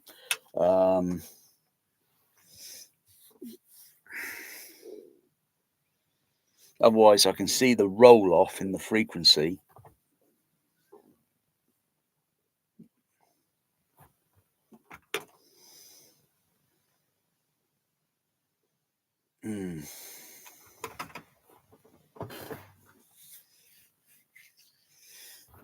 How many minutes did I take my medication? I forgot what time I took it. I think it was about 20 minutes ago, I think. I feel okay so far.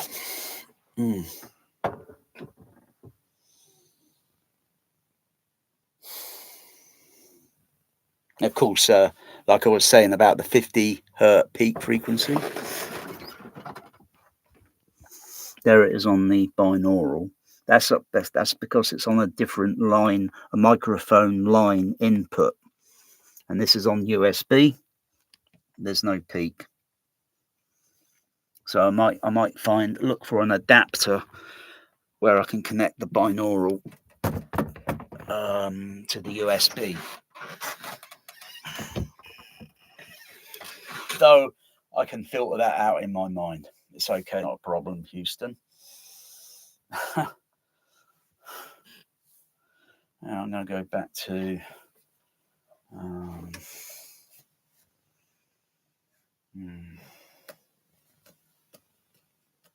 let's turn that.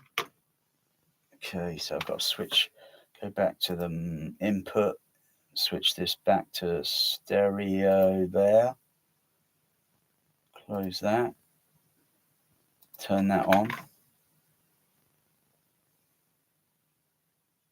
Okay, that's turned off. Yep, that's on. Okay, that's back on. Good, because sometimes I got to close the program and then reopen it because it hasn't acknowledged the switch over. That's back on. Good. Who loves you, baby? Book 'em, Dano. Oh no, that's just Steve Garrett in Hawaii Five-0. I was just thinking, tell us Savalas. Oh, who loves you, baby?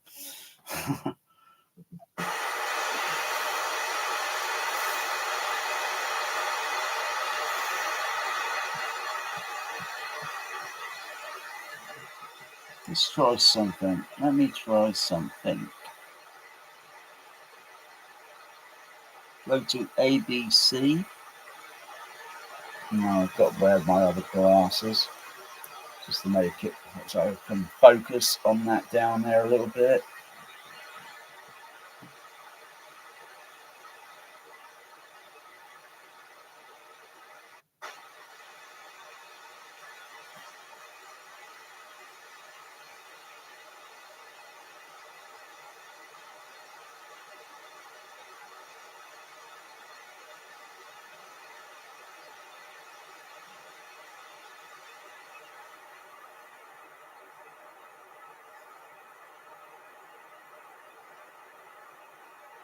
Yeah, it's more 4 kilohertz. Sorry, more 4 kilohertz.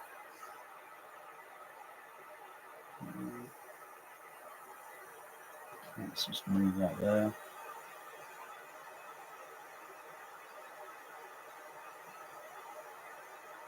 Okay.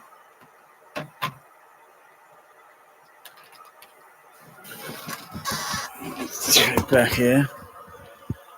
Turn that pink noise off.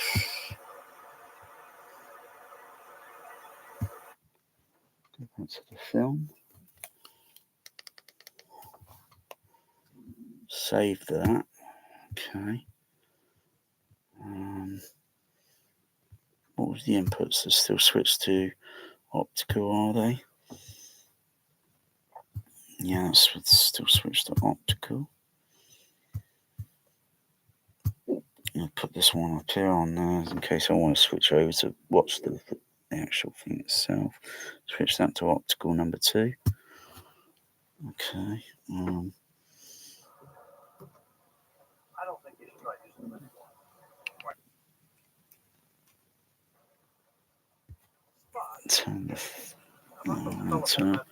Turn the fader up. Spock. Come on. How about those colorful metaphors that we... Spock. Yes. How about those colorful metaphors that we've discussed? Mm-hmm. Spock. Yes. How about those colorful metaphors that we've discussed? Okay, I'm going to look at that frequency modulation on the center channel. And adjust the level, because I'm going to hang on. I'm going to do something very weird here. Mute that center. I don't think you should. Okay, play that scene again.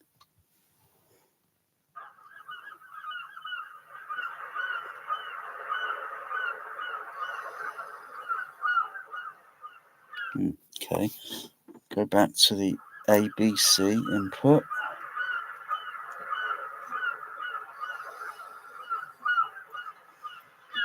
Turn that up. Back to 0. Play that again.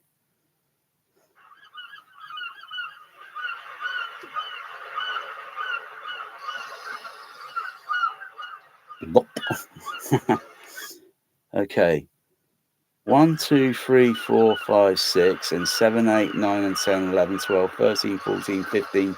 Okay, I'm doing some modulation sound because I think the dialogue level is a little bit too high in frequency. Though I can't, it's tricky because it's causing a frequency masking effect. So I played the sound of left and right. Spark, hang on. I'll try and articulate the dialogue.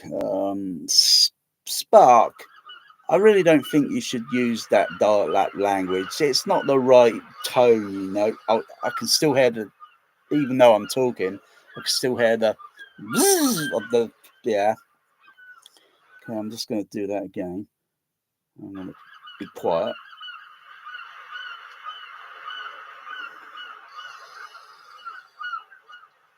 and I can see the frequency on the RTA, the fishing line. It doesn't, I can't see the plop sound, but I can hear it. I can't really see it on the RTA, but I can hear the fishing line being cast out, and I can see it on the RTA because all the soundtracks are made up of elements, and you got to subtract the seagull sound effect, the wind, the slight wind breeze, the water. You got to subtract all the other tracks until you've only got these few tracks here. The fishing line. It might be the fishing line with the plop. It might be one track, or it might be two tracks separate. The plop is on its own soundtrack element, and the fishing line is on its own soundtrack element. Or it might be, like I say, it might be both together at the same time. It's hard to say. I know someone I could talk to, and probably say, yeah, that could be like done that way, or it could be done that way. It's either done one of two ways. One of two ways. But if I was sound editing and that's how I would do it. I would have that fishing line on its own separate track, and the plop on its own. So you got individual control to tweak the plop, tweaking it, make it a little bit louder, though that would be really bullshitting it. You wouldn't hear that plop, like I say, you wouldn't hear it. It'd be better to leave that out of the soundtrack. You wouldn't hear it. Maybe on a quiet, very quiet, steady river, with a lake, possible. Depends how far you cast out the line. Because if it's very still, the sound around, no wind, breeze, and it's very still, the water's very steady and still. Yeah, you may just possibly would take some golden here. Depends how far it's cast out. If it's very, very near, sure, of course you would hear it. If it's a bit far out, very hard to hear. Very, very hard to tell. Anyway, so I'll go back to that. Look at that again. Play that again.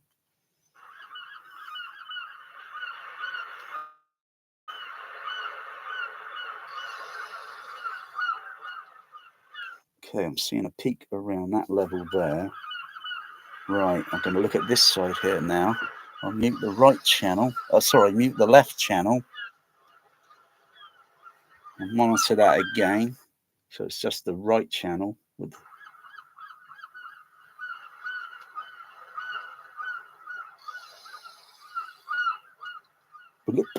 Okay, play that again. Turn this other level up.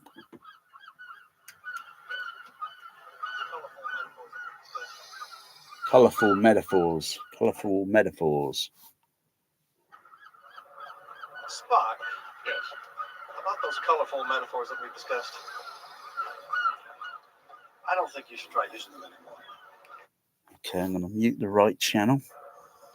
Spock. Yes. About those colorful metaphors that we've discussed. I don't think you should try using them anymore.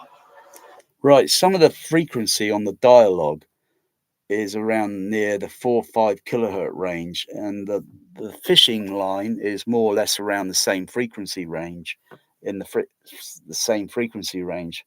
But the level of the center channel, I think the mix on the center channel with the sound effects, the dialogue, the Foley.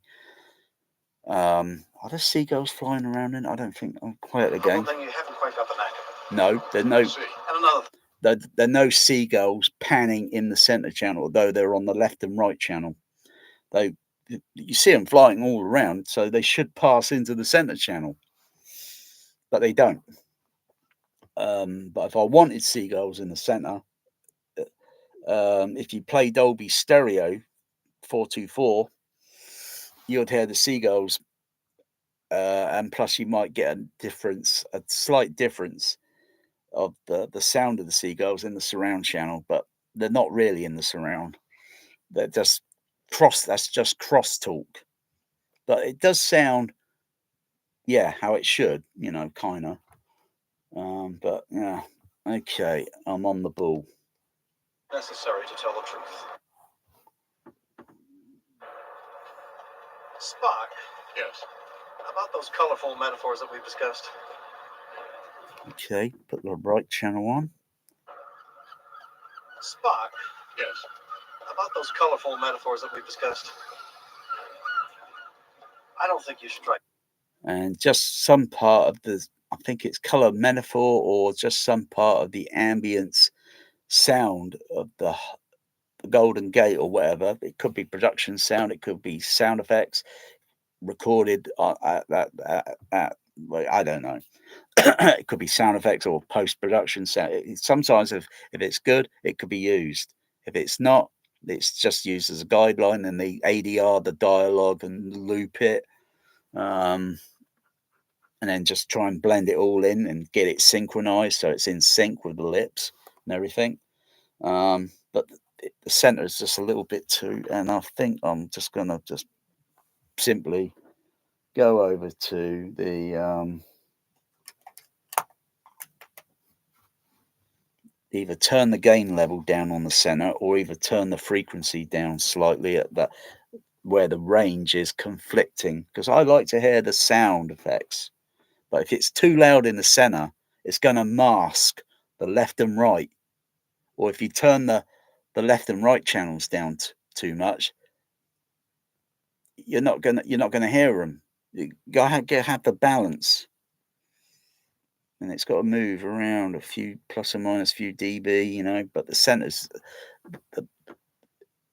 it's not my system; it's the mix, because I can see the levels on the. I can see the levels, and I can see it's too high. They're not balanced. They haven't balanced it out. Whether it's the home mix, near field, what the theatrical version was, 6-track, discrete. Yeah.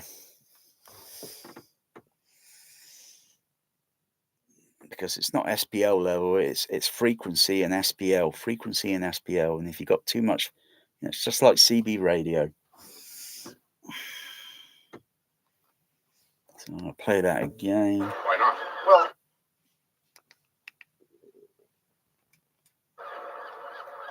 Spock. Yes. About those colorful metaphors that we've discussed. Okay, I'm going to turn the HF horn down. Spock. Yes. About those colorful metaphors that we've discussed. Turn the HF horn down.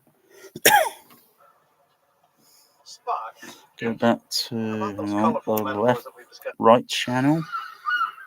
Look at that frequency.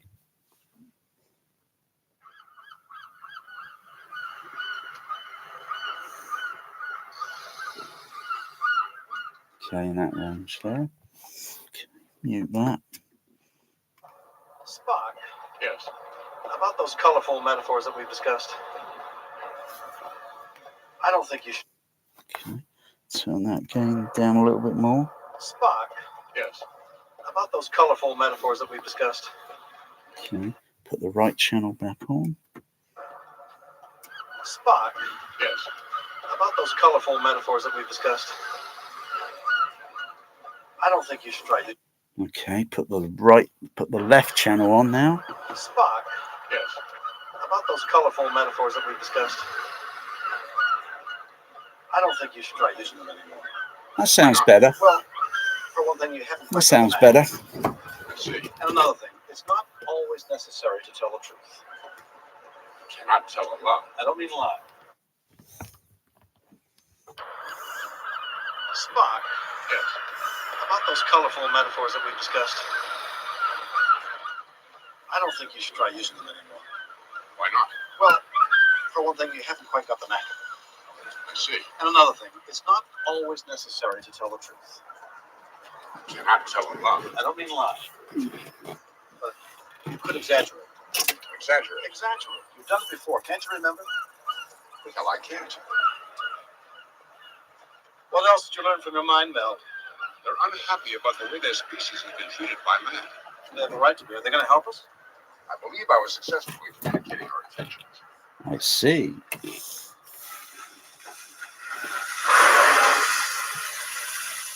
All right. Yes, I know. It's okay. I didn't mean.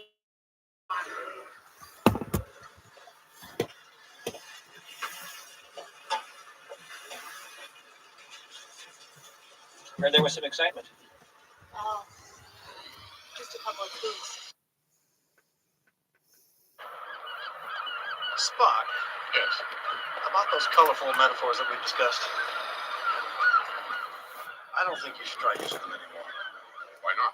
Well, for one thing, you haven't quite got the knack of it. So if I show the levels on here, Spock. Yes. that's the center, peaking very high. I don't think you should try using them anymore. Why not? Well, It's just a few dB too high. I see. And another thing, it's not always necessary to tell the truth. And I've had to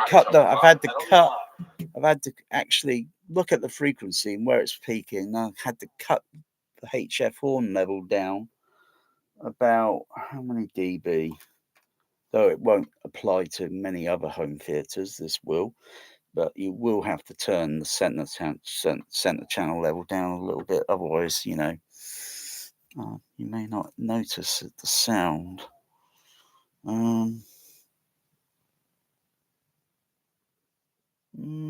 I would say, with about argument's sake, maybe about minus 9 dB.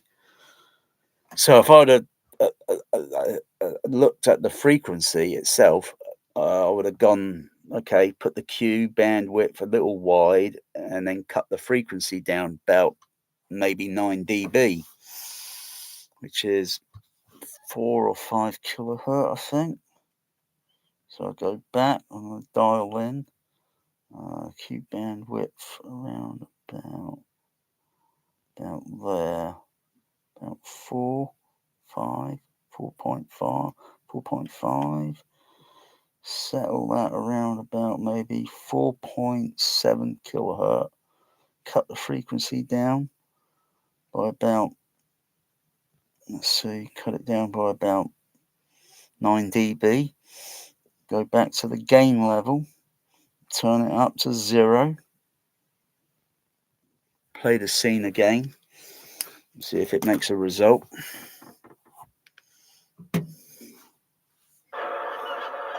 Spock. Yes. About those colorful metaphors that we've discussed. I can still hear a bit of the dialogue punch of Spark, and I can hear the filament line going, but do I hear the plop? Because you got to hear all the nuance. You got to hear all those nuances.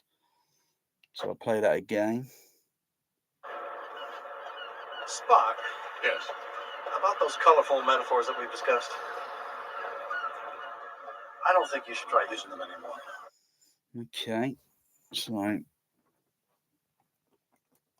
if I go back, turn the PEQ filter off on the center, which I've got around about 4.7 kilohertz. I'll turn that PEQ filter off, go back to the gain level, turn the gain level down minus 9 dB. Play the scene again.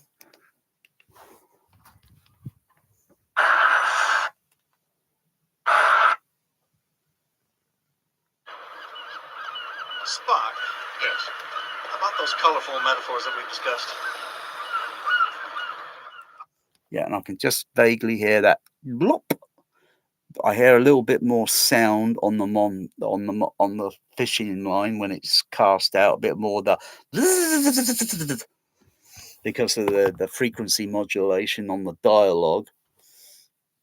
Though the dialogue level's pretty high versus the background sound in the center channel with most of the ambient sound of the harbor, the San Francisco sound. Well, it's probably not even, well, maybe, because because sound effects. What is the film industry? It's to manipulate and bullshit, imagination, illusion, create illusion, and then television comes along and creates bullshit, or maybe something different. Maybe not too much bullshit. Maybe I think YouTube, with all the shills running around like Youth Man and all these other guys, and that guy with the blurring sub bass, fake sub bass blurring, 33 inch. That's bullshit. It's basically he's bullshitting everybody, and everybody's believing, wow. Yeah, so they go out and buy those sub bass speakers. Or hey, can you make me the same one? Oh wow, oh wow. And they're going to get a big major disappointment when they put it in their room, do a video. Yeah, it's not blurring. I'm disappointed because it's fake. It's done with Acrobat video sub bass blur effect. Why not? Well, for one thing, you haven't quite got the knack of it. Yeah, I got the knack of it. Spock. Yes. About those colorful metaphors that we've discussed, I don't think you should try using them anymore. I think that sounds okay by just turning the gain level down, but that by turning the gain level down, that's going to take other frequency down that may not be necessary. So it might be use PEQ filter on the center channel, maybe a couple of PEQ filters until I can hear the clarity and the details, the fishing line and the bullshit plop, the float going in the water. Yeah, right. Sure. Especially with all those seagulls flowing around and the wind and the harbour. Come on, you wouldn't hear it. It's impossible. Anyway, I've mentioned it. That. But I'd tell you, I bet most home theatres wouldn't even notice what I'm noticing, including the Youth Man. Yeah. Doesn't that guy ever settle down and watch movies in his home theatre? Because now he's become a shill. He's piling in speakers and things for a review just so he can get a little on the side. That's shameless. I wouldn't do that. I wouldn't even stoop that low. I couldn't care less about reviewing. I've got JBL Cinema PA speakers behind that screen. I'm quite content with that. That is what it should be. And they're cheap as chips, but no, not really. I'm telling a lie. Because you go on eBay USA, crying out loud, you couldn't even get those speakers that I got behind my screen very cheap now. They're at least a pair of them still on eBay, and they're about over $1,300. I got these cheaper than a whole 5-screen, cheaper than an M&K 150 speaker, I think it is, and I think you just get a single speaker and it's about nearly $2,000. Crying out loud. The cab boxes were so cheap. The cab boxes were that's got to be a misprint. The cab boxes that price, and I thought, okay, I'll buy the cab boxes from this guy, and he delivered them to me because he wasn't going to post them because he was afraid they will get damaged. And I paid him a little extra to come down about 200 miles down to Bournemouth and delivered them to me. And I thought, bloody hell, look at the size of these damn things. I've got to put that in my room. Is it going to be doable? Because I was thinking I made a mistake. And I thought, okay. But I managed to fit all 5 of them behind that screen.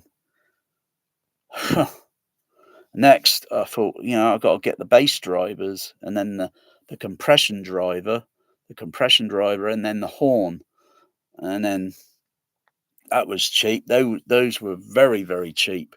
But now you can't get those components very cheap on eBay now. The prices have gone up because of the stupid COVID bullshit, which was bullshit. That COVID and the vaccine and all that was bullshit. How the heck did they come up with that vaccine in a short time? Like a friend said to me, 4, 5 years, yeah, I think that might be plausible, but in less than a year, bullshit. It was all planned. It was bullshit. Anyway, what the fuck am I talking about? JBL speakers and vaccines and bullshit. What the fuck am I talking about? I've completely forgot. Completely forgot. Vaccines, bullshit. JBL. Oh yeah, prices. The prices. Yeah, so it's elevated. The prices were normal down here, and now they've gone up there, for crying out loud. It's only once in a while, on a blue moon, you're going to see some JBL Cinema PA speakers very cheap on eBay. And I'm not changing mine. I can't fit in the classics 4675A. If I had, I could put 3 of them in, no problem. But I can't put 5. They won't fit. The enclosure base cab is just a little bit wider than the bass cabs that I got, plus the HF horn, which is pretty wide, which is about 3 foot square. And there's no way I can fit 5 of those behind that screen. I could, if I didn't have this chimney breast, if there wasn't a chimney breast, I could have that projection screen going 10 foot 5 inches across the room, and then I could put 5 of those speakers with a little spacing, with a tiny little bit of spacing between it, behind that screen. Not that screen, but behind the projection screen.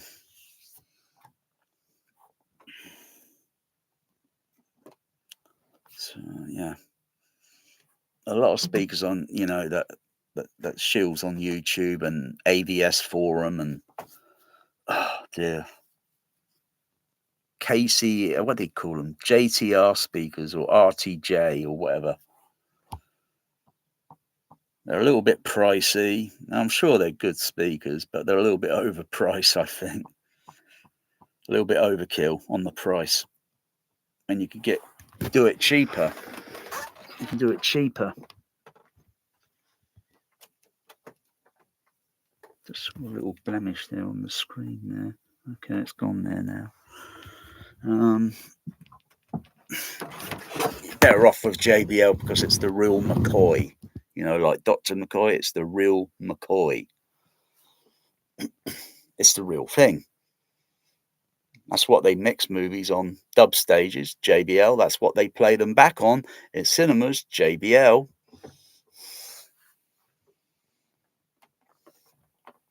Not JBL synthesis. I wouldn't even touch JBL synthesis speakers. They're too small. They're not the real thing. Though some of the components that go into JBL synthesis are found in the professional versions. But yeah, JBL synthesis, they aim that to the luxury home theater. It's not luxury. I'll tell you that straight. It is not luxury. It's bullshit. You can go to a flea pit cinema, and it's got all professional. It's not luxury. It's still a flea pit. I think the Odeon BH2 down at Bournemouth is a flea pit because it is terrible sounding, deafening. Christ's sake. Oh yeah, there's another scene in Star Trek that I want to just check out. nuclear vessels. I like the way the sound effects are moving around. I wonder if I can just hear those sound effects easily.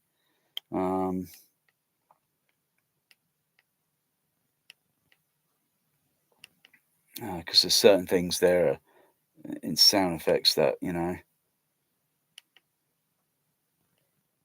Okay, I think it's coming up.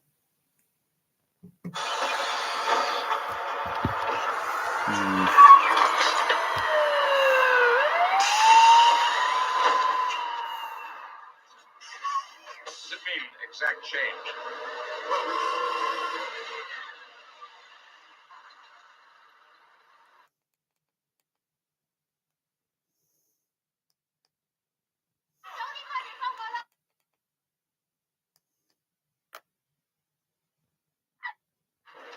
Did you find it? Yes, under U.S. government. Now we need directions. Okay, play that again.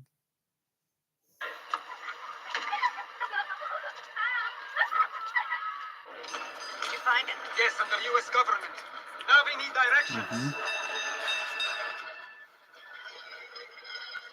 So I heard someone running across, running.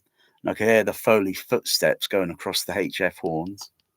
I could hear the police radio. Where's the police radio? Can you direct me to the naval base in Alameda?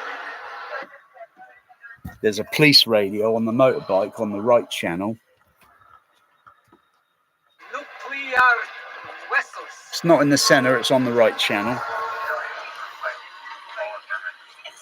Oh, excuse me. We are looking for nuclear vessels. That's moving there. Can you tell me where the naval base is in Alameda? We're looking for Hello, we are looking for the nuclear vessels in Alameda. Could you tell me where? Can you help us? Please, we're looking for the naval base in Alameda. Could you tell me where the nuclear vessels are? Ooh, I don't know if I know the answer to that. I think it's across the bay in Alameda. That's what I said, Alameda. I know that. But where is Alameda?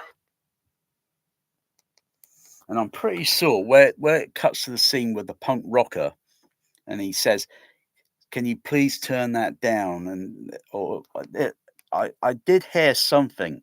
This is going back decades. I'm talking decades. Where's Alameda? Just where in the future the things we can't accept. Let's just push the button. We'd be better off dead. 'Cause I hate you. And I'd be afraid you. Right. There's something here where he does it, the gesture with his lips. Captain Kirk, or William Shatner, he's so awesome. And he's just about doing it with his lips. I heard this on. I can't hear it on the soundtrack on this film mix here. I can't hear it. I don't know where if you heard it on the 70mm or if it was on the 35, maybe on the 70mm. I don't know. But I did see a scene of this back in the 1980s, 86. It was on TV, and I can just hear this sound of going, but I can't hear it on this. It's not on the laser disc, and because he does a little gesture there with the lips, like, "Can you please turn it down," sort of thing. So that's what I can remember going back to 1986. So what there was many advertisements and interviews, and then they show little clips from the movie. So whether any of those clips are on YouTube, because this would have been from USA, and then they fly it over on the plane and they play it in the UK on a TV show and such. That's what I can recall. I'm not bullshitting. He made a little, and I've been struggling thinking, have I got, is there something in the punk rocker music that's masking the sound? Yeah. Or, yeah, but he does make that gesture with the lips.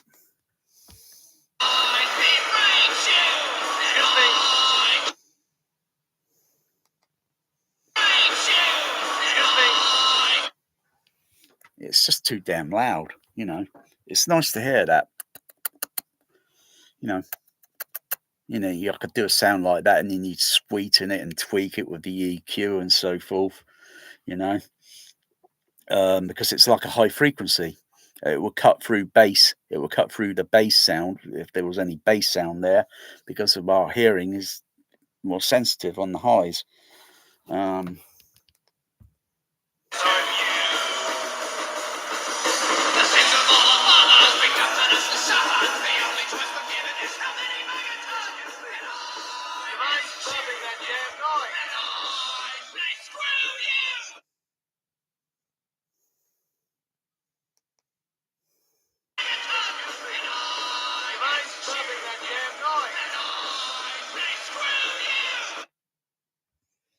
That is bending my ears. I'm just going to check that on the SPL level. That is bending my ears a little bit when the punk rocker turns it up a little bit.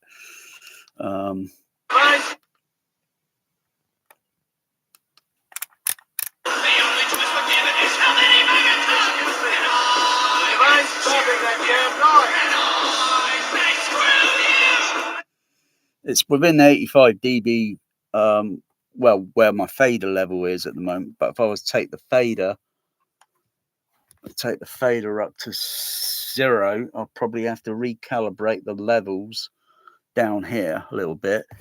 But yeah, as it is where it is at the moment, yeah, it's almost 85 dB. It is an annoying scene in the movie, but thankful Mr. Spock puts the punk rocker out.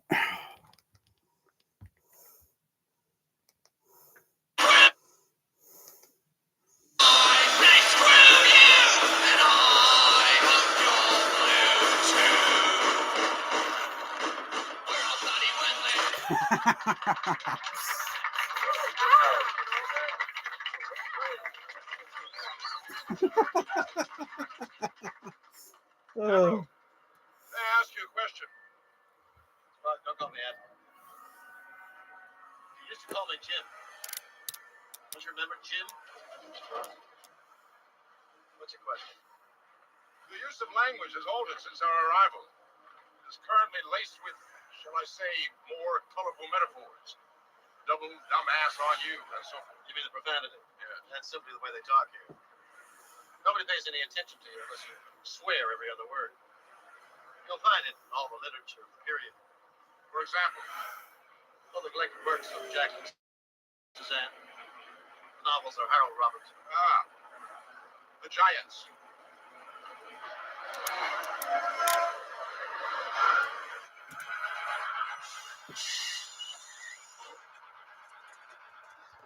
The next showing of The Wonderful World of Wales will begin in 5 minutes in the Ferrari Marine Theatre. Here I go. Morning. Yeah, that punk rocker was bloody obnoxious.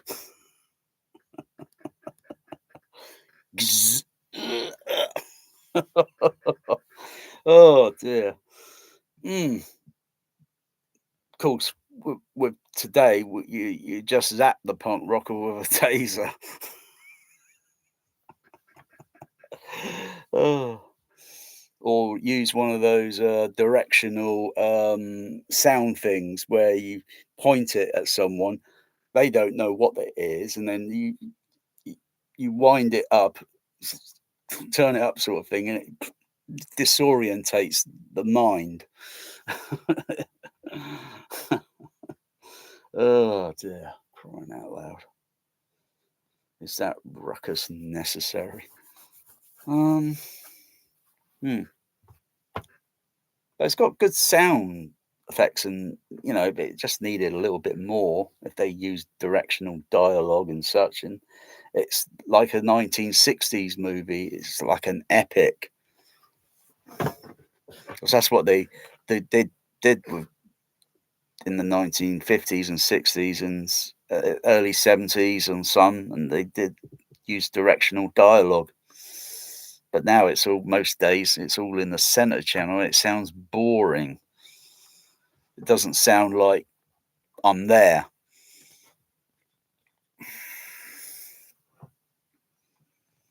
Very few films that use dialogue pans, or very like some of the Star Wars ones, the prequels. Used very little dialogue panning sound in it. But it got to, I think, I think Attack of the Clones, it used a little bit more. Revenge of the Sith, a little fraction, so to speak, but mostly centered. But you only hear some sounds, dialogue panning, where you could hear some. Now we must go before more security droids arrive. You've got Palpatine walking off, and you can hear the voice. I can hear the voice going from the center to the right center to the right channel, and then he exits, and then the scene cuts round, like I say, exits over that way, the voice, and then it cuts to the next scene where it's his voice and the Anakin are on the center channel again, because that's where the camera is looking down at them. But it would have been better with more directional,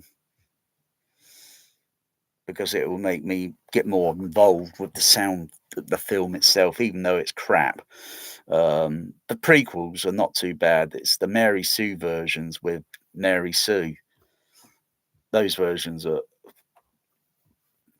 I've only got one of those crappy movies, and so what do they call it? What was it? The Mary Sue Awakens. Yeah, the Mary Sue Awaken.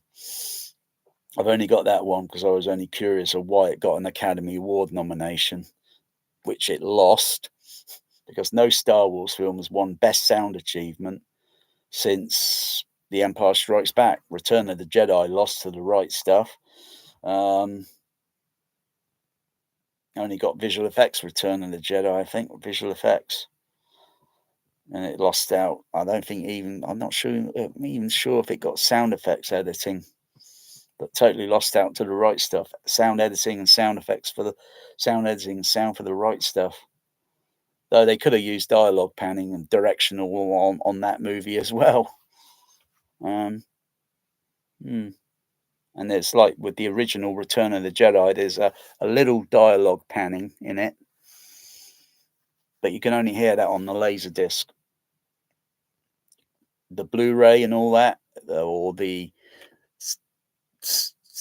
definitive Laserdisc version, that's where they started messing around with it a little bit more. And then the dialogue pan, where Princess Leia is on the dialogue pan, and Captain Han Solo dialogue pan, it's all put in the center channel.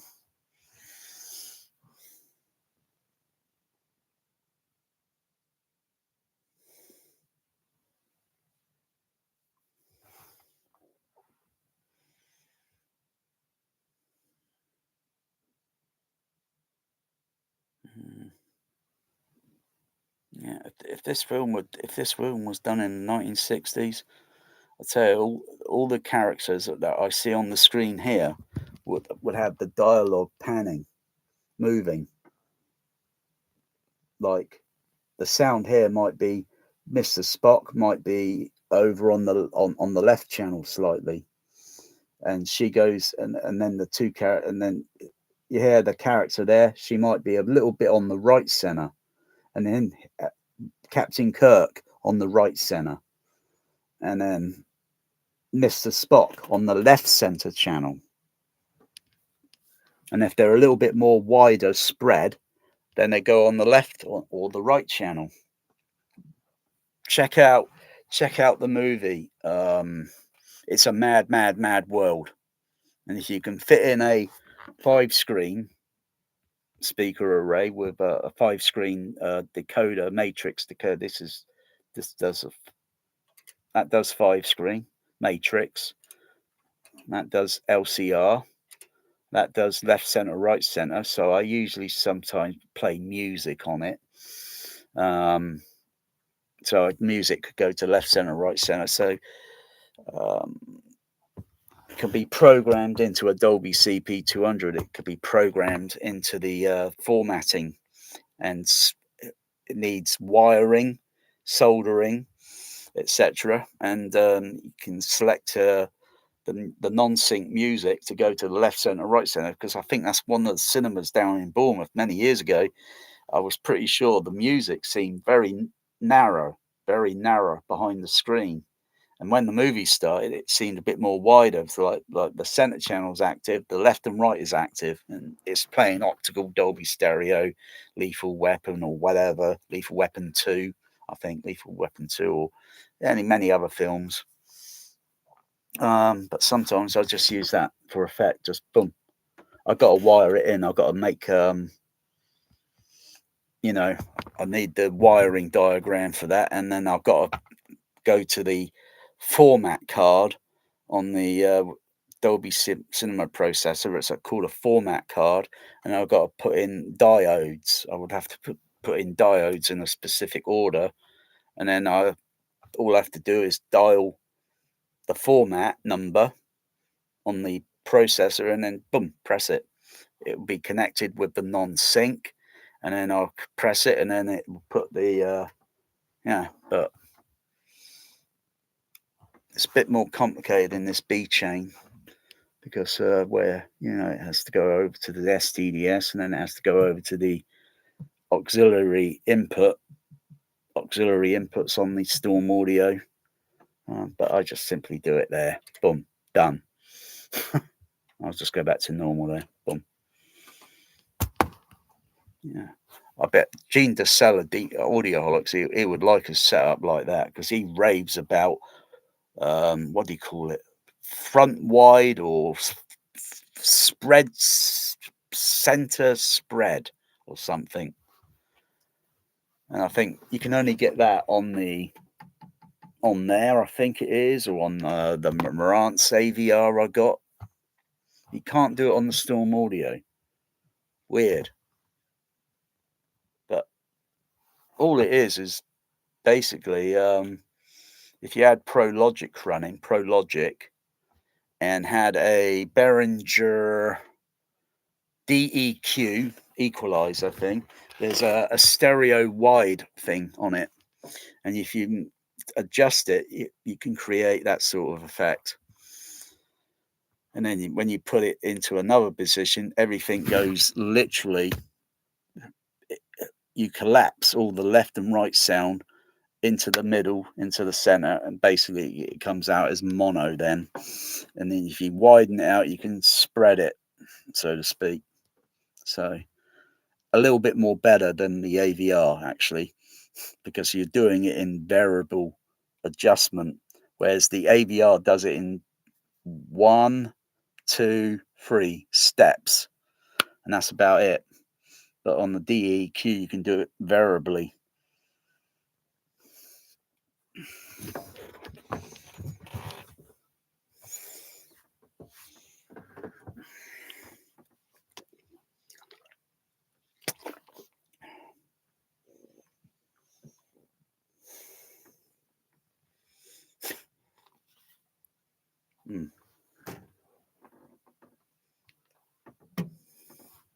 Thing was it? Because if that's all, I'll be real disappointed. I really hate that macho stuff. Iowa. Oh, landlubber. Come on, what the hell were you guys really trying to do back there? It wasn't some kind of macho thing, was it? Because if that's all, I'll be real disappointed. I really hate that macho stuff. Can I ask you a question? Go ahead. What's going to happen when you release the waves? You know the thing I can't stand with this scene? The camera is on the outside of the vehicle. How in the world can you hear dialogue through a sheet of glass that's about that thick? How in the world can you? You wouldn't. It's impossible. But they do this cliche in films, and it bugs me to no end. I can't stand it. You know, and then it cuts from the outside, and it cuts to the interior and it's still the same dialogue level. You know, it's like it would be completely muffled behind that glass. It would be completely you'd hear the engine slightly in front of you, but you wouldn't hear that. You wouldn't hear them talking. You see the lips moving, but you wouldn't hear them. You wouldn't hear them. Unless the vehicle is unless the engine's turned off and the vehicle is standing and they're raising their voices up, yeah, you'd hear it, but it would sound muffled. It wasn't some kind of macho thing, was it? Because if that's all, I'll be real disappointed. I really hate that macho stuff. Yeah, I really hate it too. Some kind of macho thing, was it? Because if that's all, I'll be real disappointed. I really hate that macho stuff. Can I ask you a question? Go ahead. What's going to happen when you release the whales? It's like cutting in close, but it's still on the outside of the vehicle. It's like it's like the vehicle doesn't have a windshield.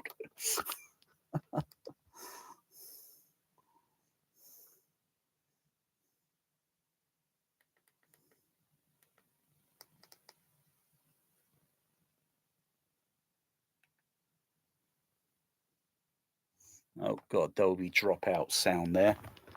Storm Audio's dropped out on the sound because I'm shuttling it back and forth and it's dropped out on the sound. Let's see if I can re-engage it by using the HDMI. Switch over to the HDMI. Switch from the optical over to the HDMI. See if it re-engages. Nope, doesn't re-engage. Switch it back to optical. Nope. Basically, got to turn it off. Wait a couple of seconds. Yeah, the Storm Audio. Yeah, sure it works. Yeah, sure it works. Don't have that problem with the Denon or the Marantz or the Onkyo. Yeah, sure it works. Okay, let's turn it back on again.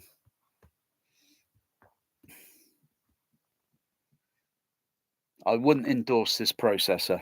I wouldn't endorse it.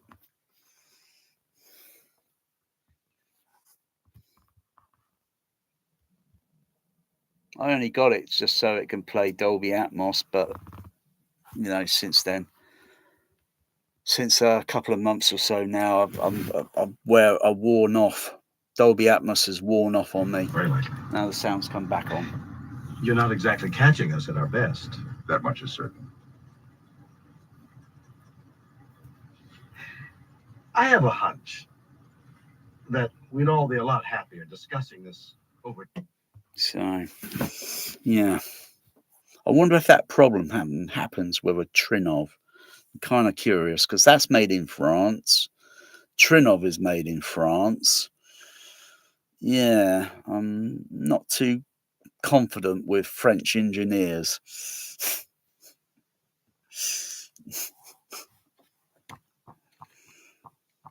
Oh dear. I could just simply uninstall all that and sell it. Try and get as much back on it as I can possibly could, because there are Atmos app fanboys out there. They don't really care as long as it says Atmos. They don't give a damn, even if it's a old movie with a fake Atmos upmix. They don't give a damn. And I'd rather just put this bloody Denon back in place because this dropout sound on the is bloody annoying. I don't get sound drop out on the DTS. If I use the DTS, I could play the laser disc back and forth, back and forth, back and forth. I don't get any sound drop out. The only thing that comes up on the display on the DTS is a fault indication, and all I have to do is go onto these keys here, make a little adjustment, and re-enable, and the fault light goes off, but the DTS stays on. If I jog shuttle back and forth on the Storm Audio, the DTS sound will cut out because it thinks, the signal's not there. The signal isn't there anymore.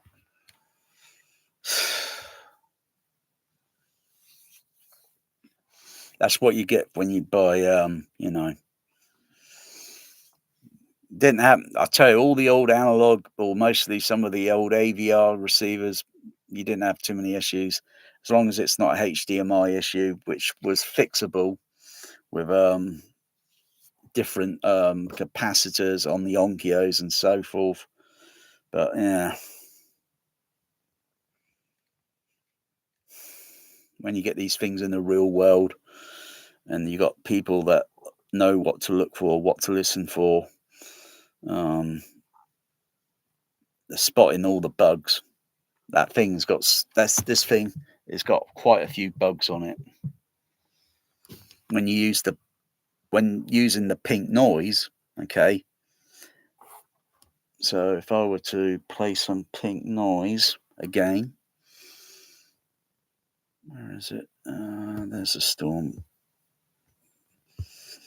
Go back into it.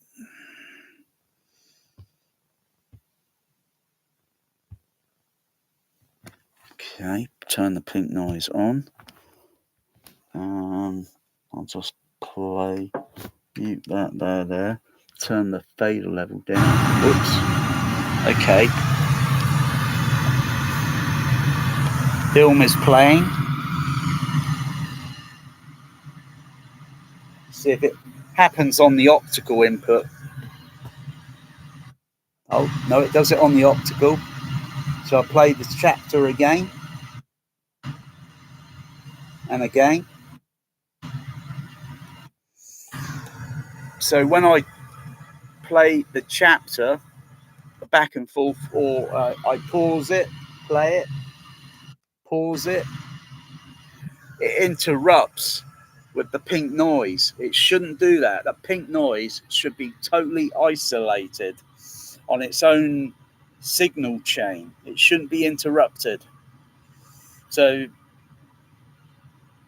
that's French engineering for you. That is French engineering, which is crap.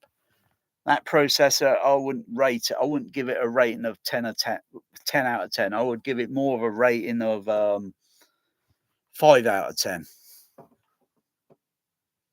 It is poor. It is absolutely appalling. And I'm stuck with a fucking lemon. But I know how to deal with the fucking lemon. Most other people wouldn't know how to deal with a fucking lemon. So like I say, I play it, pause it, interrupts with the signal with the pink noise. Play it, pause it, interrupts with the pink noise.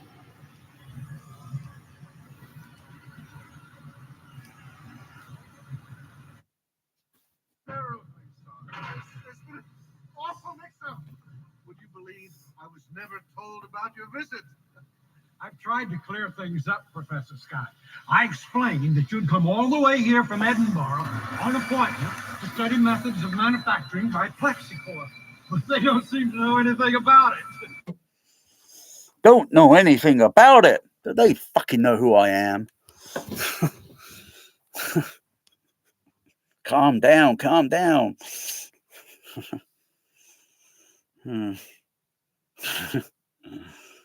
What did he say? I want to see the, what's it?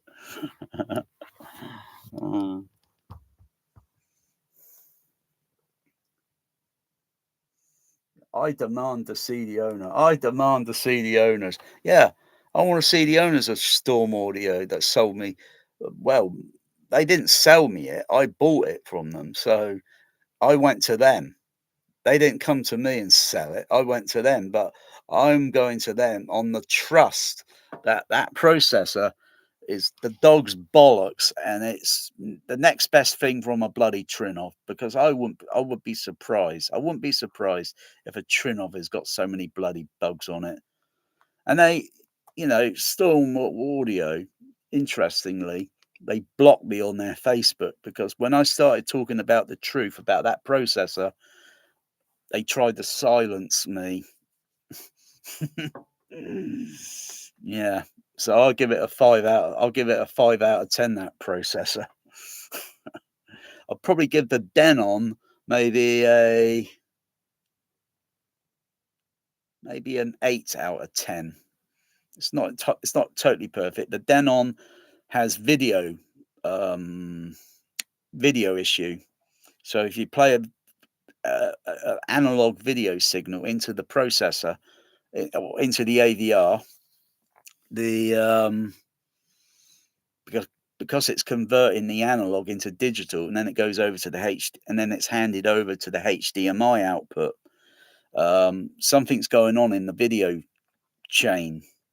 So if I play a VHS back and forth or visual search, the video signal goes black. It cuts out. It shouldn't do that. It should stay on, regardless. If I'm jog shuttling on VHS, Laserdisc on Laserdisc and going back and forth, sometimes the video signal again it goes out. It shouldn't do that. So I would give that, the Denon that rating, and then I'll give the Storm Audio. Though the Storm Audio doesn't have issues because with the video, because the if I play Laserdisc, the video signal's got to come from up here, and then it's got to come down to here on the HDMI output from here down to here on the input, and then the Dolby Stereo signal, therefore, which I'll hand over to the CP200. I may use the DSU sometimes, but very rare. I would hand it over to the CP200. The optical inputs or the such for the laser display for Dolby AC3 and all that's connected onto the Storm Audio. And no, I do not have any audio sync problems because they're two different things running, and I don't have any audio sync issues. I would expect to have some, but no, not an audio sync issue.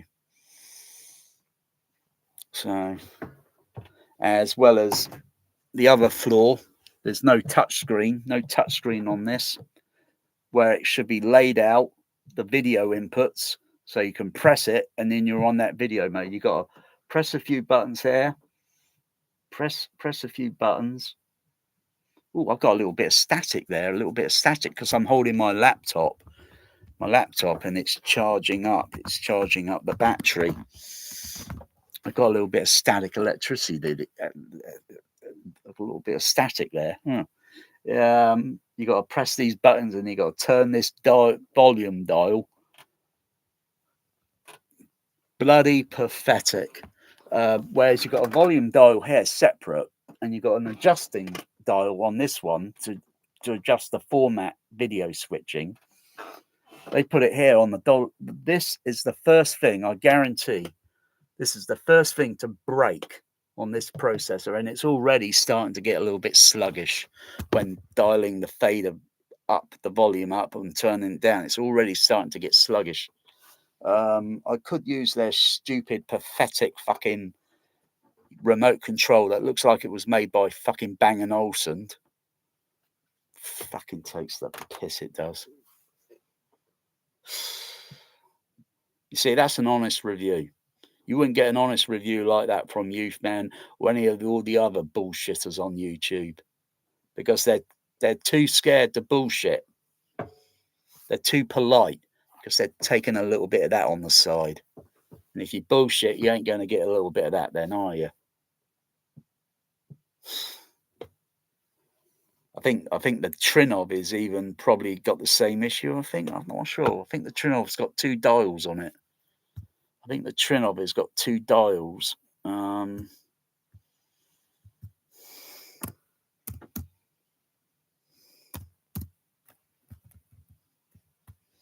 think it's got two dials. Trinov 32. Yeah, it's got two dials on it. So you got one dial for selecting formats, and then one dial for the volume.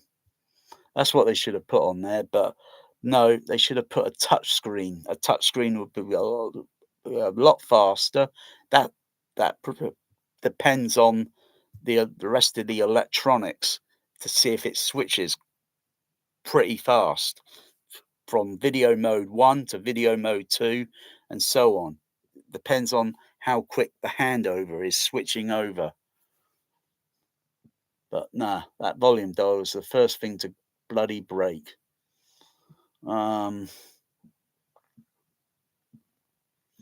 There are other processors where, you know, where they just use a volume dial and they use it additionally to change and, you know, but no, that's the first thing that's going to break on there, guaranteed. And even though it's still under guarantee, that processor, I think it's 5 years, I think. And it's already starting to fail. It's already starting to show the signs because the amount of use it gets in this THX Cinema. What? I want to use this pathetic, stupid fucking remote. Fucking hell. I'm too scared to press all the buttons on it. It's this thing. I could literally twist it in my hand and it will buckle. I could snap it easily in my hand. Pathetic. To do that with this remote, the Panasonic, it's a bit hard. But this is fucking pathetic. And you even got a pathetic remote even for a Trinov. You can even take the Trinov remote and literally snap it in half with your bare hands. Though I wouldn't recommend it because you might risk a piece of plastic going flying and hitting you in the eye. But you could... God. Pioneer Laserdisc. Oh, bloody hell, that is hard to break. Pioneer, good old Laserdisc, robust. A Denon remote control with a pathetic fucking wave it around. It's got a sensor in it, and that basically just wears down the fucking battery. Oh, that's pretty hard to break. But I don't want to break the Trinov remote. Otherwise, I've got to get a fucking brand new. But I'll tell you, I move it. Okay. That plastic is literally moving. Pathetic.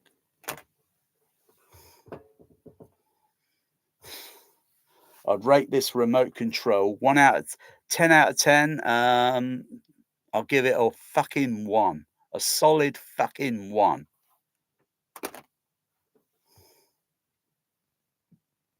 Storm Audio, you take the piss, you do, and keep your fucking Dirac live. Bloody load of rubbish. There should be 20,200 PEQ filters to adjust. Not a little, just over 600 filters. That's not enough. Otherwise, you're using bandwidth on Q bandwidth to cut corners. You got to use all the fucking wasted time.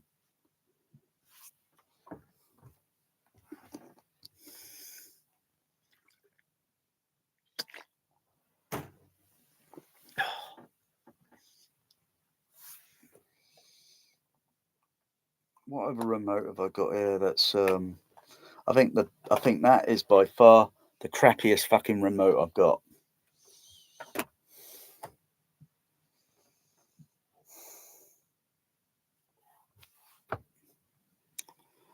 Yeah, well, it's not a case of what you get for your money. It's not a case of that. It's a case of down to the laziness of the manufacturer, Storm Audio and Trinov, making crappy remotes. I'm not sure what the JBL remote control is like for the JBL processor, which is similar to the Trinov.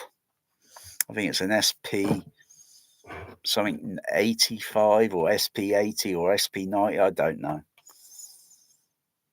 But they look similar. They look similar.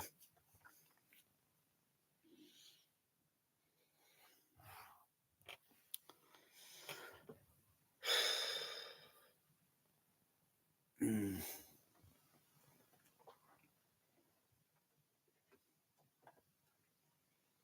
it's not a case of, say, being heavy-handed.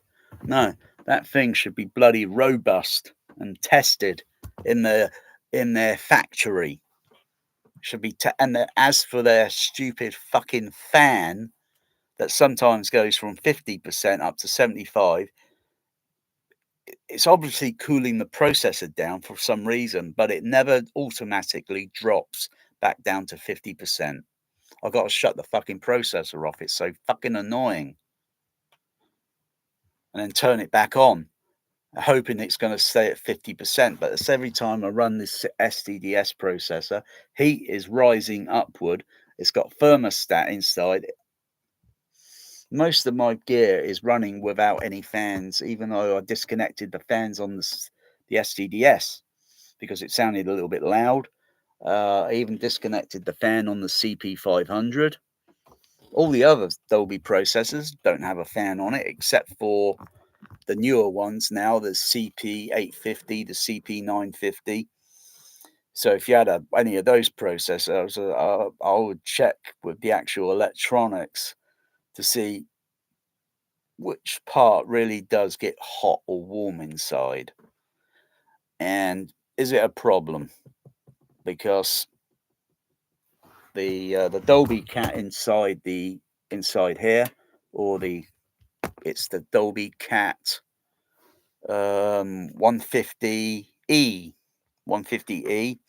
It on the VGA, the variable control amplifiers, where the little transistor thing, those, and there's a little heat sink. It does get bloody hot, but does it have a cooling fan on it? No, it doesn't have. It would be ideal to have a cooling fan just to ease it, but no, it doesn't fail or break. And these are here. These were made back in the 1990s, early 90s. You get today, all these, the Denon with its fans will only be activated when you use it as an AVR with the internal amplifier. When you use it as a processor, it deactivates and switches off the fans, so it will be quiet and silent. I can only hear that barely at 50%. I would rather take all the equipment off this rack, all this equipment, open this processor up, and then put a switch on that fan so I can switch it off. If it gets a bit hot in this room with a heat wave or anything, I may just go to the bedroom and relax, because I got to turn that air conditioner on and off, on and off, on and off, just to cool down the room a little bit. I would just simply think, okay, because most of the other equipment's going to get warm and so forth because of the ambient temperature. But no, that processor used to run quiet. When I put a new firmware on it, and this is, I think this was last year. I think it was last year. I think it was the second firmware that I put on that processor. And then I noticed after 1 hour, the fan speed going fast, up to 75%. It's like it's got AF heart issues, and it's but it's annoying because it's just right next to me here, and I want it quiet, silent. The only thing I want to hear is the film soundtrack. And sometimes when it's up at 75, I've got to turn the fucking thing off, and sometimes I don't have to have this switched on, and that fucking fan goes up to 75% sometimes. I think sometimes when the volume level is turned up to maybe near 0 dB or whatever's playing, and suddenly something causes it to, totally unnecessary. Lousy bloody engineering in building it. And there's no manual way to go into the processor electronically and variably take that 75% back down to 50% or even 40%, because it's not alarmingly hot. There's sufficient ventilation around this processor. There's no ventilation vents on top of the processor. They're located down the side of the processor. So the ventilation vents from the sides, and there's sufficient ventilation there. Sufficient. It's just poorly engineered and a lousy firmware. And I asked other people if they had the same issue with the new firmware. Has it made the fan speed go a little bit fast? They may not know because they probably got the processor in a different room. Yeah, sure. If I put this in the kitchen, but I don't want to put it in the kitchen. I want to look at it, you know? Most people would have the, like a projector cinema. All the equipment is in projection room. And then, of course, oh, yeah, we got to use the bloody remotes and all that. And for Christ's sake, I mean, anyway, I'll get around to it eventually. I'm going to get around to it and take everything off, and I'm going to put a bloody switch on the damn thing because it really pisses me off. Just the fan that's happened to be, because it resonates in the chassis. The chassis, it makes a resonant noise. And I've also checked the fans out. They got a good specification, the fans, but it's just the piss poor engineering of designing it. I would doubt that Trinov have even, not Trinov, Storm Audio. I doubt they've even got themselves a proper anechoic chamber where they put that processor in, tested it to see how noisy it can be.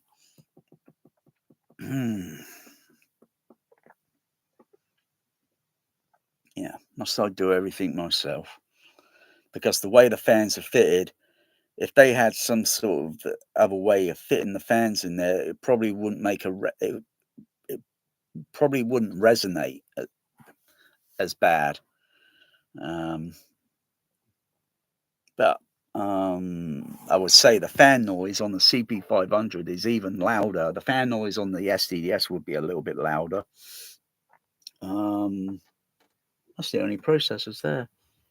And if you run the AVR as with an internal amplifiers, those fans would only turn on when you got very deep low bass levels, or if you got the fader level turn up, and there's mild bass levels in the soundtrack mix, the fans, you hear them going woo, but no, you really wouldn't notice them, because when all the levels, dynamic levels, fade down, the fans fade down, and you don't even notice it. I didn't even notice it on the what do you call it? The Onkyo AVR, the Onkyo, which I've still got. The only time I can notice that is if I mute all the sound in the room, and I can hear the fan sound going woo woo woo with a bass sound. So there's many movie soundtracks, and if they got very loud dynamics in the bass, you could hear it go woo woo woo woo woo woo. But when you got it playing everything in the room, you wouldn't notice it because it's a frequency masking effect. You get a frequency sound masking effect, and you wouldn't notice it because it's a video projector in a room. Doesn't belong in a room. It belongs behind a wall, because sometimes the fans on the video projector can be pretty noticeable, and that's one thing that shouldn't be in the room. They really distract. I think they would be a little bit more obnoxious than that bloody Storm, unless the projector doesn't need a fan and it's got some other means of cooling system. But you need a cooling system, because the lamp itself will get pretty hot.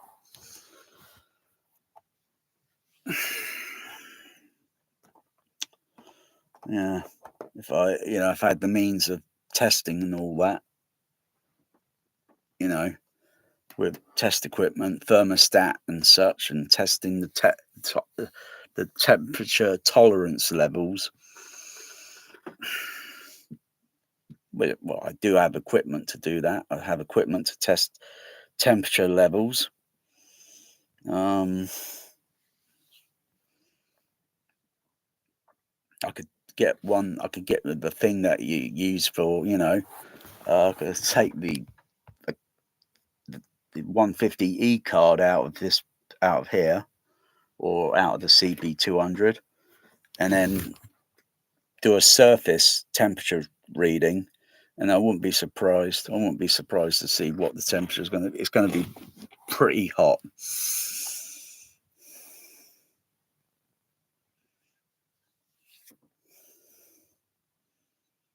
Because when you touch it, it's like, oh, ow, damn, that's hot.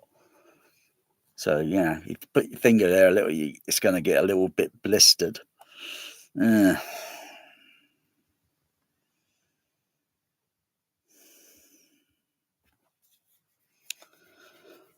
there's a lot of crap on the home cinema market today. It's unbelievable. It's staggeringly unbelievable.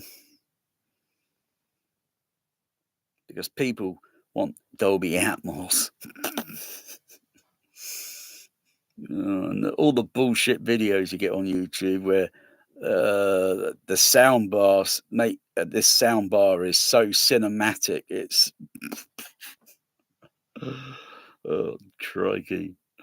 Oh, what a load of bullshit!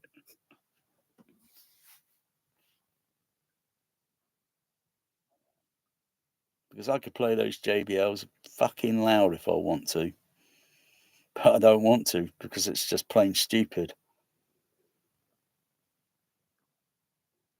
If I play music, it's played at dBA, a comfortable dBA level. The DBC, the bass, and that I can allow for that. It can go a little bit, can allow for that to go to from to up to 100 dBc, or a little bit less than that.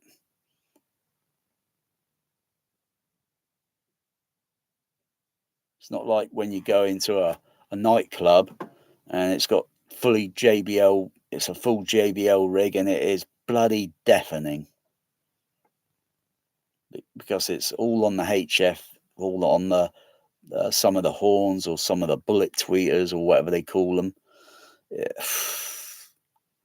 Mostly the middle range, the mid range, because you got people. I don't understand it.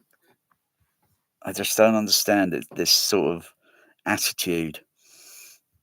If you go to a live concert, you got a lot of people yelling and screaming, shouting and whistling and wolf whistle fucking hell.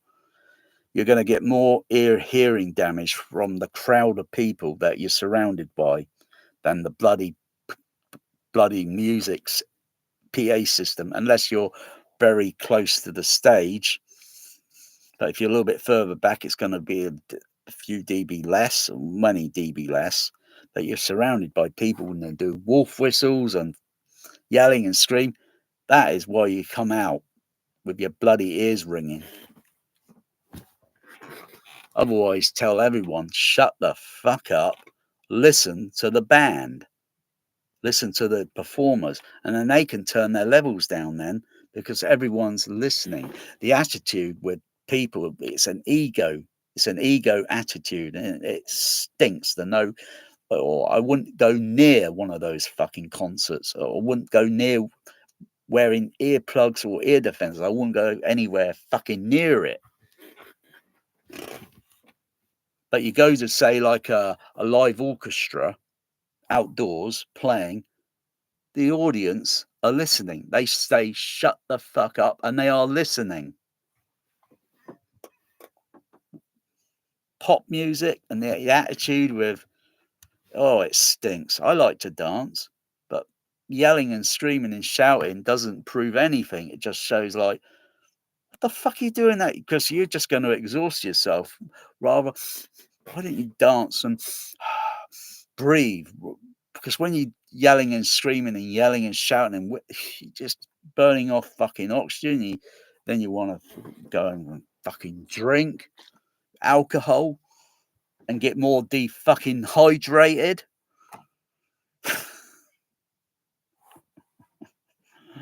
tell you, some people really Really. It's not having a good time. It's not having a good time.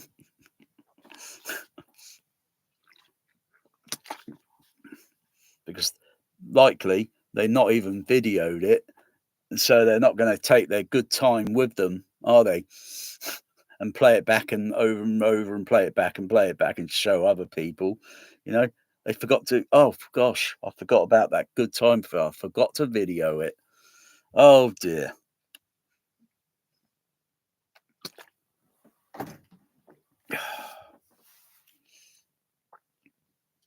Yeah, it's an attitude, ego. Especially nightclubs. I don't like nightclubs are not too bad, but all the clinking of glasses and shit. I used to collect glasses. This was back in the 1990s, I think. Early 90s. I think, or yeah, I think if not late 80s or early 90s, and doing glass collecting. I had to put tissue paper in my ears,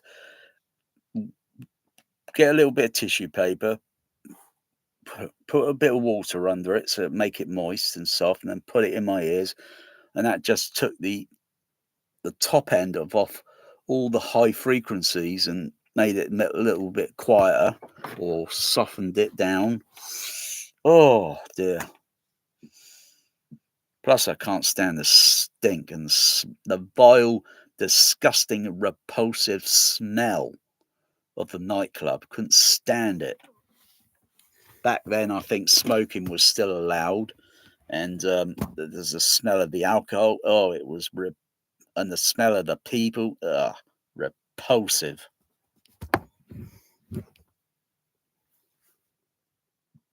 I'd rather smell bad BO than smell their bloody. I had to put up with that for months until I left.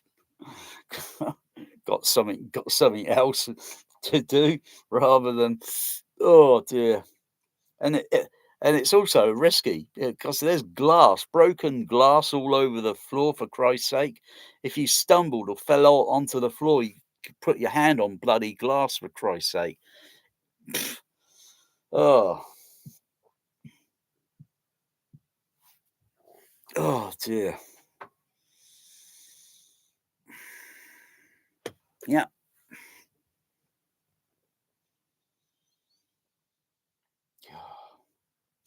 I can't stand the smell of people that smoke. God, they stink. Especially if it's actual cigarettes. Oh, they smell. Oh dear. You only come in the range a little bit, and then you've got to take all your clothes off, put it in the washing machine, jump in the bath, have a wash, for Christ's sake, get all that cigarette smoke off. Oh my goodness. Oh dear.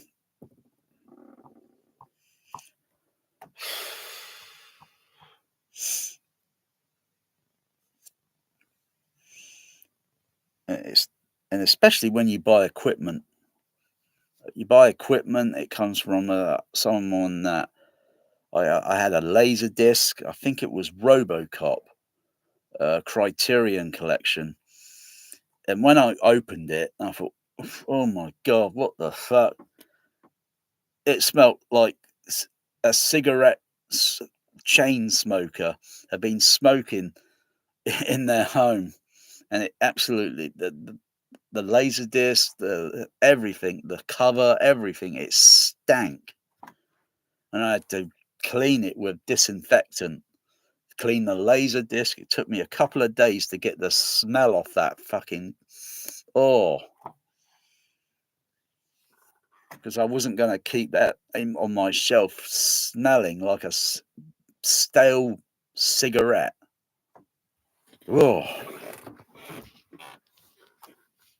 Animals, I don't really notice the smell of animals. So if anyone had animals, I don't even notice it. I like some of the laser discs I used to get from sometime. I brought several times laser discs from the same person, and obviously it was a a she or a female, and it had a nice fragrant smell, and that yes is very welcoming. That I approve. That I would have on my shelf gladly. The scent on it that has faded recently, because that was many years ago. It's faded, but yeah, I'd rather have that smell than cigarettes, for Christ's sake.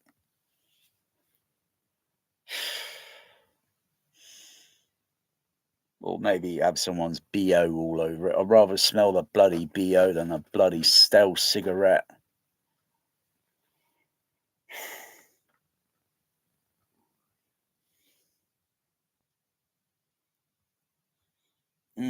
I should be going to bed, but actually, I'm going to stay up just a little bit here. I'm watching something. It's coming down to the T-1 hour in a moment, in a short while. So I'm watching something because I want it. Oh yeah, I want it. Oh, that'll look nice out there and on the that'll look nice. I'm just watching it, and so far there's no other people watching it, thank goodness. So I'll be able to get it at a very cheap price. Oh, look, there's another one. Oh, wow. Oh, this is a reissue one here. I've just noticed this. Oh, this is a reissue. This is yeah, this is probably a 1990s print. Oh, and it comes with the frame and everything. Wow, that's a cheap price. And oh, it's in the UK actually. That one's in the UK. Huh. Well, that's pretty cheap. Huh. Because if I can see that print poster, hang on, what we got here? Click on that. Oh, there's another one. Hang on, wow, is this the same person? La-di-da-di-da. It's the same person. He's got two of these posters. What the blazes? What's going on here? Let me check his, what's it? What's going on here? Oh yeah, he's got two of these posters. Oh, biscuit feeder. And a lot of other stuff here. A lot of other stuff. Oh yeah. He hasn't got too many items. Okay. Well, at least the bidding is not too expensive. But surely, hopefully, I'll be able to get that pretty cheap.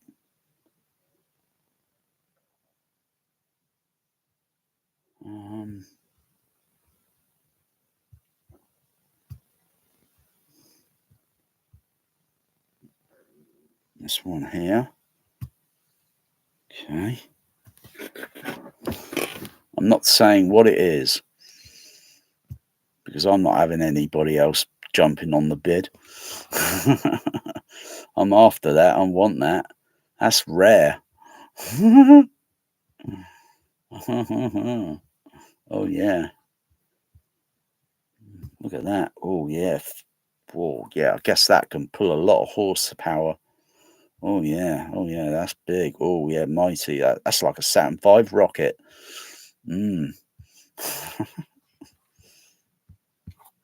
Yeah. That's a pretty naff poster, isn't it? Oh yeah. Hang on.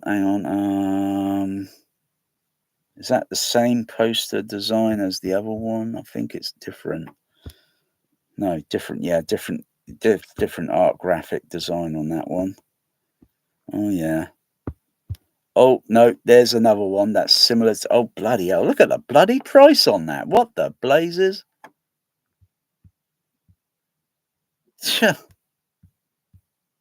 And there's another one. Oh my goodness gracious, that's even more dearer. What are they smoking? Unbelievable. Unbelievable. But this other one here, that's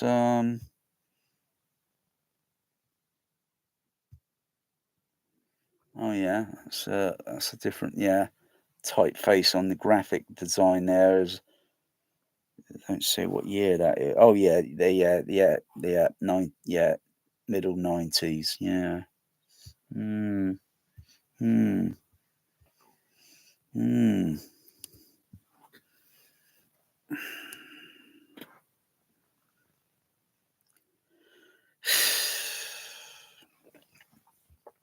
So I'll go to bed when I finish the bloody bidding, which I'll get that pretty cheap. Pretty cheap.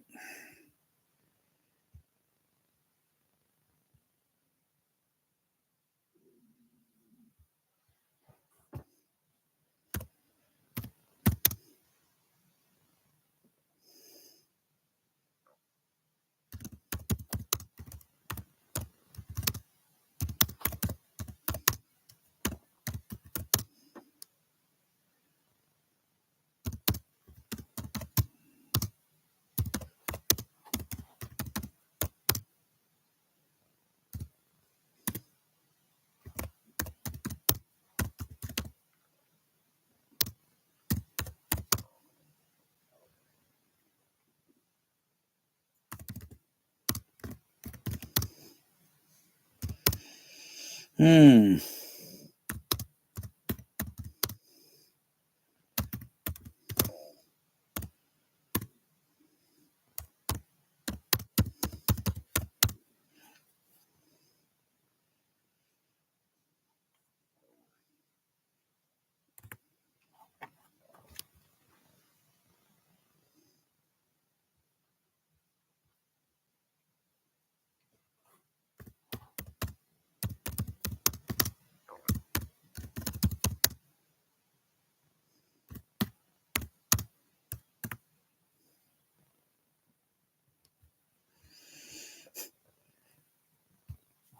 Mm-hmm.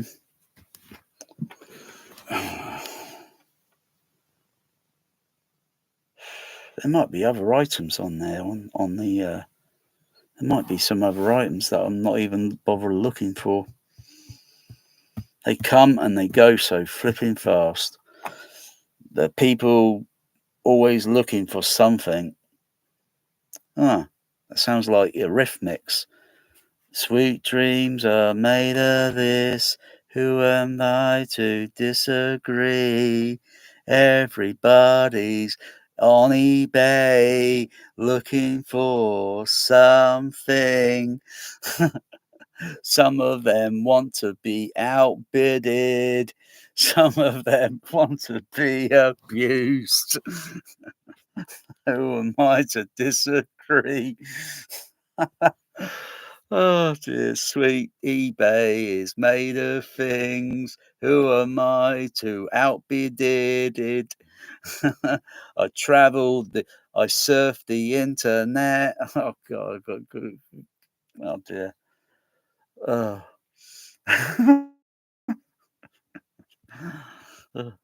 Mm. It's like, or maybe like Tears for Fears. Mad world, mad eBay. It's a mad eBay. I don't mind being outbidded by the next bidder. It's a mad eBay. I should be a singer, but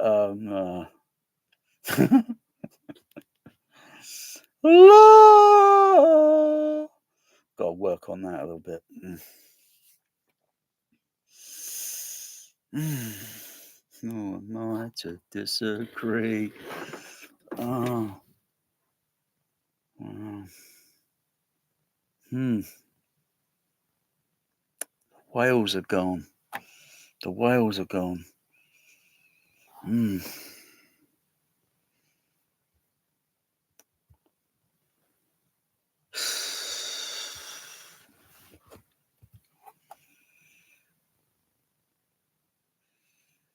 Oh, crikey. Can I speed this up and get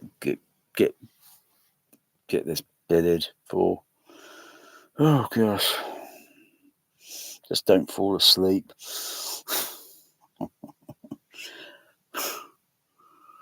Everybody wants to rule the world.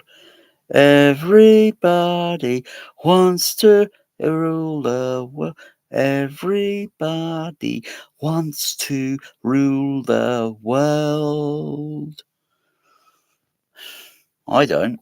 I have no intention to ruling the world.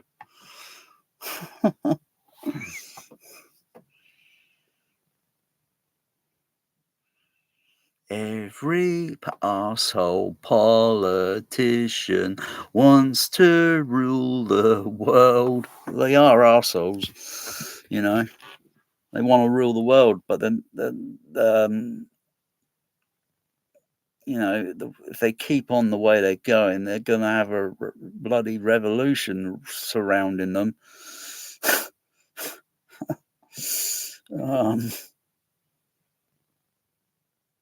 Think about it. Everybody can rule it. Everybody. We're all, you know.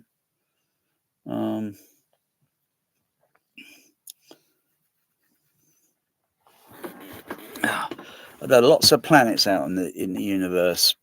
It's just where to find the planets, and then you can have your own planet, and you can go on there and rule it until hell freezes over. Preferably, I'd like to take my cats, and I like to just boom go off to another planet that's sustain the same similar that's here, but no, it's not doable because they're too far away, the planets. Nearest is a few, what was it, a few hundred years journey. I forgot what the name of the planet is now, where they think, because planets move around. You got stars, stars or suns, yeah. And then every now and then something goes past that light, and you think, there's something orbiting, but it's a long way away. And something occasionally blocks the light off, and then the light comes back, and you know there's something orbiting, but it's not within easy reach of journey. It's not easy reach of journey.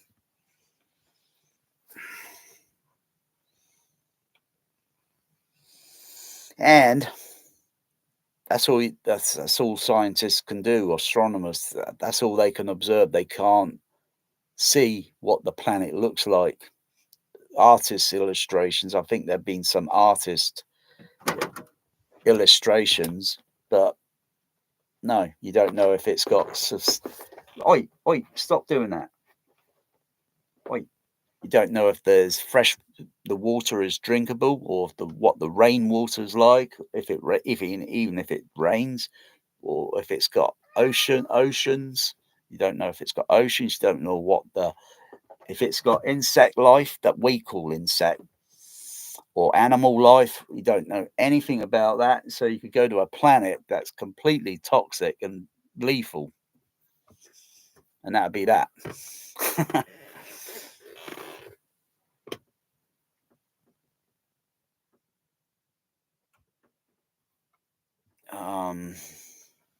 And they certainly won't have cash machines there, and no Disney fucking World, no fucking Stare, no fucking all this shit that we got on this planet. None of that. You got to take minimal stuff with you. Yeah, but anyway, you'll be mostly sleeping the journey, if you even wake up from it. That's if nothing malfunctions, but you wouldn't know about it in any case. And to send a transmission back to Earth would take a long time, and so yeah, and that's providing, of course, that the space program on Earth doesn't go into bankruptcy. Otherwise, there won't be anyone there to listen to radio transmission when they expect it, thinking there should be a radio transmission around this time period. And if they don't get any signal, which of course it's going to take a long time, then they'll have to assume the mission failed. See, it's no point traveling out there. Send robot remote probes to do it, and they'll go out of reach from this solar system within so many decades. There, like the Voyager probes, are about to, their communicate, all their electrical power will go out roughly around 2025, and they'll be completely silent, and yet they're still traveling in the same direction at the same constant speed, 34,000 and 38,000 miles an hour.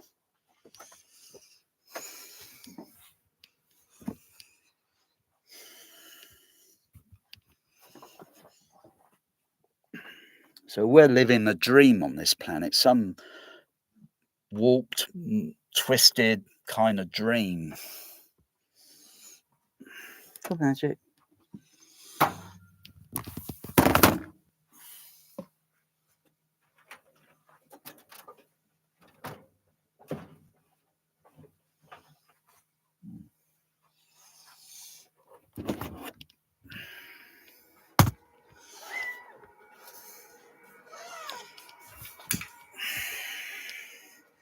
Oh, I forgot about that magic.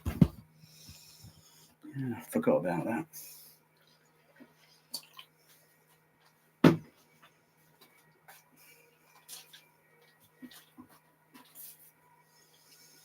What are you doing, magic?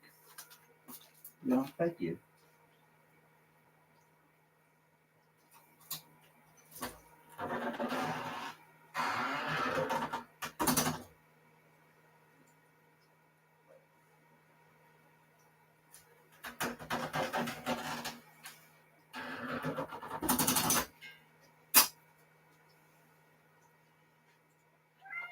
I'm gonna have something to eat. I'll feed you at your regular hour.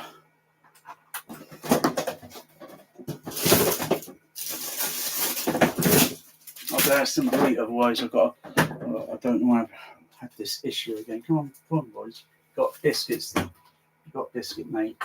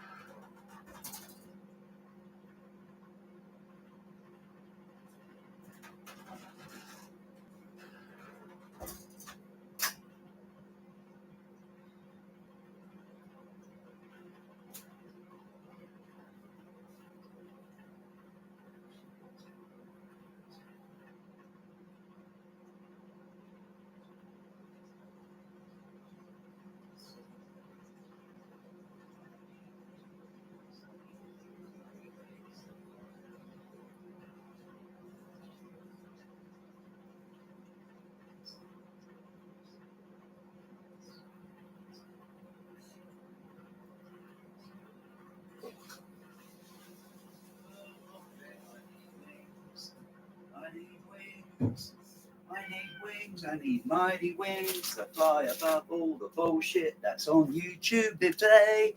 It vexes me to no end. Right.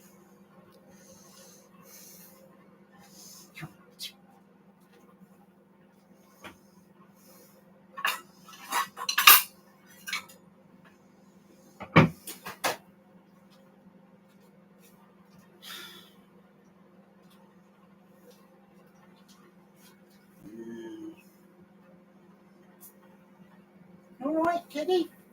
Yes, yes, we're okay. Yeah, we're okay. Me, no feed me. I'll feed you in the morning. Well, later. Come on, Magic. Come on. You only had some biscuits earlier, and the biscuits again. Come on. No, I've got to have a meal. I've got to have a meal. Otherwise, I'm going to have this bloody issue thing again. Crying out loud. I've got to have medication. I've got to eat something. God's sakes.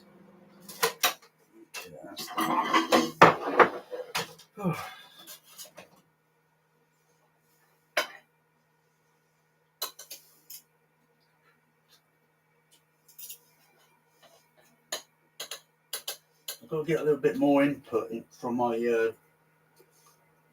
cardiac nurse, Magic. I've got to get a little bit more input.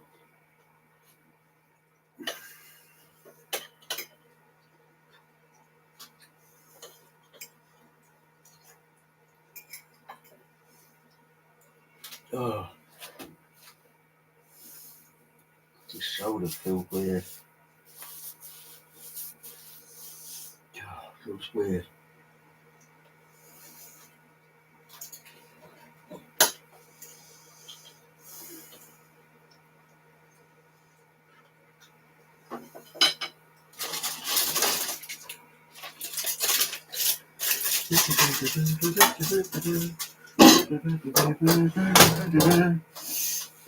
What are you looking at?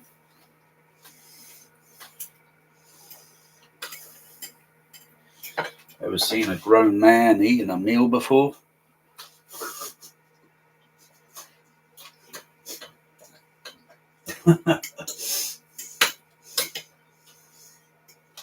Of course you have.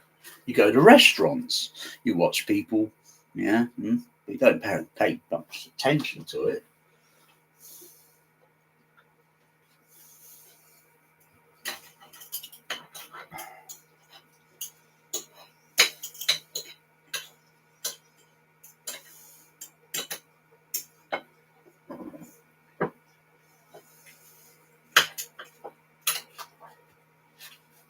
Got that cool down.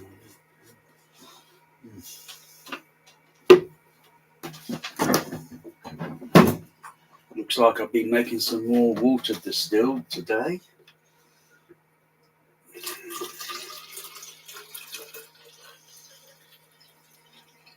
Halt. And add a little, just add a little tiny to make it less boring.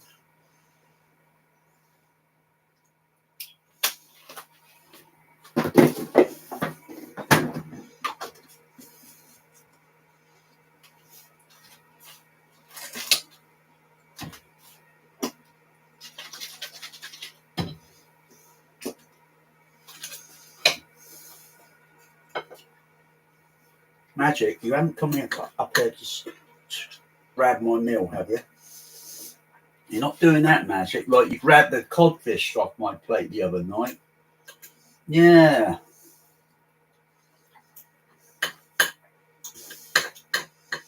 You wouldn't touch this, Magic. It's too hot. You wouldn't touch it unless it's cool. You wouldn't even touch it.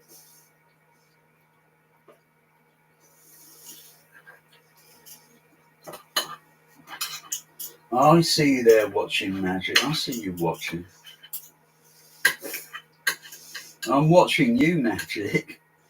No, I see what you're up to. Yeah, licking your paws there, licking your paws.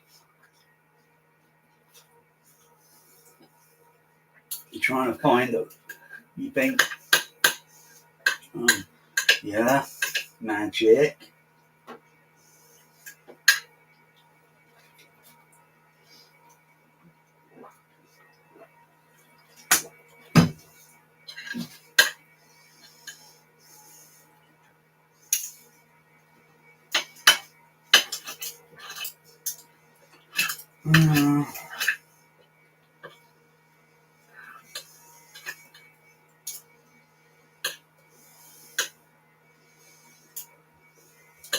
Come on, magic. Come on, down.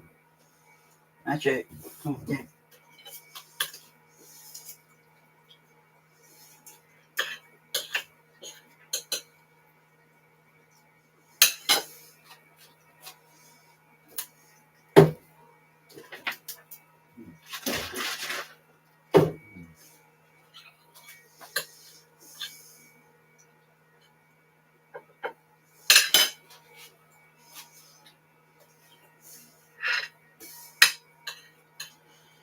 See all the familiar faces, familiar faces. You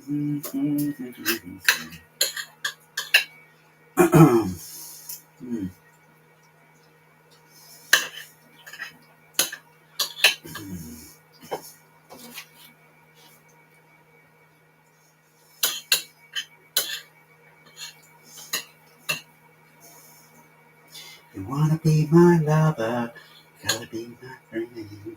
Wanna be my lover.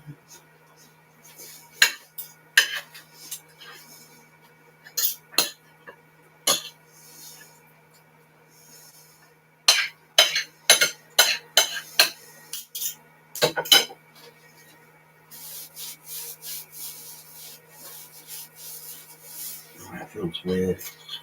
Oh.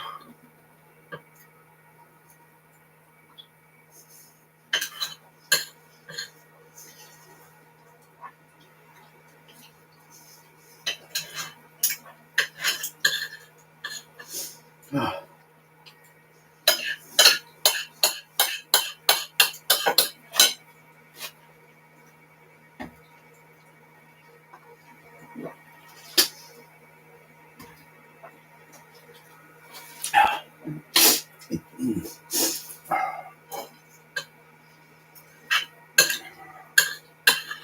Magic.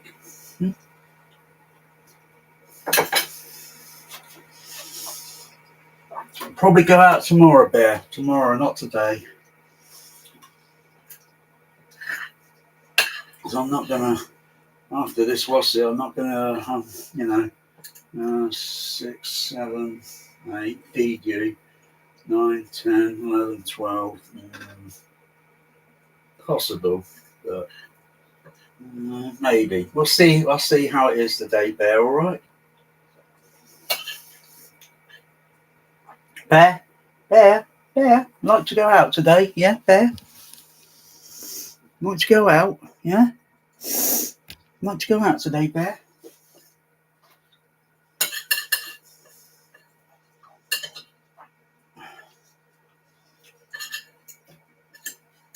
Let's see how I feel. I mean, if I'm not feeling okay, then no bite, no going out.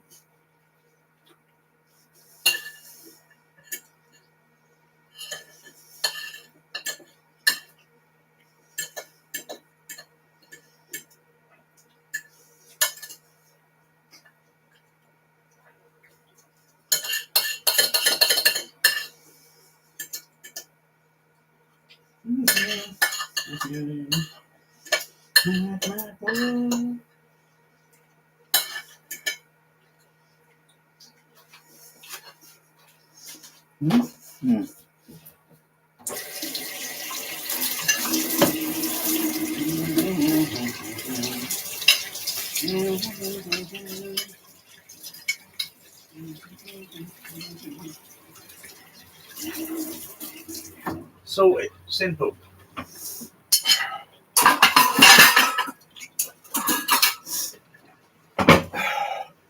Easy peasy. Whoa, that's broken off there. Let's put this back on here.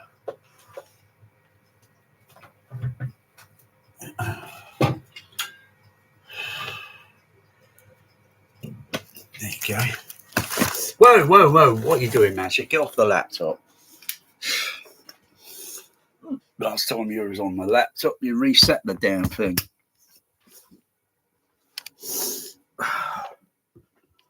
Oh, my God, Jim, we're blind as a bat and out of control.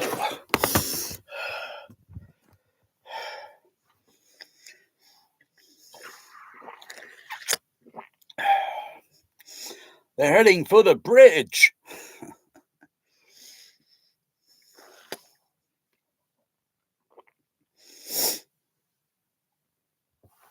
Wow. Keep the nose up if you can.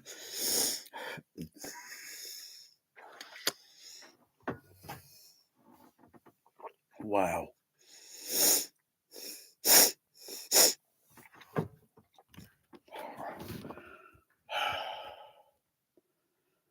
We're in the water. Blow the hatch.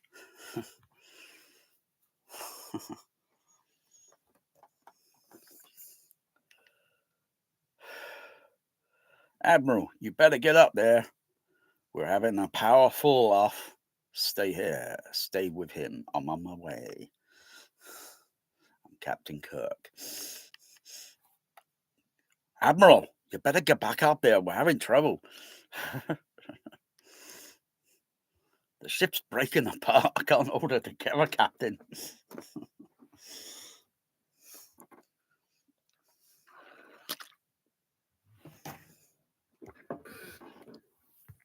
Oh.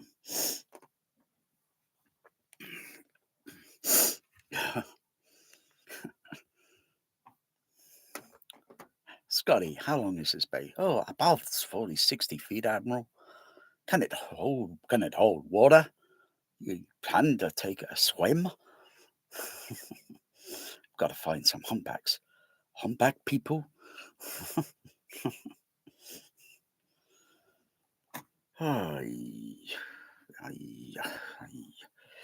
Oh, crikey, come on, get on with this, crikey, I want to go to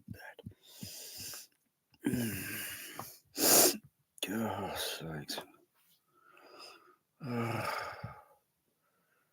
Oh, it's not even T minus 66. It's not even T minus. Come on, T minus. Come on, come on.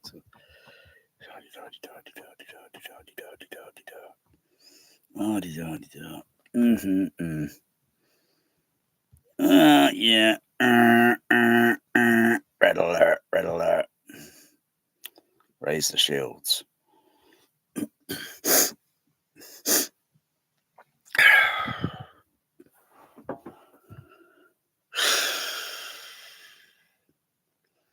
So, what time did I take the medication? Only a couple of hours ago. Okay. So, what was it? 1 o'clock, I think. Was it? So, 2, 3, 4, 5, 6, 7. So, by 7 o'clock, I might start feeling a little weirdish. So, I need 8 and then, 8, 9, 10, 11. So, I need maybe another 4 hours. And I might start stabilizing.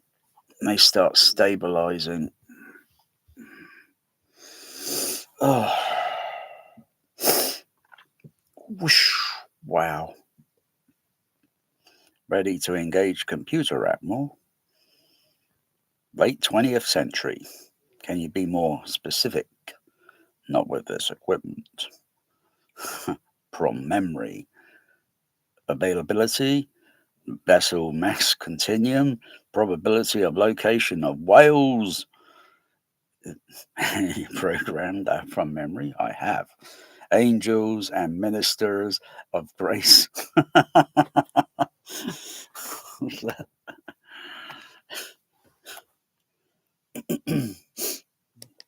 You programmed all that from memory? I have. Angels and ministers of grace defend us. Hamlet, Act 1, Scene 4. No doubt about your memory, Mr. Spock. Engage computers. Prepare for warp speed. Aye, Captain. Aye, check. How does he speak? May fortune favor the foolish. Warp speed, Mr. Sulu. Wow. Warp 2. Warp 3. Steady as she goes. Warp 4. Warp 5, Captain. Warp 5, Captain. Yeah, you. Oh my. Warp 6. Oh my. Warp 7. Oh my. She's shaking. She's shimmering. Oh my. Shields at maximum, Captain. Oh no, that's Mr. Scott. Warp 9. Oh my goodness. 9.2. We need breakaway speed. 9.5. 9.6. 9.7. 9.8. Boom. I'm okay. I'm fine.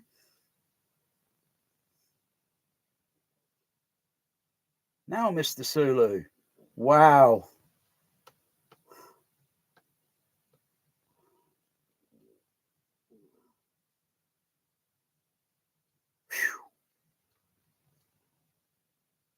Wow. Wow. Total blackout. I should have never left him. Come on. My God, Jim, where are we? It's the human thing to do. Spucky about talking about all the end of hive life. Woo! Woo!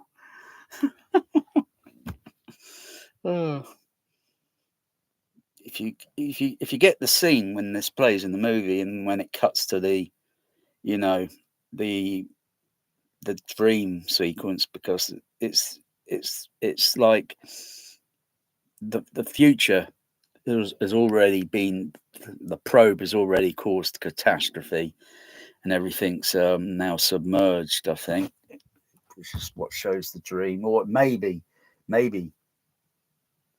and now everything's absolutely flooded and it comes out of the dream. Kind of tears me up, that does, because they're trying to correct and trying to get a signal, so it's a little probe and it's causing such drastic, it's just a little tiny little probe. And it can cause all that havoc. I guess it was really pissed off it didn't hear a sound from the whales because they've all been wiped out. It was really angry and pissed off. So it kind of retaliated against humankind because it's expecting the humankind in the 21st century caused the demise of the whales, but that was the 20th century. So that's basically, the probe is upset and angry and it's punishing. That's my kind of thinking on it, and you've got to get the whales to sing to it and then it'll back off and go away until another probe comes along and thinks it's calling for another species. It wouldn't be the bumblebee, because if it would be the bumblebee, it would be one and all plain curtains. There wouldn't be anything, nothing. It's interesting. Do the whales need the support from the bumblebee? I have to look that up, because I don't know whether the bumblebee can support the whale, or the whale is dependent on the bumblebee.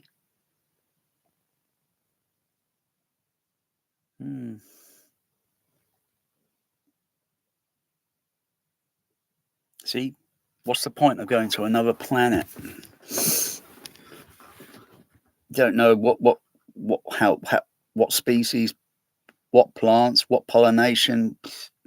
No clue. Absolute zero. Nano.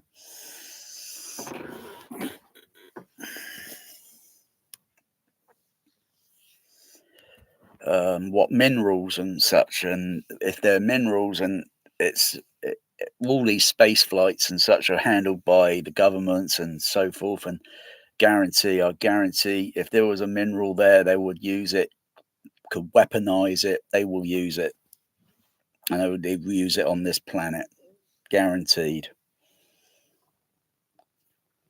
That's what fucked up world we're living in. We're just little pawns on the chess table, and you got all the arseholes, and people continue to vote for arseholes, so they stay in power. It's best not to, and I think just drag them out, because they don't deserve it. They don't deserve it. They've abused it time and time again, and they are not worthy, and they need to be removed from power, or deluded power, because that's all they are, deluded. And they think they can control us. Well, they're so short. They're so oh dear. Oh, you need one, like, president or something for the planet. That's why the president of Federation of Planets. That's why there's like one president in Star Trek.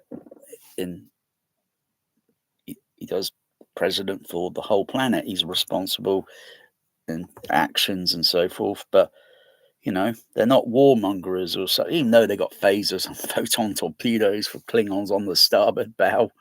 But thank goodness money doesn't exist in the 23rd century.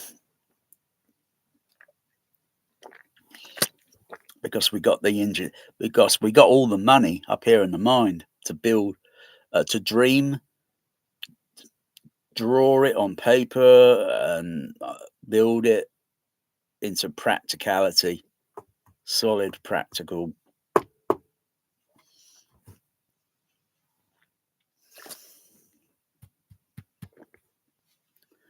What else is going to be new in the future?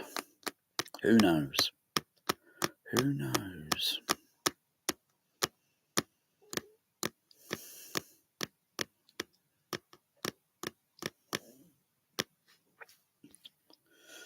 I hope medicine improves a little bit more. I want something for this issue. Oh gosh, it's trial and error of medication. I've been on how many types for my heart medication? 1, 2, 3, 4, 5 types of medication. Trial and error. Gosh sakes.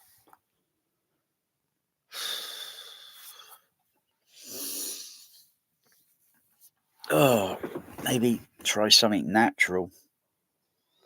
But what?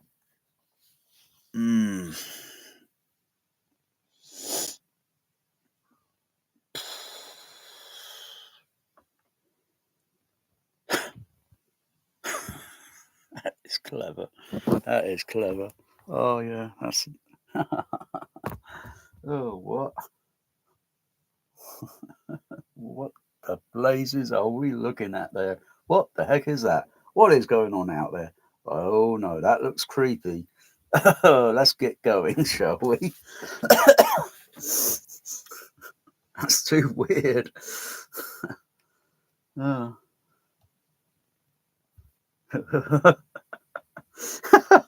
Oh, that's clever.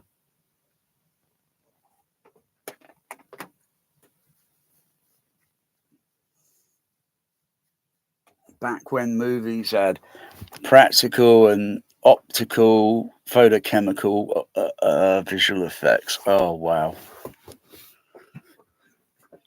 I think if you supply little tools, and then you got to really think with a team, like, how do we do this with practical effects?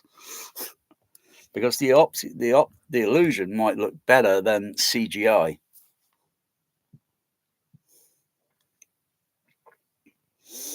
Because when you see, so it looks so what's the word? It just looks synthetic. With models, I can tell it's a model, but so what?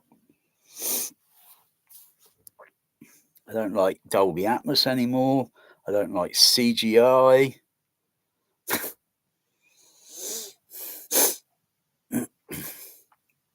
Though some CGI is used in this movie, computer graphics scanning the head, the dream sequence. But nearly all the other effects are all nice and practical, and they look photorealistic.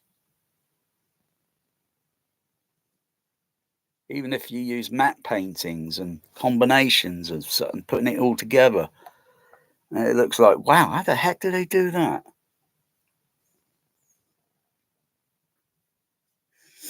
Oh.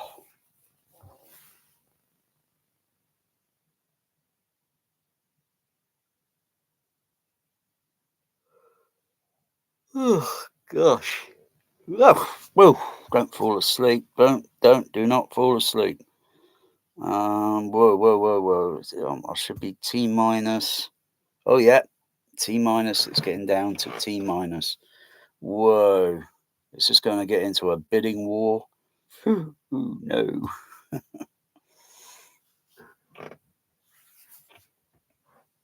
Bidding wars. Oh, they suck.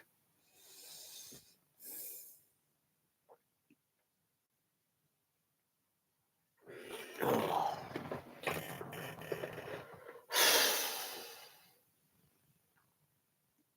Simple logic will suffice. I will begin making use of this map.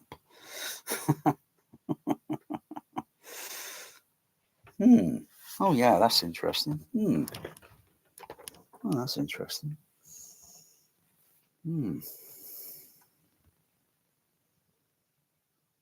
Oh yeah. Ooh, what's this? What? Oh yeah.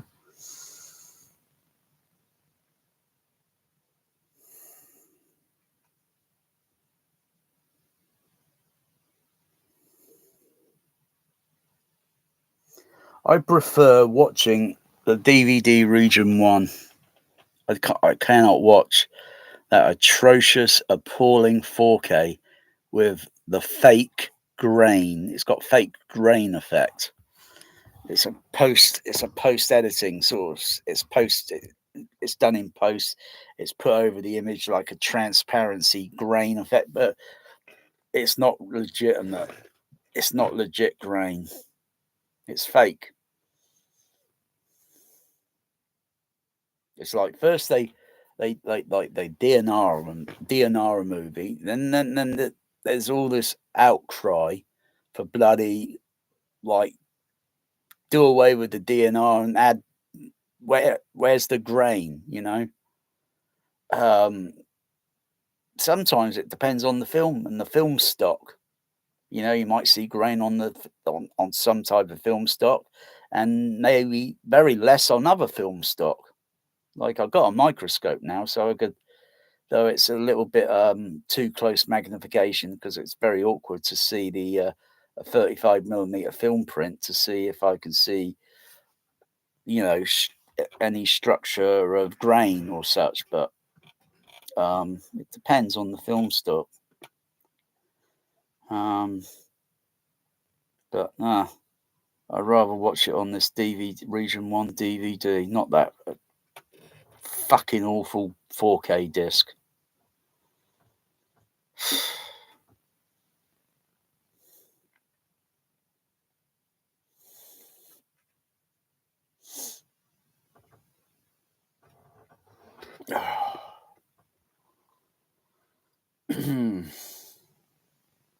Would you mind turns up the volume?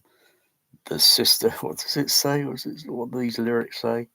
The sister mother. What's it say? Turns up the volume, the punk rocker. The system of our fathers is dumbed on us, the sons. The only choice we've given is now many megatons.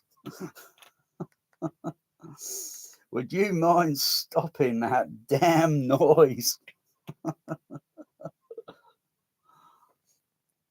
And I say, screw you. What the blazes? I'll give him the Vulcan neck pinch, Captain.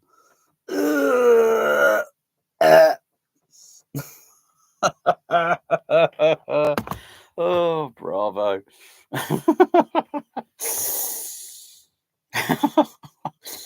It was so brilliantly put into this movie. Oh.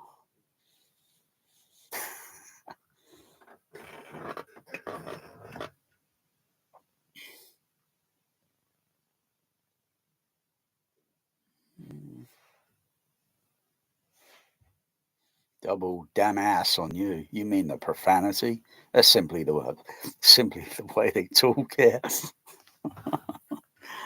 Oh.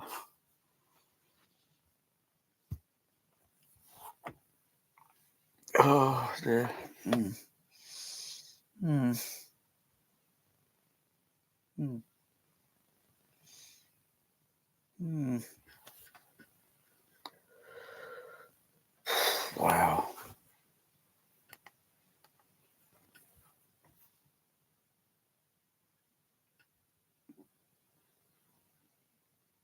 It's clever, that space station in the film. It's clever, that space station.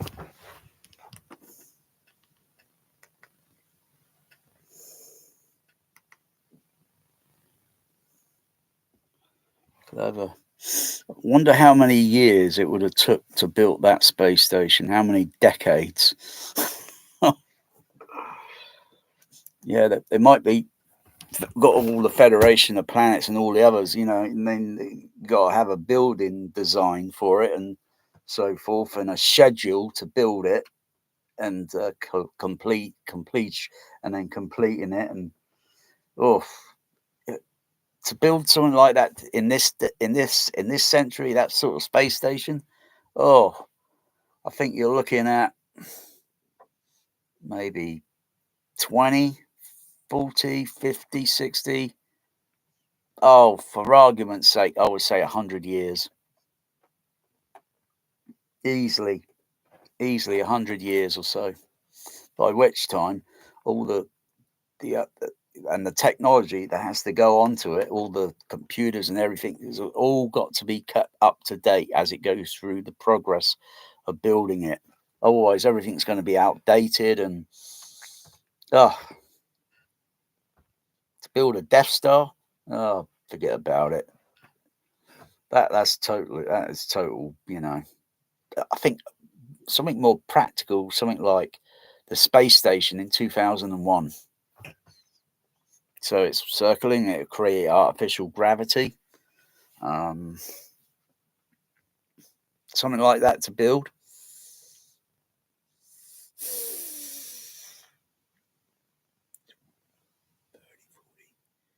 Maybe about 40 years. Maybe about 40 years. Because you've got to build it to the same scale as what is in the movie, predicted in the movie. Otherwise, what's the point? But no one wants to do it, even though it's nothing to do with money. It's all up there. It could be done, but no one wants to do it. No one wants to build space stations on the moon. Oh, it's money. No, it's not. We know how we've figured out how to do it, and money did not figure it out. Money does not figure it out. Oh, yeah, right. Of course, say if someone, for example, is holding someone for ransom and they want money, you know, we'll say, well, we haven't got any money. We got something else. We got a 747. Do you want a 747? No, we want the money. But a 747 costs a lot more than your offer. It costs a lot more money than what you're asking for. Oh, no, want the money. What? We're offering you a 747, brand new. It's made by Boeing. Oh, we got a 737. Oh dear, that's not funny.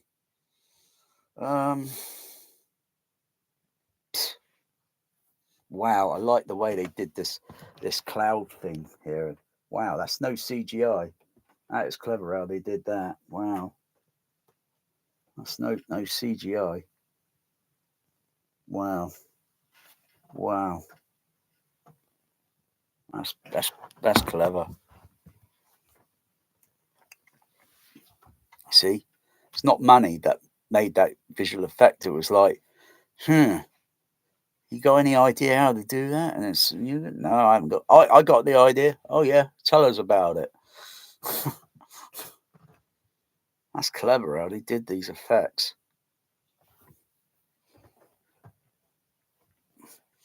And yet Paramount is only concerned that this movie makes big box office. Yet in the 21st century, with Gene Roddenberry's visionary, money does not exist. It's with credits or something. Credits what?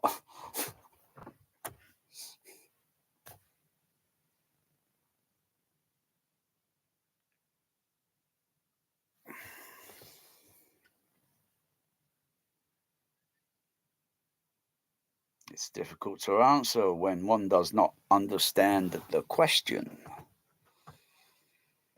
Mr. President, perhaps you should transmit a planetary distress signal while we still have time.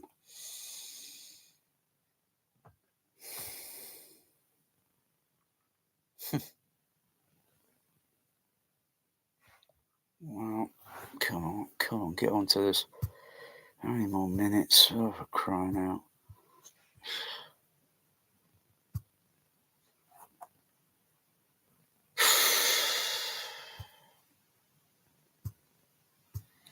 God, I'm itching to go to bed. Oh, and I'm not comfortable in this position. Bloody shoulder bloody aches from that impact on the floor. God, that aches. Surprised I haven't got any major swelling or bruising on my shoulder. My arse hits the floor. My arse hits the floor first. No, firstly, my legs must have gone down slightly, and then my arse hits the floor. Boom! First, shoulder. Second, head. Third. Oh, wake up. What the blazes? Oh, no clue. Absolute no clue. 20 minutes unconscious, at least 20 minutes.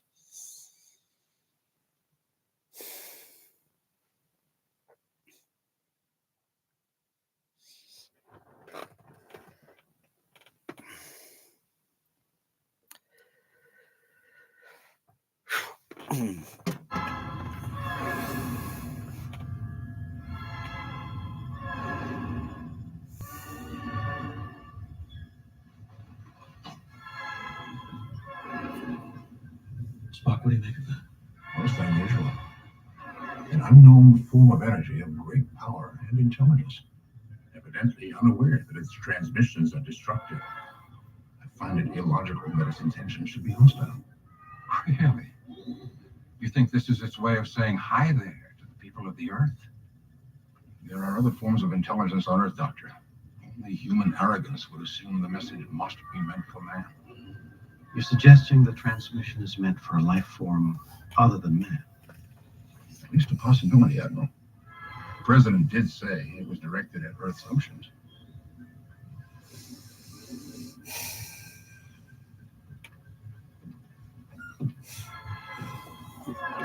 Uhura, can you modify the probe's signals, accounting for density, and temperature and salinity factors? I can try, sir.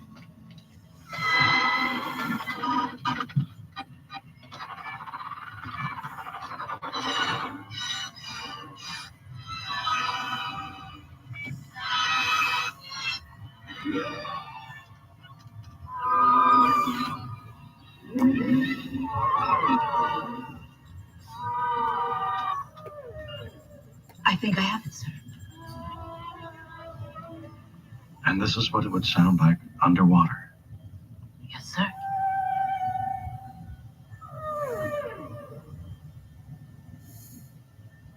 Fascinating.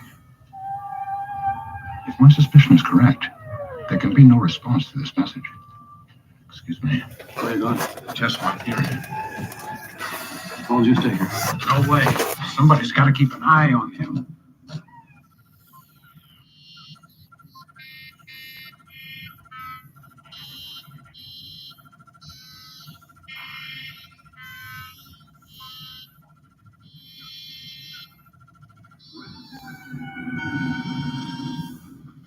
Spock. As suspected, the probe's transmissions are the songs sung by whales. Specifically, I like the sound effects. Wow. Spock. As suspected, the probe's transmissions are the songs sung by whales. Like all that. Whales. Wow. On the left and right. And wow. Probe's transmissions are the songs sung by whales. Wow. Specifically, humpback whales. That's crazy. Who would send a probe hundreds of light years to talk to a whale? It's possible. Whales have been on Earth far earlier than that. 10 million years earlier, and humpbacks were heavily hunted by man. They've been extinct since the 21st century. It is possible that an alien intelligence sent the probe to determine why they lost contact. My God. Spock, could the humpbacks answer to this call be simulating Sounds, but not the language. We would be responding in gibberish. Does the species exist on any other planet? Negative. Humpbacks were indigenous to Earth. Earth of the past. Well, no choice. We must destroy the probe before it destroys Earth. To attempt to do so would be futile, Admiral. The probe could render us neutral easily. We can't just turn away. No choice. We must destroy the probe before it destroys Earth. To attempt to do so would be futile, Admiral. The probe could render us neutral easily. We can't just turn away. There must be an alternative. There is one possibility, but of course I cannot guarantee success. We could attempt to find some humpback whales. You just said there aren't any. Except on Earth of the past. Yes, Doctor. That is exactly what I said. Well, in that case, Now wait just a damn minute. Spock, start your computations for time warp. Bones, you come with me. Wow.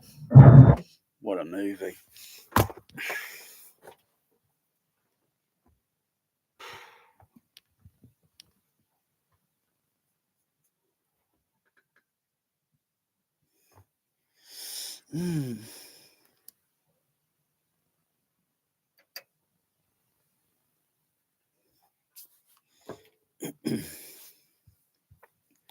How much more time?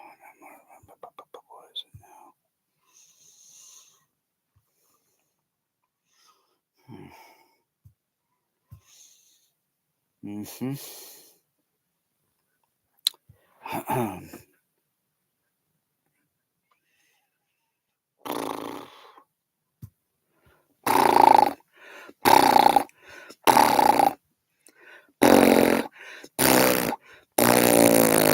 Oh, that creates a heck of a vibration. That does. Wow. Wow. What do you think, Mr. Binaural?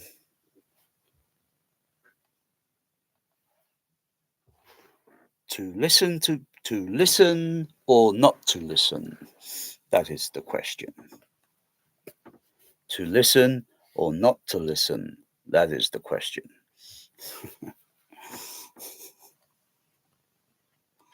To be a listener or not to be a listener? That is the question.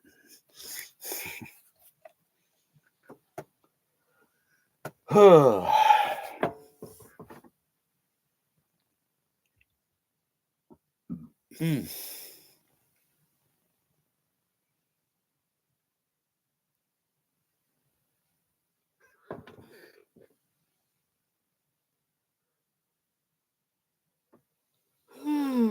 Oh, gosh. Mm. Mhm. Mm.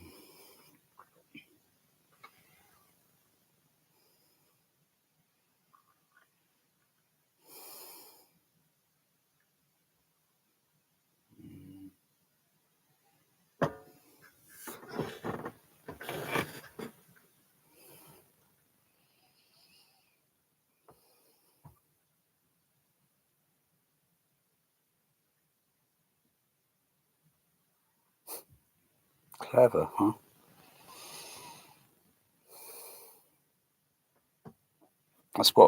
That's using practical effects, whereas most YouTubers, they put what do you call it, screen things on the screen that's actually on the computer. But no, I use practical. It's just light and shadow and mirrors and smoke and mirrors and whatever. Warp it and warp it. There we go. It's warping. Warp factor.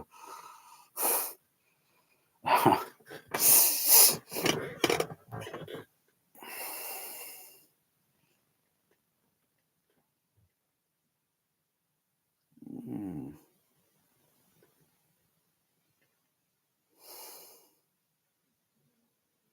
wow. That was cool. So so transparent. Well, it is transparent.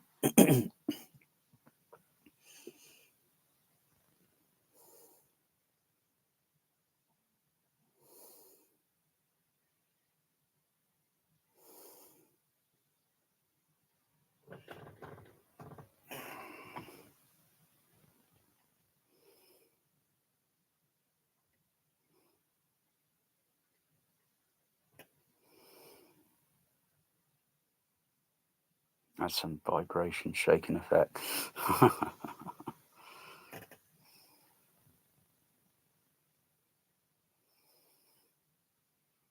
Wow. Wow. Wow. Wow.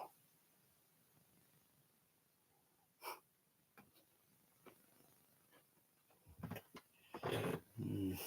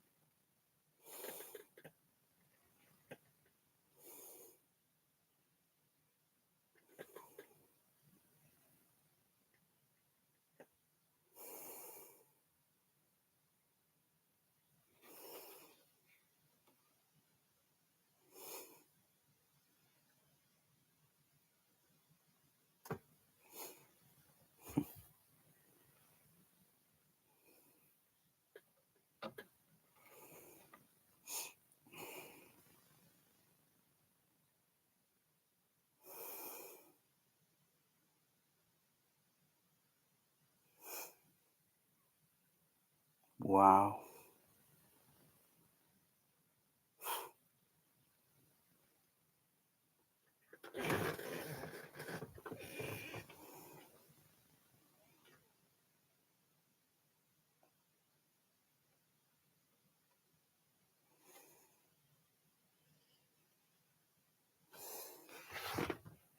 Mm.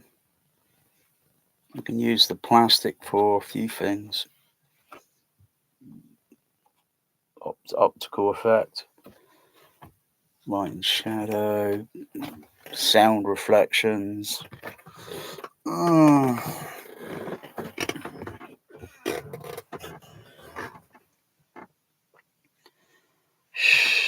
Come on, what's the time now? What's the time now?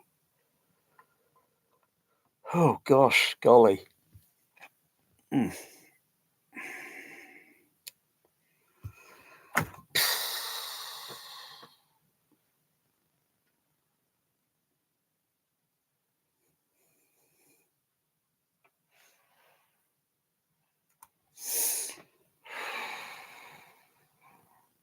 Don't fall asleep. Mm.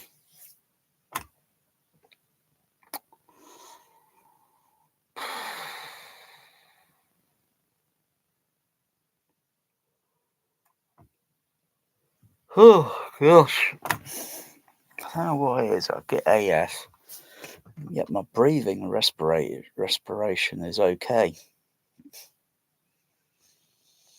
Can't figure it. Can't figure it.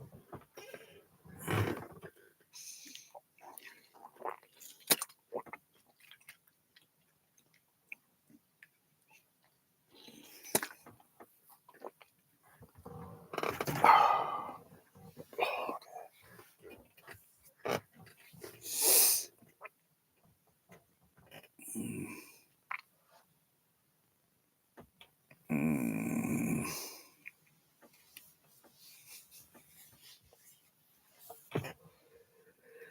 Oh, I want you. I want you. I want you.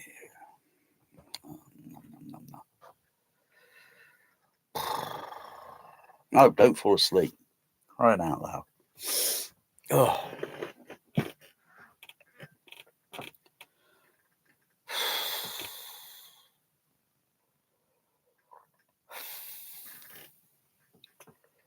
Oh, I feel a bit weird. I think that's the medication. I'm getting side effect. How's my shaking? Still got tremble in my left. How's it? Oh, is it?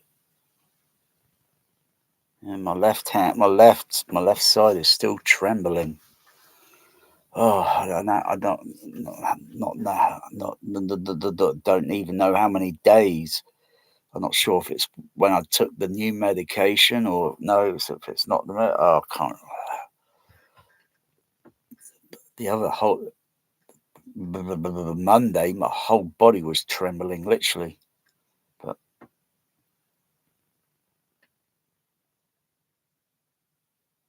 my this side is still trembling. Oh, I don't agree on. There's something that's disagreeing with me. It's something very out of place, and it's disagreeing. Oh dear. Woo. Don't nod off. No. Stay awake. Drink something. Stay awake.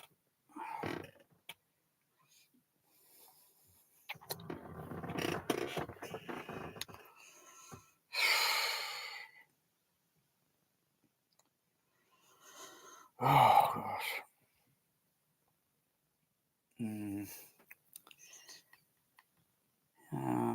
Just trying to think. Maybe I should use the dynamic range audio compressor. So I can set it up to modulate the sound down once it get these very loud peaks and it's causing frequency masking.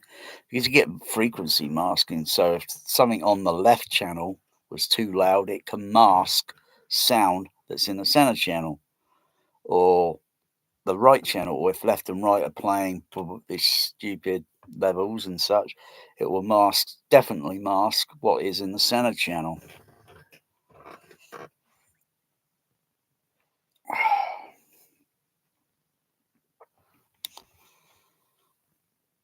So, I mean, reasonably, this film has got a reasonable LCR mix, but it's just a little bit loud in places in the center.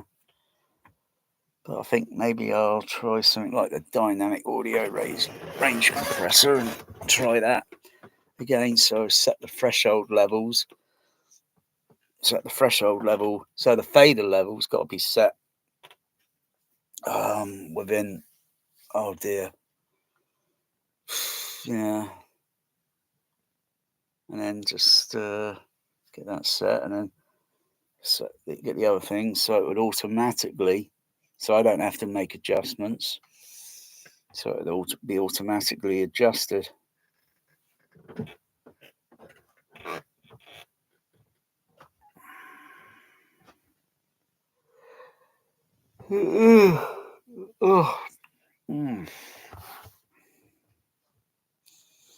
City of San Francisco.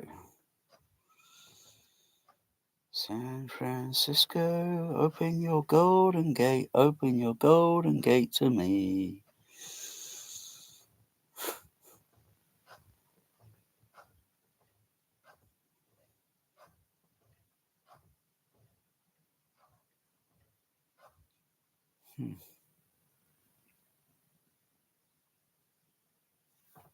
Wow.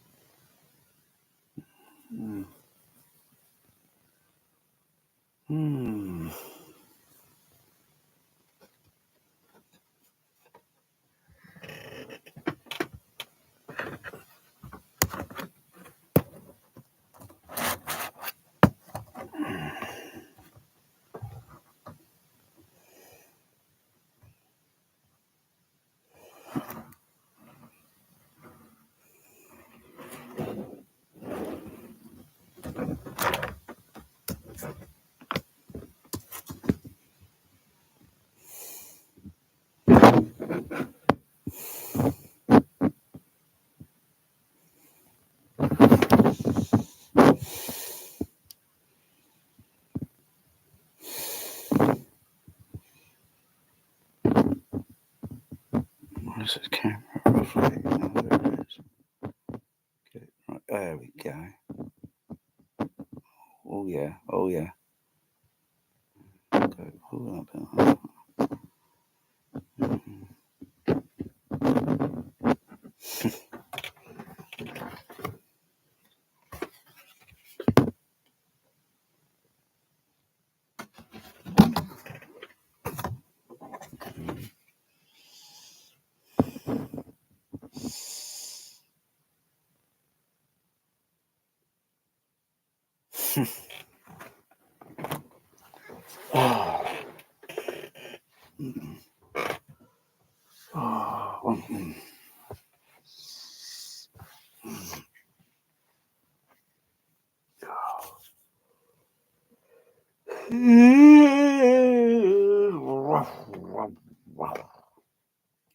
How many out? Bloody hell, 7 hours I've been on there, for crying out loud.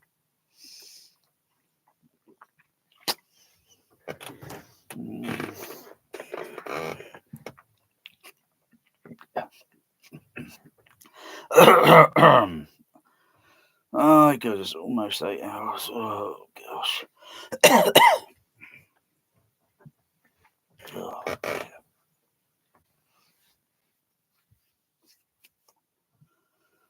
Oh, where do you plan to flood the tank? Transparent aluminum. 20th century equivalent. But where?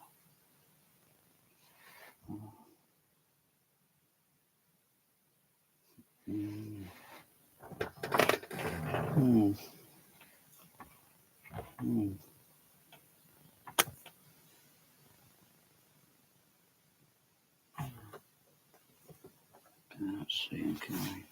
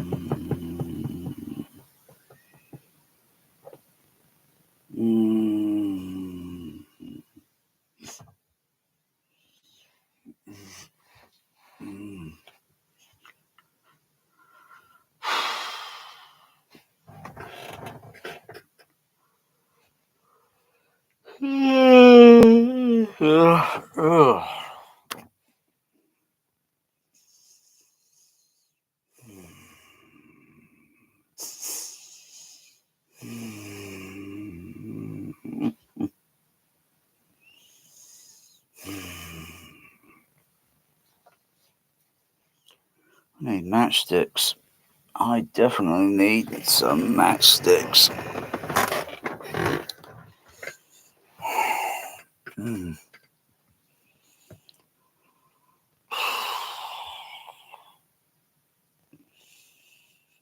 Mm.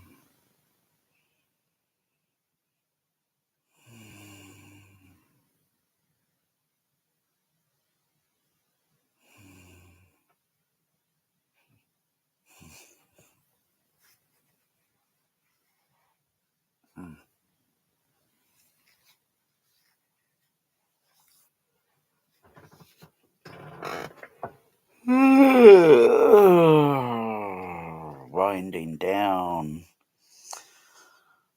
Wind it down, wind it down, wind it down.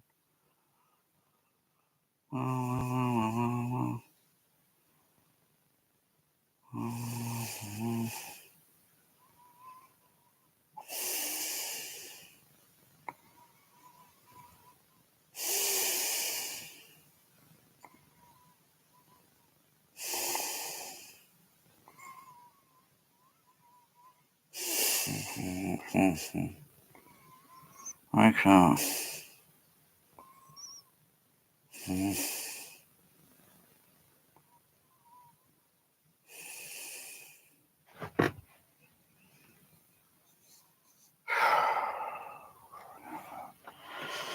I'm finding it very awkward. Oh gosh. Oh, how many more minutes, gosh? How many more minutes?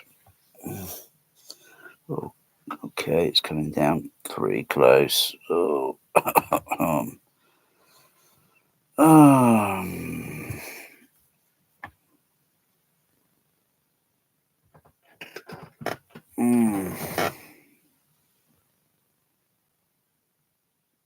mm,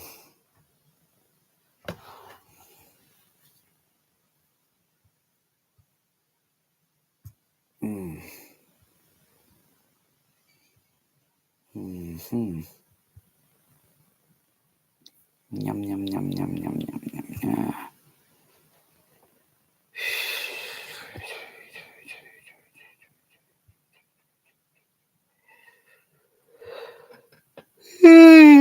Oh yeah, the JBL. What's it called? The JBL SDP 75. I thought there was another one.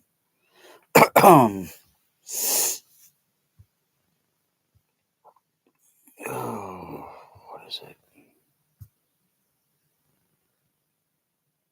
I think it is the 75, isn't it? The JBL. Yeah, that's exactly two dials on it.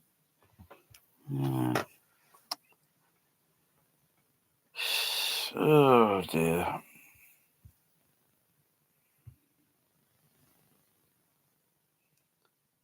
What's it gonna be today? 17. Oh. Oh, okay.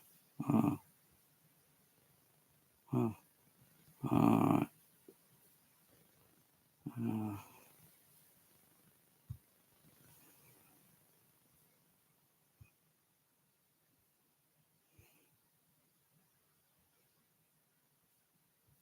Mm.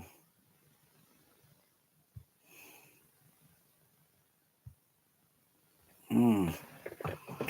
Alright. Oh, that's fucking bright. That's fucking bright, that is.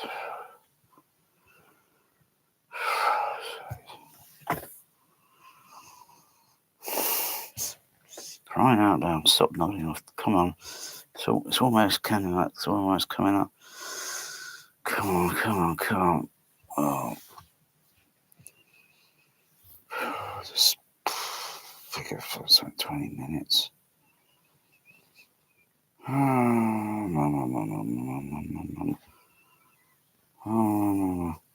maybe I should get my cats to do the bidding.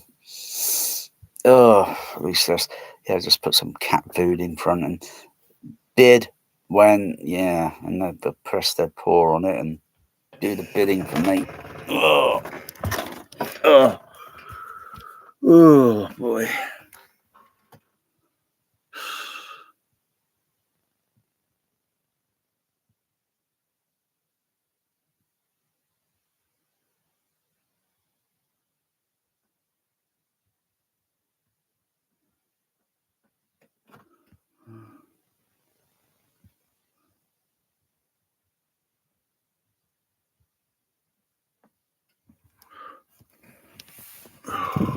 God's sake.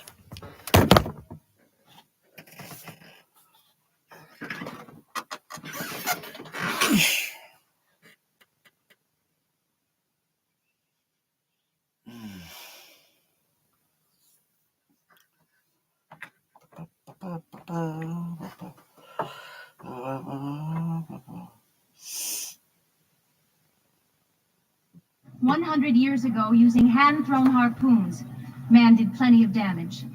But that is nothing compared to what he has achieved in this century. This is mankind's legacy. Whales hunted to the brink of extinction. Virtually gone is the blue whale, the largest creature ever to inhabit the earth.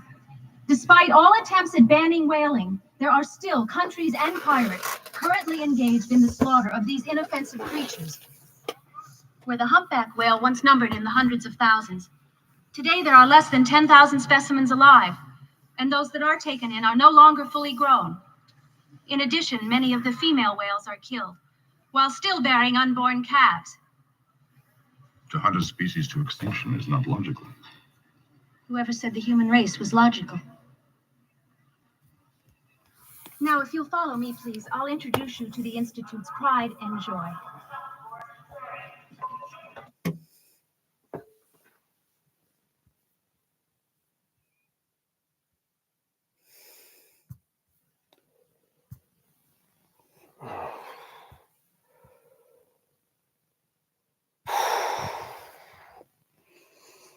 Okay, it's getting down to the okay.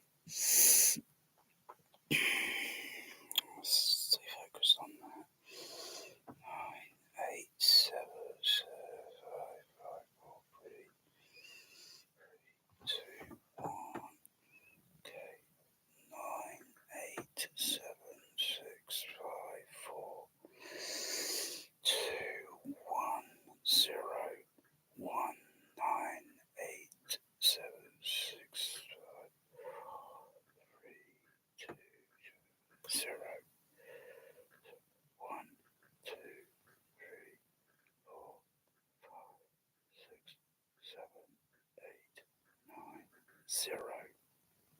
1, 2, 3, 4, 5, 6, 7, 8, 9, 0. Okay. I could do it with my eyes closed, okay.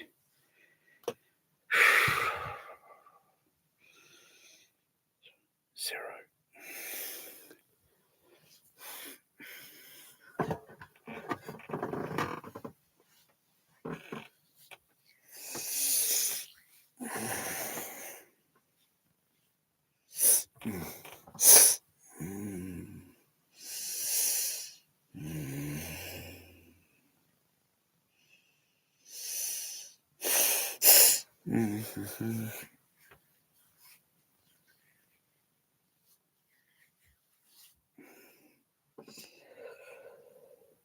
Five, 4, 3, 2, 1, 0.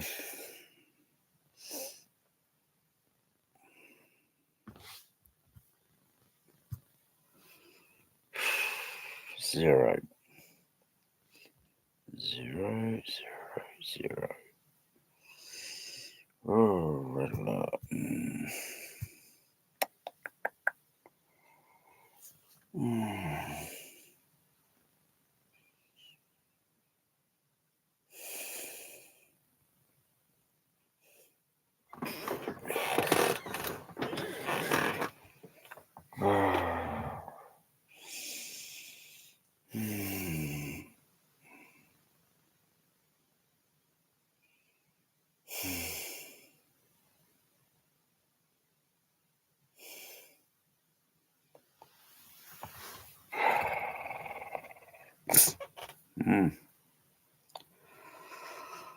Picked the wrong night to do bidding.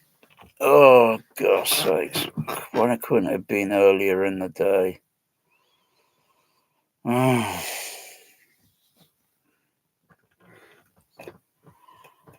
Oh.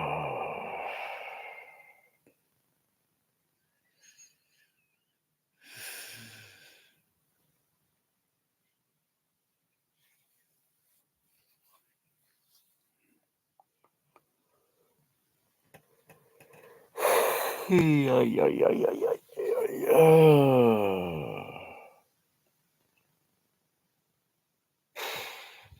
look shattered.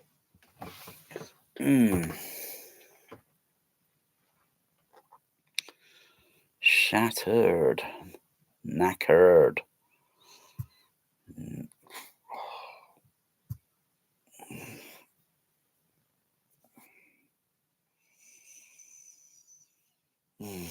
Gosh, it's getting down. It's getting close. It's getting close to T minus.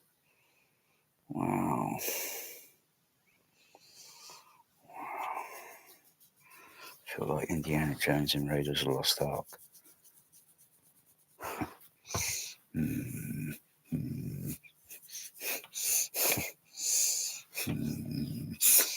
Cracky. How much muscle I've got in my left there? Not much, bloody hell.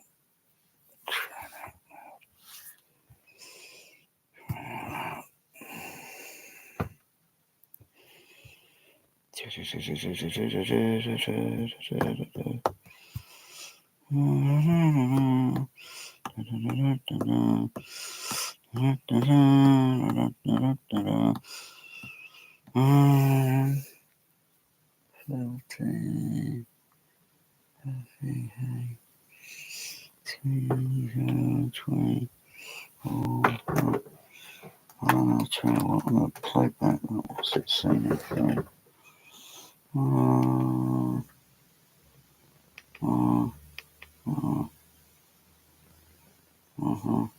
Okay, play from there.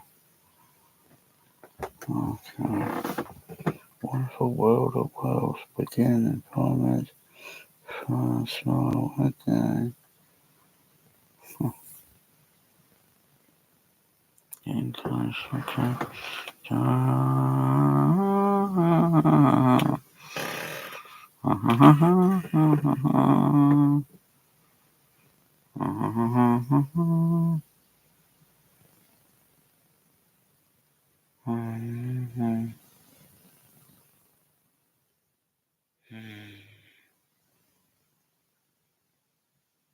Okay, now it's so wait.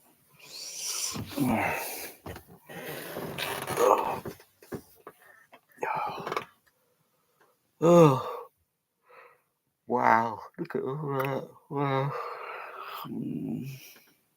Wow!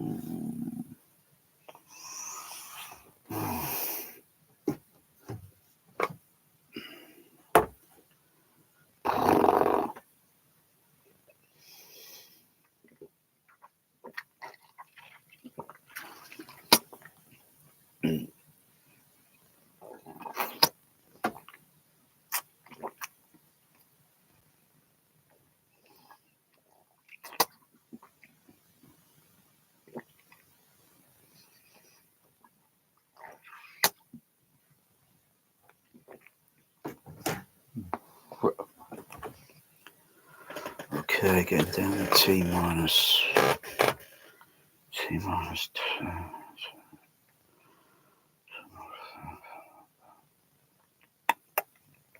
Oh.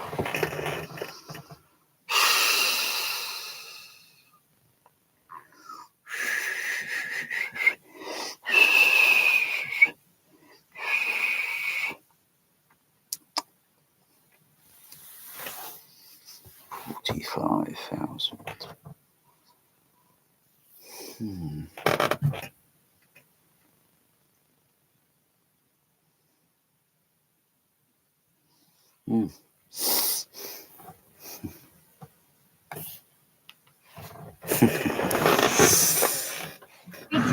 It's a perfect spot. Male and female humpback in a contained space. We beam them up together. Consider ourselves lucky. We call them George and Gracie. It's a perfect spot. Male and female humpback in a contained space. We beam them up together. Consider ourselves lucky.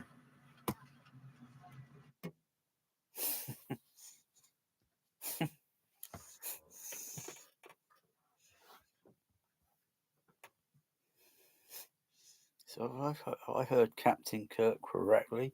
He wants to steal them. Oh. What does it say? The 21st century. Okay. Oh, T minus. Oh, wow. Oh, wow. Oh, okay. Stay watching. Stay watching. Stay watching. Stay watching. Stay. Okay. I need matchsticks. I need matchsticks to keep my eyes open. Oh, ow. Oh, that aches. Come on.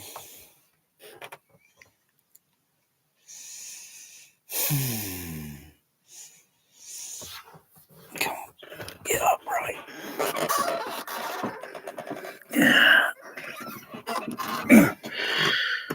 Oof.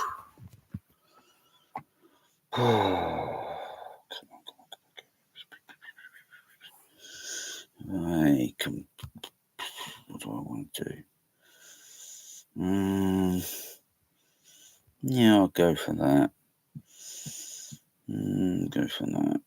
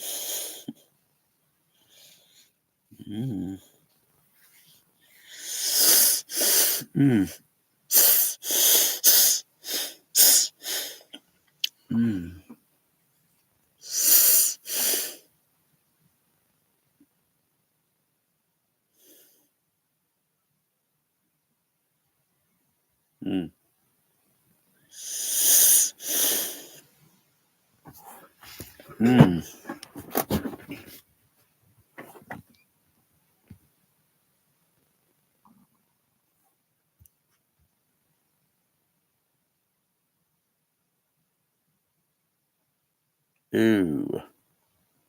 I don't like the sound of that. Okay. Oh, God, bugger. Oh, bugger. 26.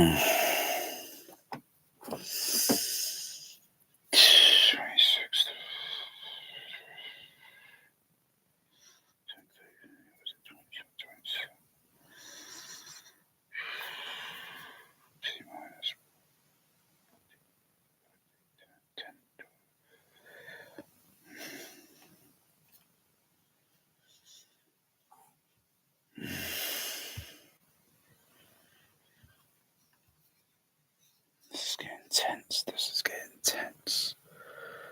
Oh.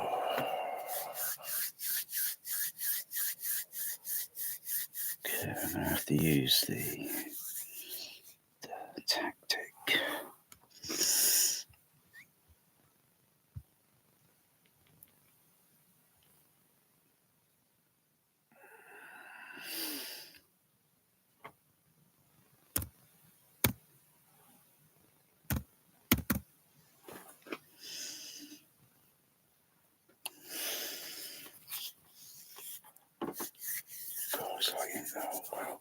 What's that sequence from Raiders of the Lost Ark?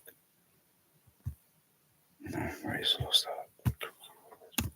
It was like Raiders of the Lost Ark.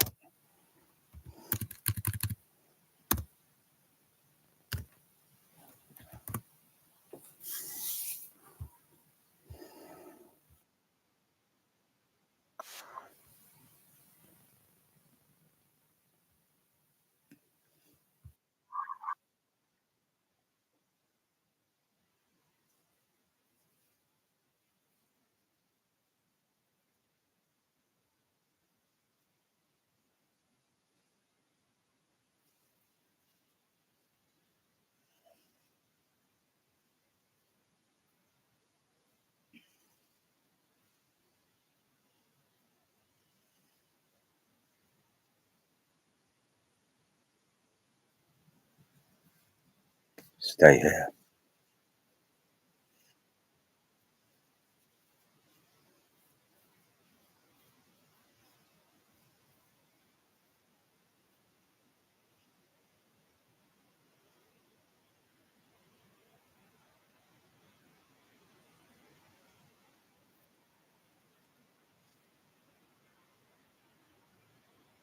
Wow.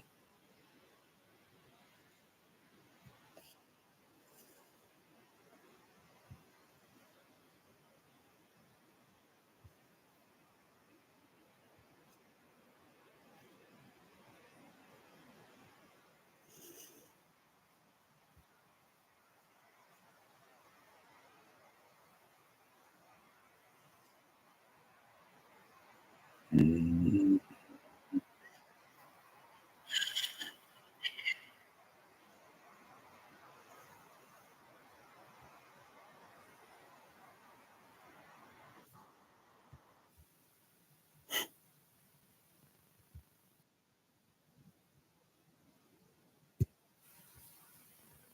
Stay here.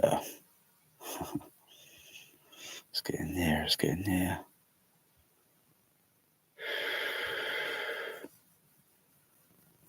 Okay, so yeah.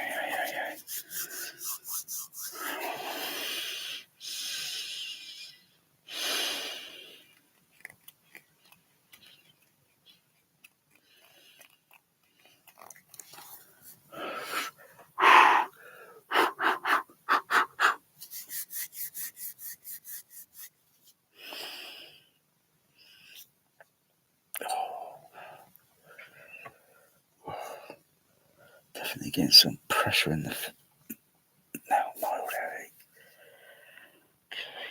Okay.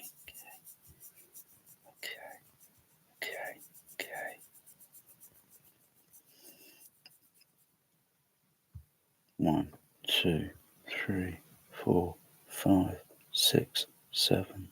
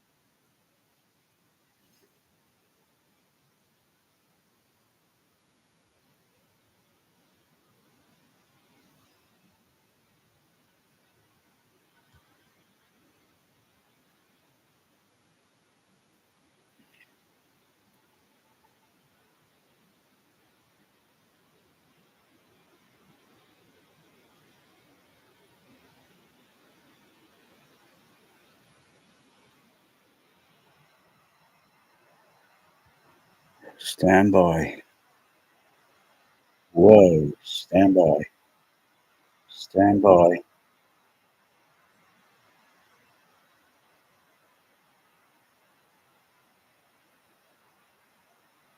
Stand by.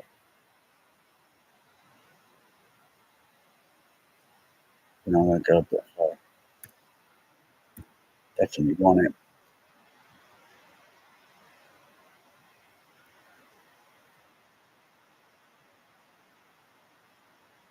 Ignition sequence starts.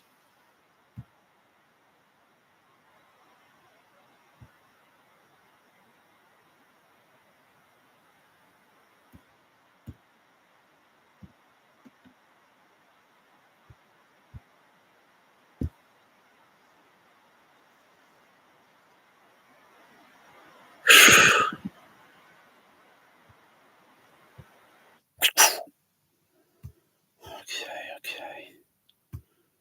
Let's see what happened. You motherfucker. Oh, some motherfucker got me out by $1 fucking dollar. Oh, I like it.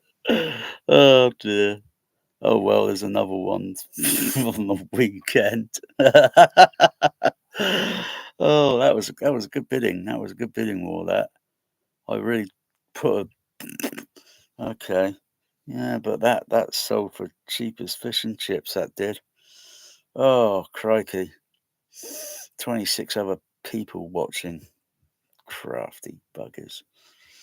I should have bid for 100.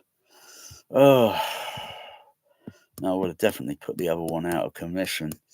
Oh, I like that. Oh, God's sakes. I'm going to bed. I'm showing her I'm going to bed. Bloody hell. Oh, well, there's another one on there's another one on the weekend. Oh, I'll go for that. Oh, second chance might be lucky. Do I feel lucky, punk? Oh, I'm going to bed. Oh. Oh, I should have bid for 100. I should have bid for 100, and then I would have definitely won it cheaply. Oh, well. Yeah, it's pretty good. It's pretty rare, that.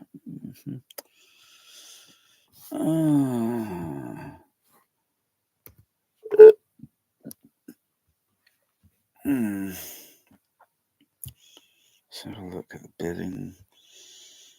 Yeah.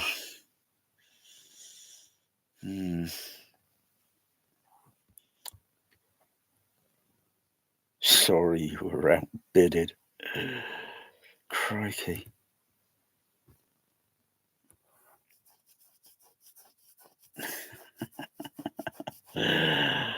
Oh dear. I'll get you next time. I'll get you next time. Over and out. 1, 2, 3. On 3. 1.